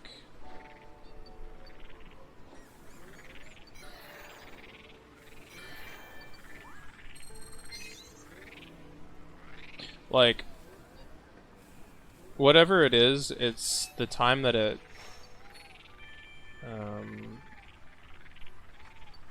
takes for the photo to go down is longer than the time it takes for 2 photos to go up. So you won't get a photo every day being submitted automatically unless you take them down yourself. Makes sense. Yeah. Which is why I've been taking them down every now and then, because it kind of feels like as soon as, like, pretty much every time, as soon as one of those photos goes up from Professor Mirror, like, it gets a sweet medal, like, pretty much immediately. Like, I can go back within doing course one time, and it's already got it, and then it just doesn't get any more. So, I don't know. I'm not really sure, like, how you get non-multiples of 10. Because, like, when you give a sweet medal, it gives, like, 10 points or whatever, but plenty of my photos have... It's not locked anymore. Oh my god. So arbitrary. I went down here super recently, too. Uh-huh. I don't know what triggers this. Same. Give me the PD in your hand. Give me your shit.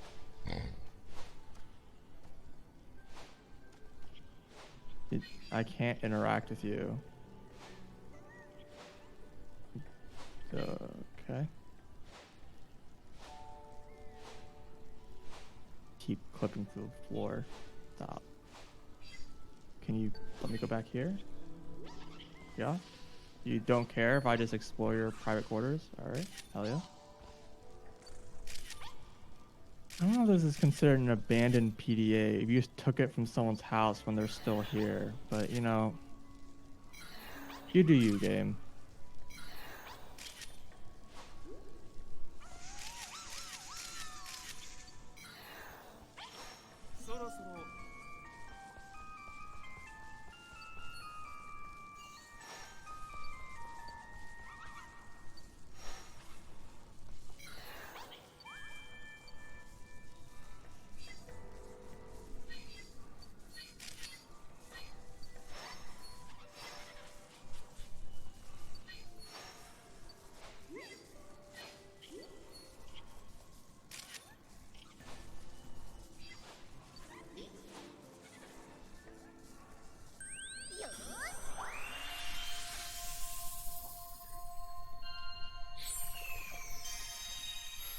Yeah.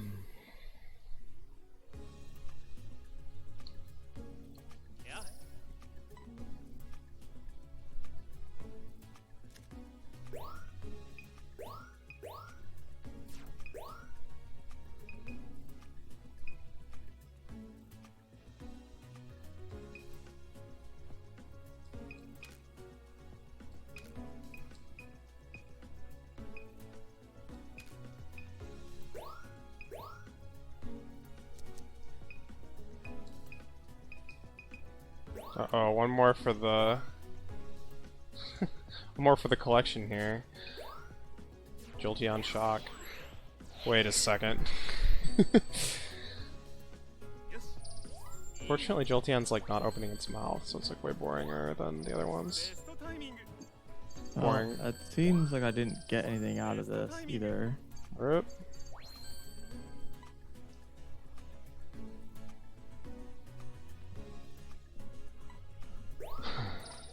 Just got another PDA. That totally useless information.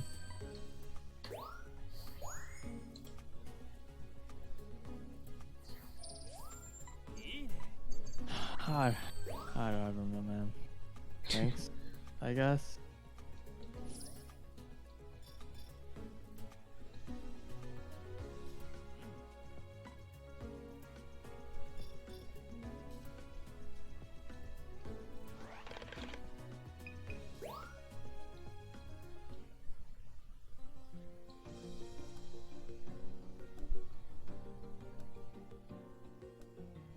I don't even know what triggers her moving. Where's my ship right now? Oh, Doesn't exist anymore. You spawn because you took too long to read the message? read the message? What message? I don't know. Probably should eat some food before I starve to death, though.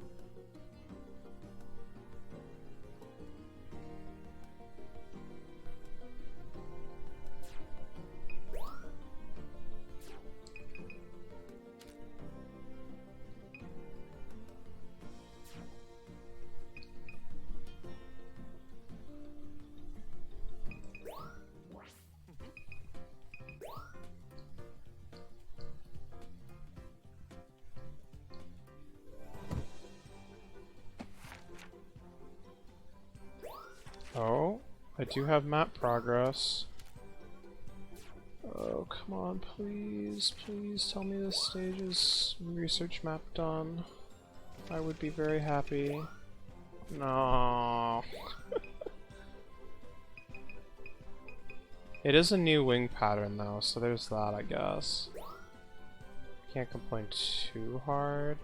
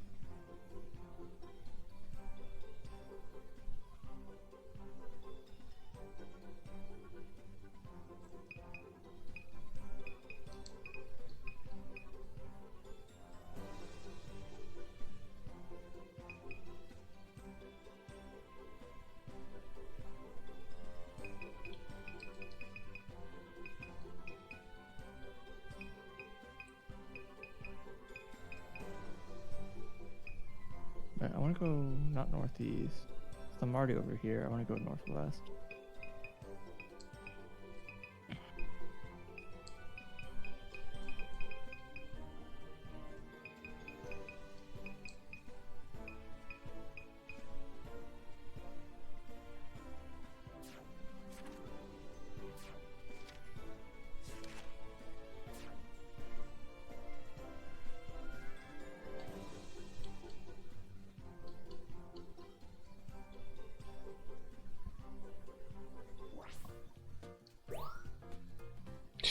Oops.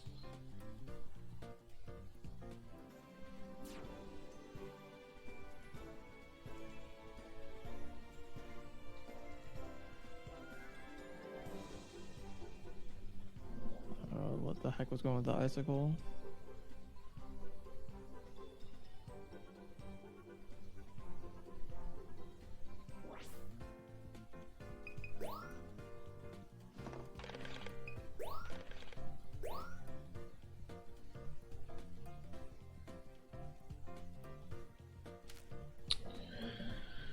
$234. It's not gonna last long though. I'll wake up tomorrow morning and be like 260. It's a problem. It really is.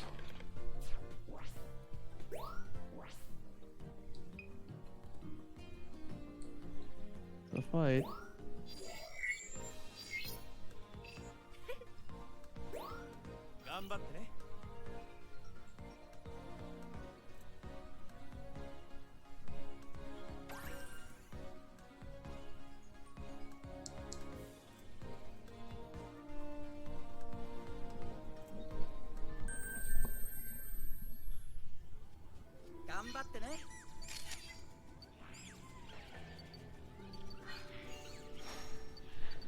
It's not where I think it is.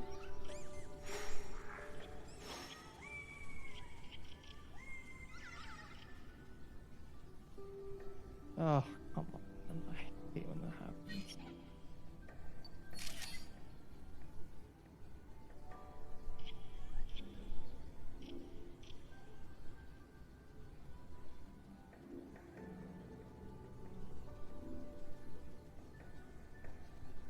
Looked more shallow a second ago.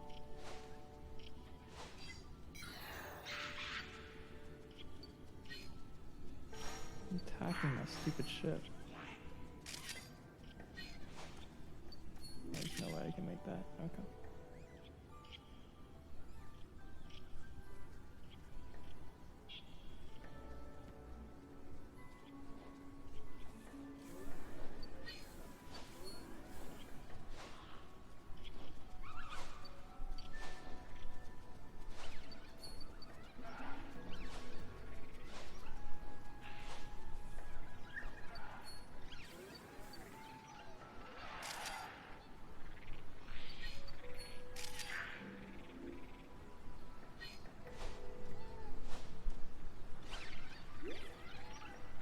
Or there being like a cave or something I went into. Let's go! This is probably it.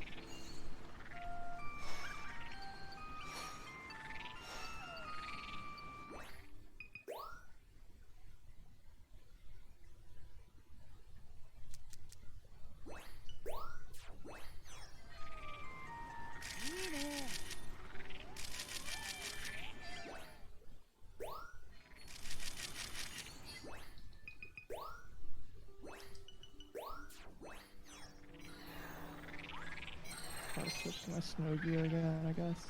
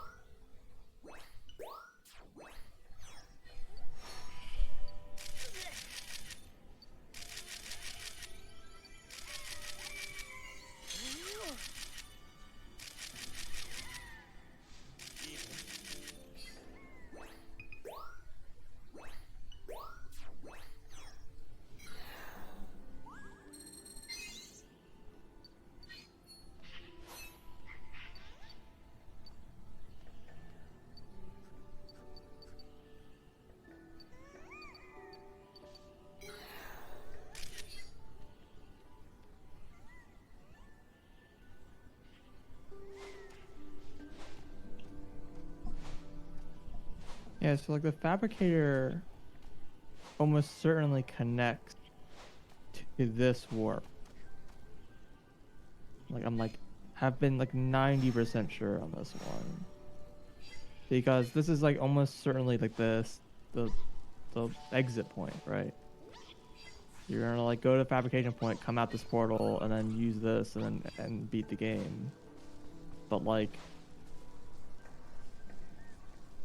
that doesn't actually help me find the place I'm trying to go to because it's a teleporter. It could come from literally anywhere in the game, right? そろそろ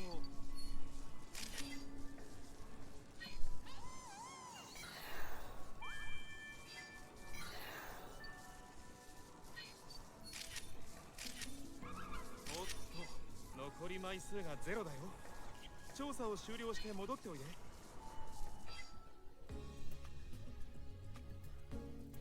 So did I get 19? 待ってたよ。 Did I get 18? Got 17? What the heck did I miss? Ugh, terrible.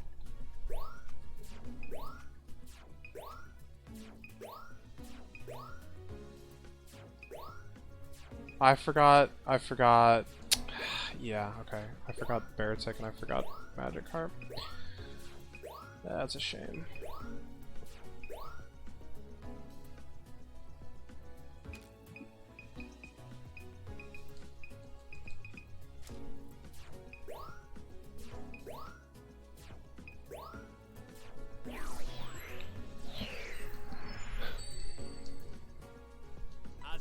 Nice timing. いいね。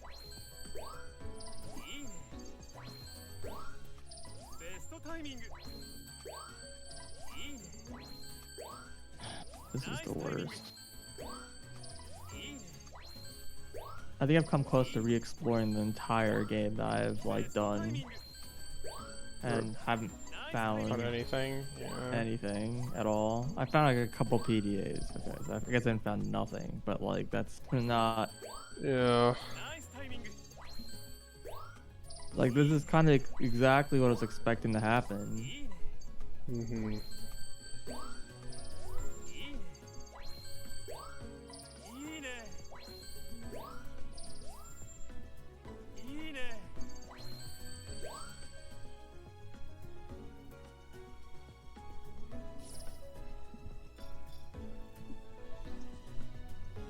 There was one other thing I remember that was like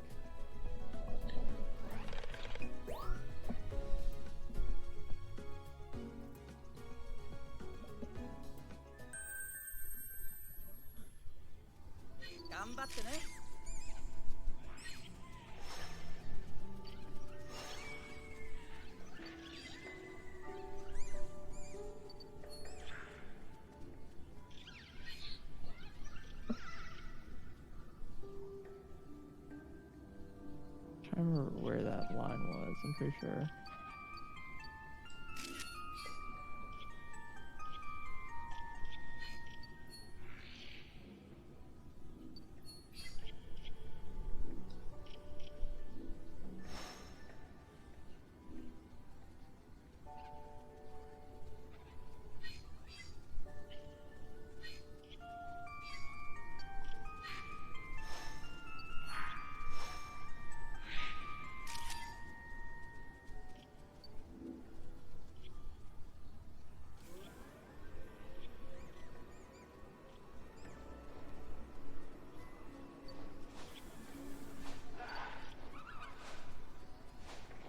Shoot. Okay.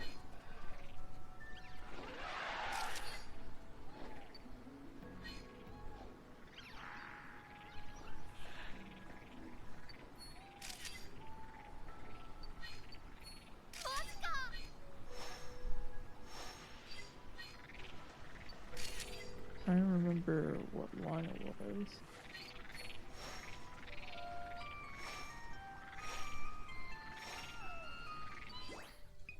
There's like a super unhelpful line that could mean anything, but let me see if I can find what it was. No, I don't see it any.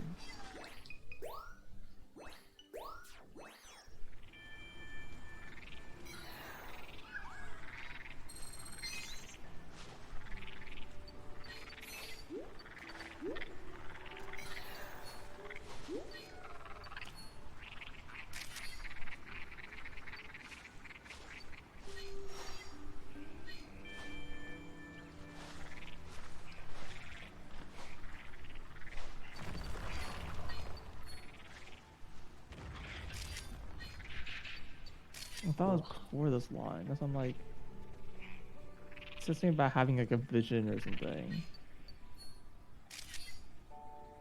Sounds dangerous.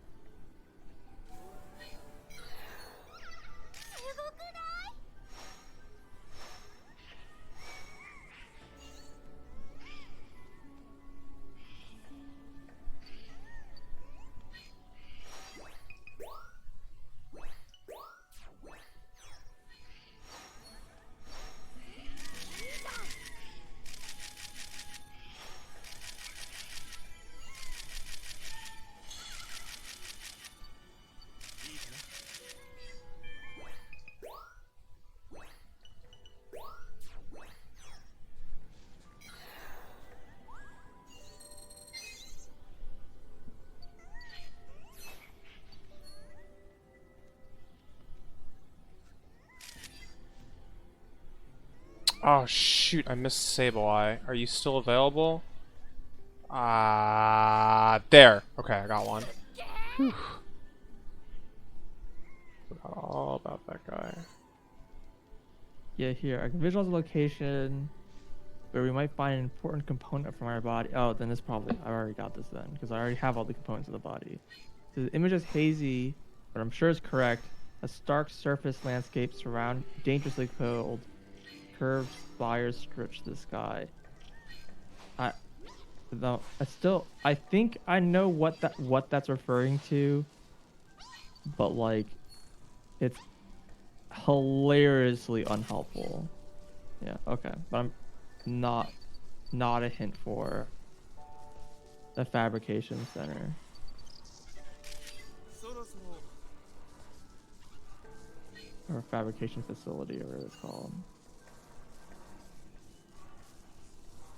The only line I got for that was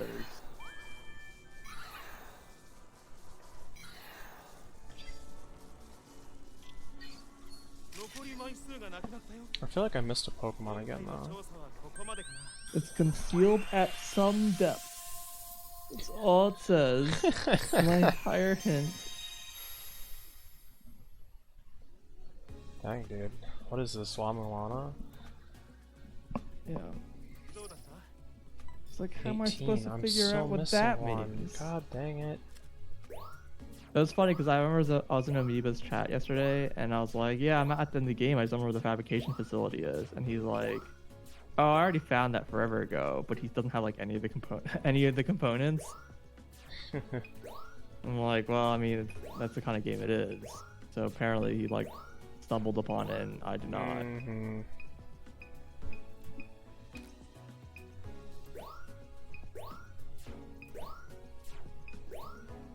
Did I not take a Joltik? I didn't take a Joltik. God, am I stupid or am I dumb? Take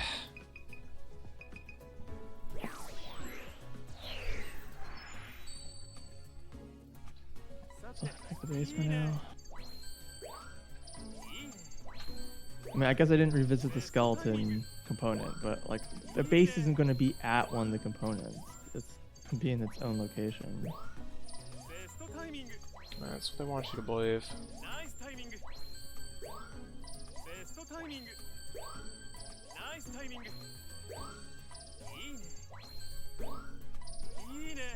It's concealed in some place at some depth.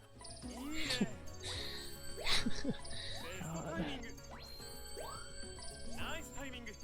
I mean, I think it's not really supposed to be a hint. I think it's just supposed to be like, yeah. There might be another hint in the game somewhere that tells me about this, but I don't recall a single thing that referred to a fabrication facility. Hmm.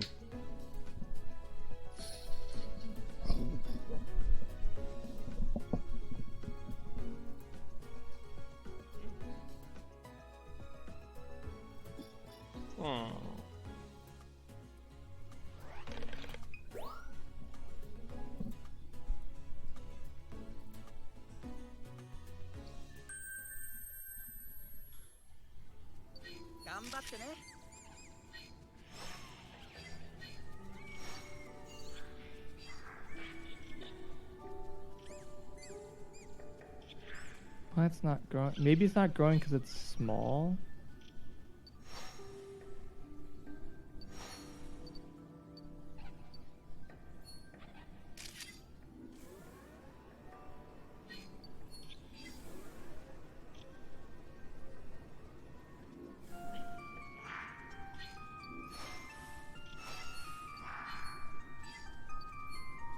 I don't know why it's so small.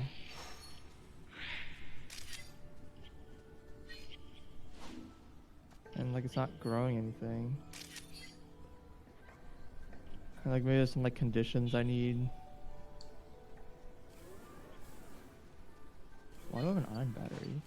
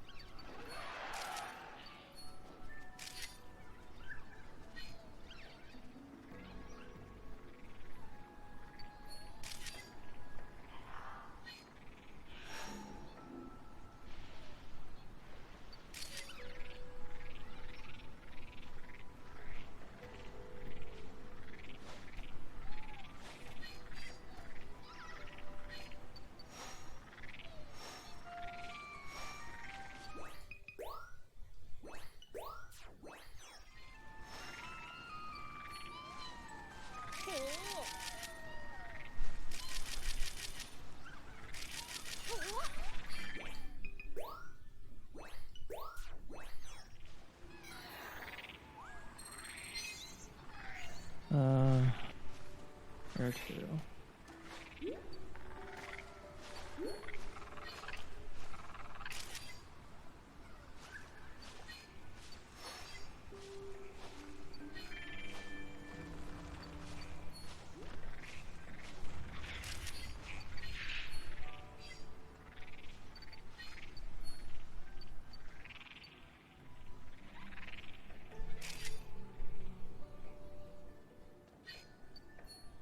Like, I thought it might be one of these heated areas and that it requires this like thermal suit, but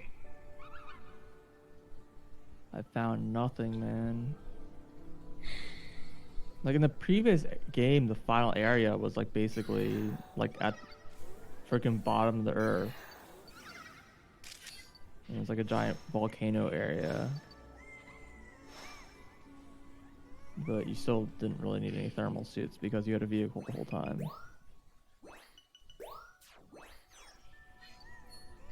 In this game, I don't know. There just doesn't seem really. I haven't found like a heated area really. It's like some thermal vents, and I've seen some like basically geyser-like things, but nothing like it was in the previous game.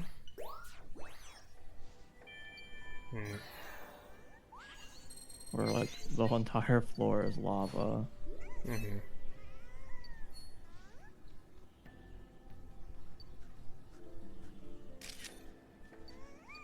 Not really taking it. I'd love to, but not gonna happen.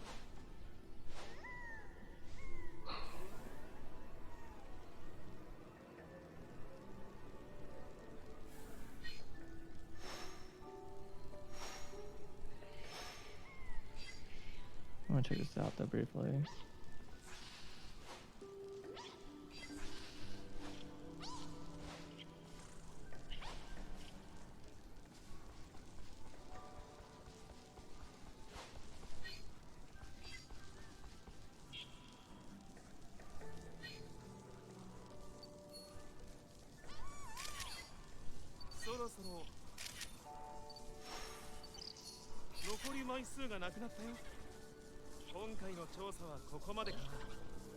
Okay. I think I did it correctly this time. Should push 6.4 mil, I hope.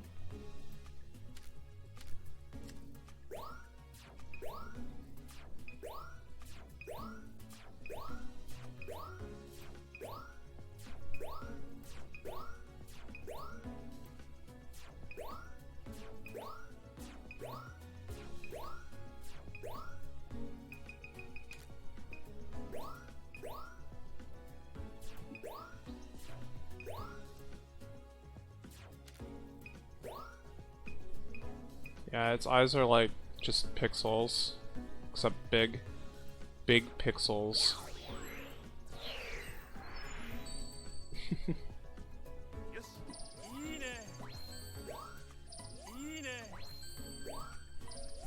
I think the idea is that these cables are like generally supposed to be hints for where these facilities are. That's like generally been the case, but I know where this goes. This is going to the where the skeleton is. There's only one cable that I couldn't follow, and that's that weird path. But it also like sort of leads under the ground to where, oh, to where the tissues were, which isn't super useful.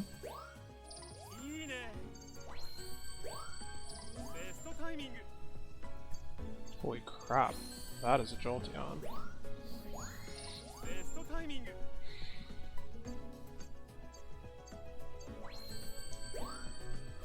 Alright, show me the score. Give me 6.4.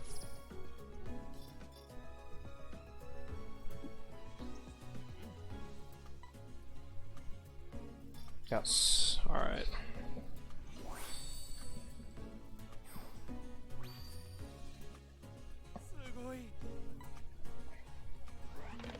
How much were the Clefairies worth? I should double check that.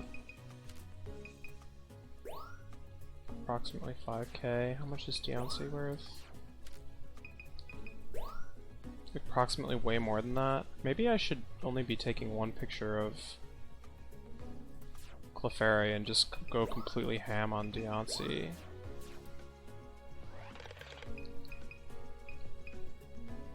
I guess I could try that once while I still kind of have a route in my head.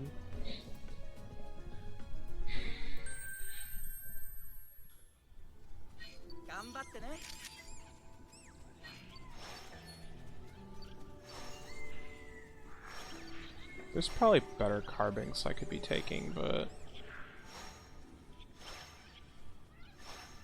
this is like quick and easy.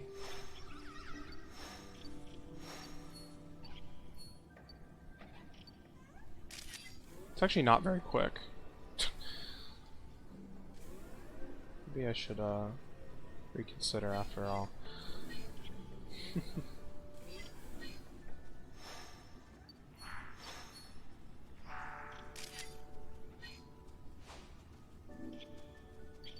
There's actually probably better Gengars too. There's definitely better Joltics. A lot of these Pokemon could be better, but I might kind of go on for the easy ones that are hard to forget, so I don't just screw this up later on.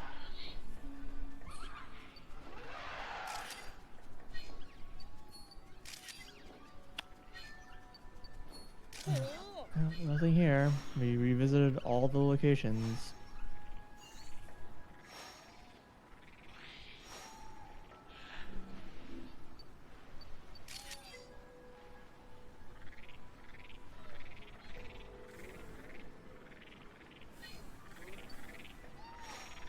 Hello? Oh, wrong button. These stupid idiots are here too? Ugh. I lost swing here. Those enemies are... Okay. The enemies are so freaking annoying.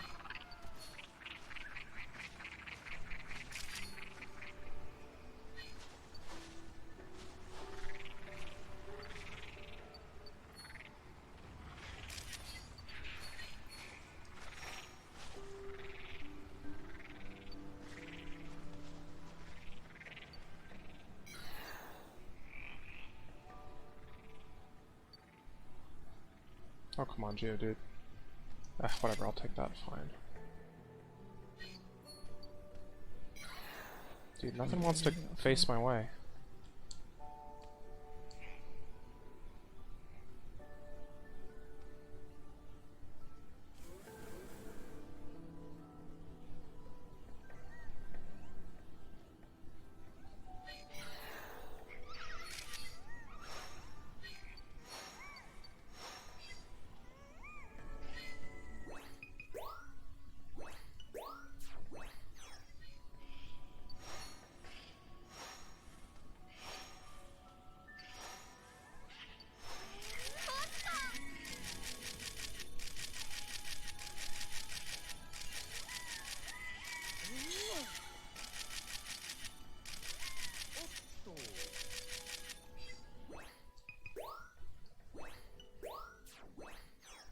How did I end up with one less...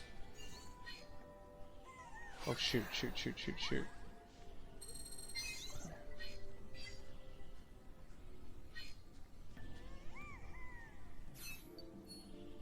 Did I take 2 pictures of something by mistake?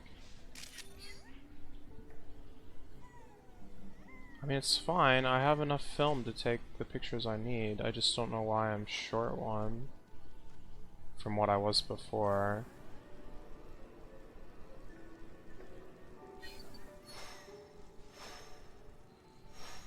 Oh, there's a base here?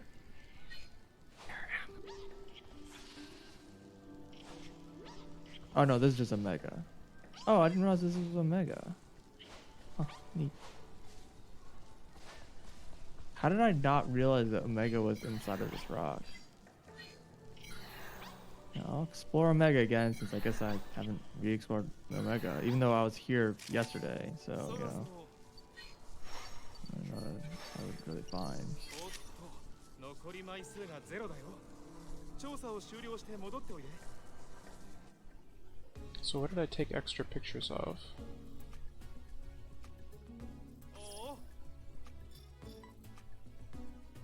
Yeah, I don't remember there being like anything of value here at all. Just some PDAs.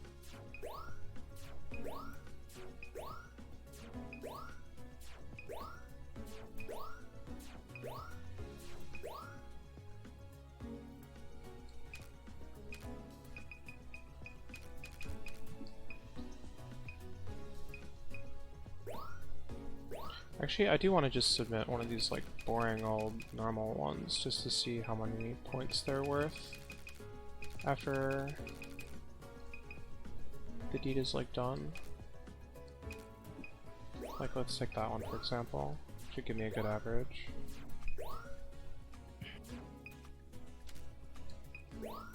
Yeah, I have only one photo of everything except for Deontay. How does the math work out there?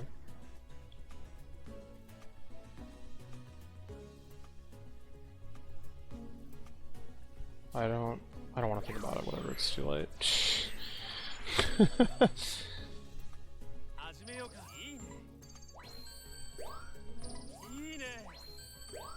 There's 18 other Pokemon, and so yeah, it would be multiples of 6.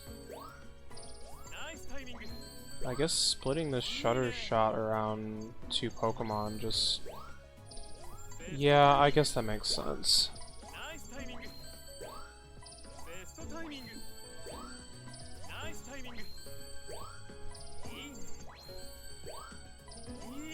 I don't know why I'm even submitting these pictures, it's just a waste of my time. None of them are going to beat my best shots. Which is actually probably kind of a flaw in my approach here, because I should be like going for things that are like comparable to my best shots in theory, but I mean, good luck. Okay, so hopefully this breaks 6.5 with that tweak to the route. That would be nice, I guess. It's better, but it's not that much better. It's like hardly better. I can't really even hardly say that that was due to the route change. It was so similar. Also, I didn't actually look at the score I got on this Deontay. Yeah, it's more than the Clefairies were, but...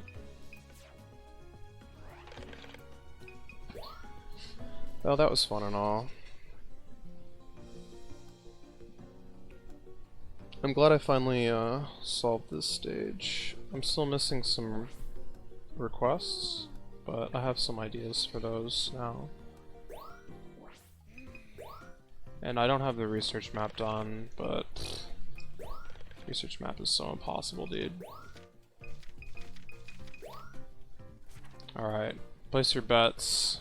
Where do I fall in Cave overall high score ranking? I have no idea what the high score is, so my high score of 6.4 mil does not tell me anything.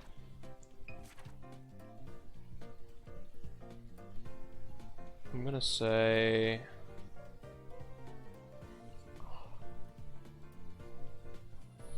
43. Ah, 55. Stop 100. 6.9 is apparently the 6.7 puts you top 10. 6.64 is like top 25. I do wonder if there's a 20th Pokemon that you can get, because that would definitely help my score a lot. Because in theory,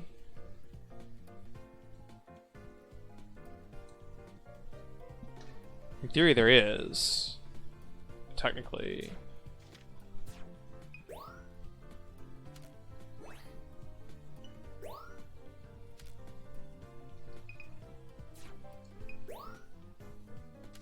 Actually, in theory, there's 2 more, but you have to be on a lower level, so I don't think you can get nearly as many Pokemon overall because of that. You wouldn't be able to take the Jolteon route, so you wouldn't get Jolteon, for example. I don't think that's a fair trade for the Glalie and the... Well, I don't know, maybe you can't... Let me take a look at the map again. That would be really interesting if, like, the meta here was to do level 2 instead of level 3.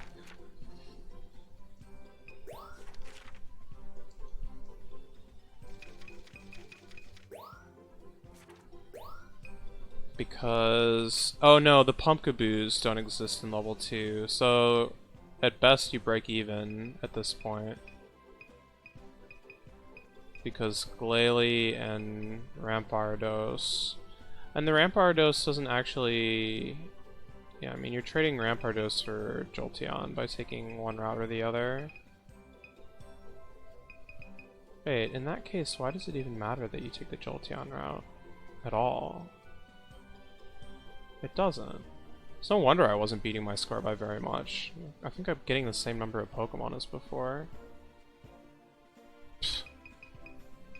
The only thing that's really better was the Deontay pictures.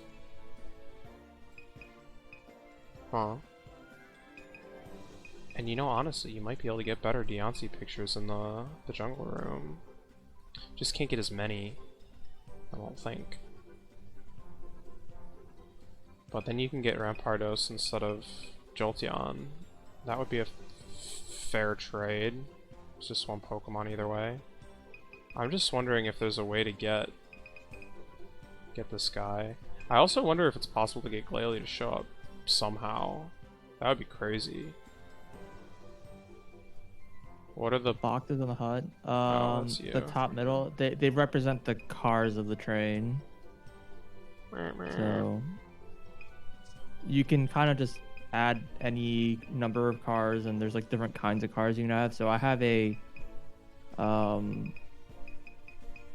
storage car, and I have a teleporter car, which I have used like once ever so far, just to kind of try it out.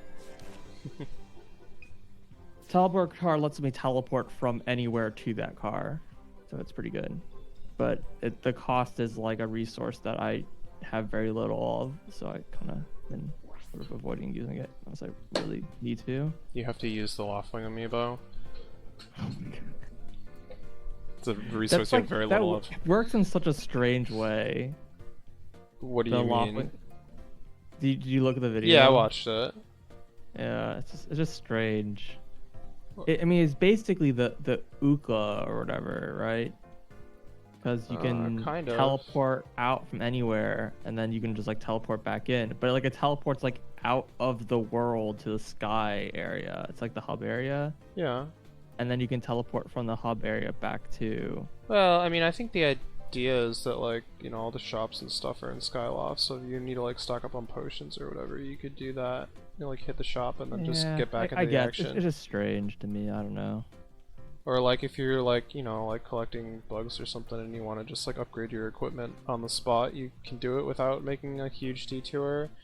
I mean, yeah, I don't think it's, like, a game changer. I mean, it probably is faster overall, but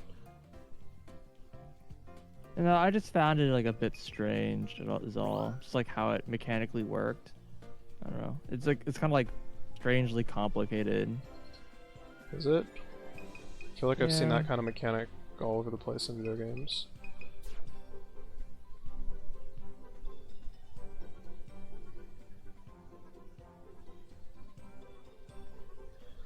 Should probably go to bed.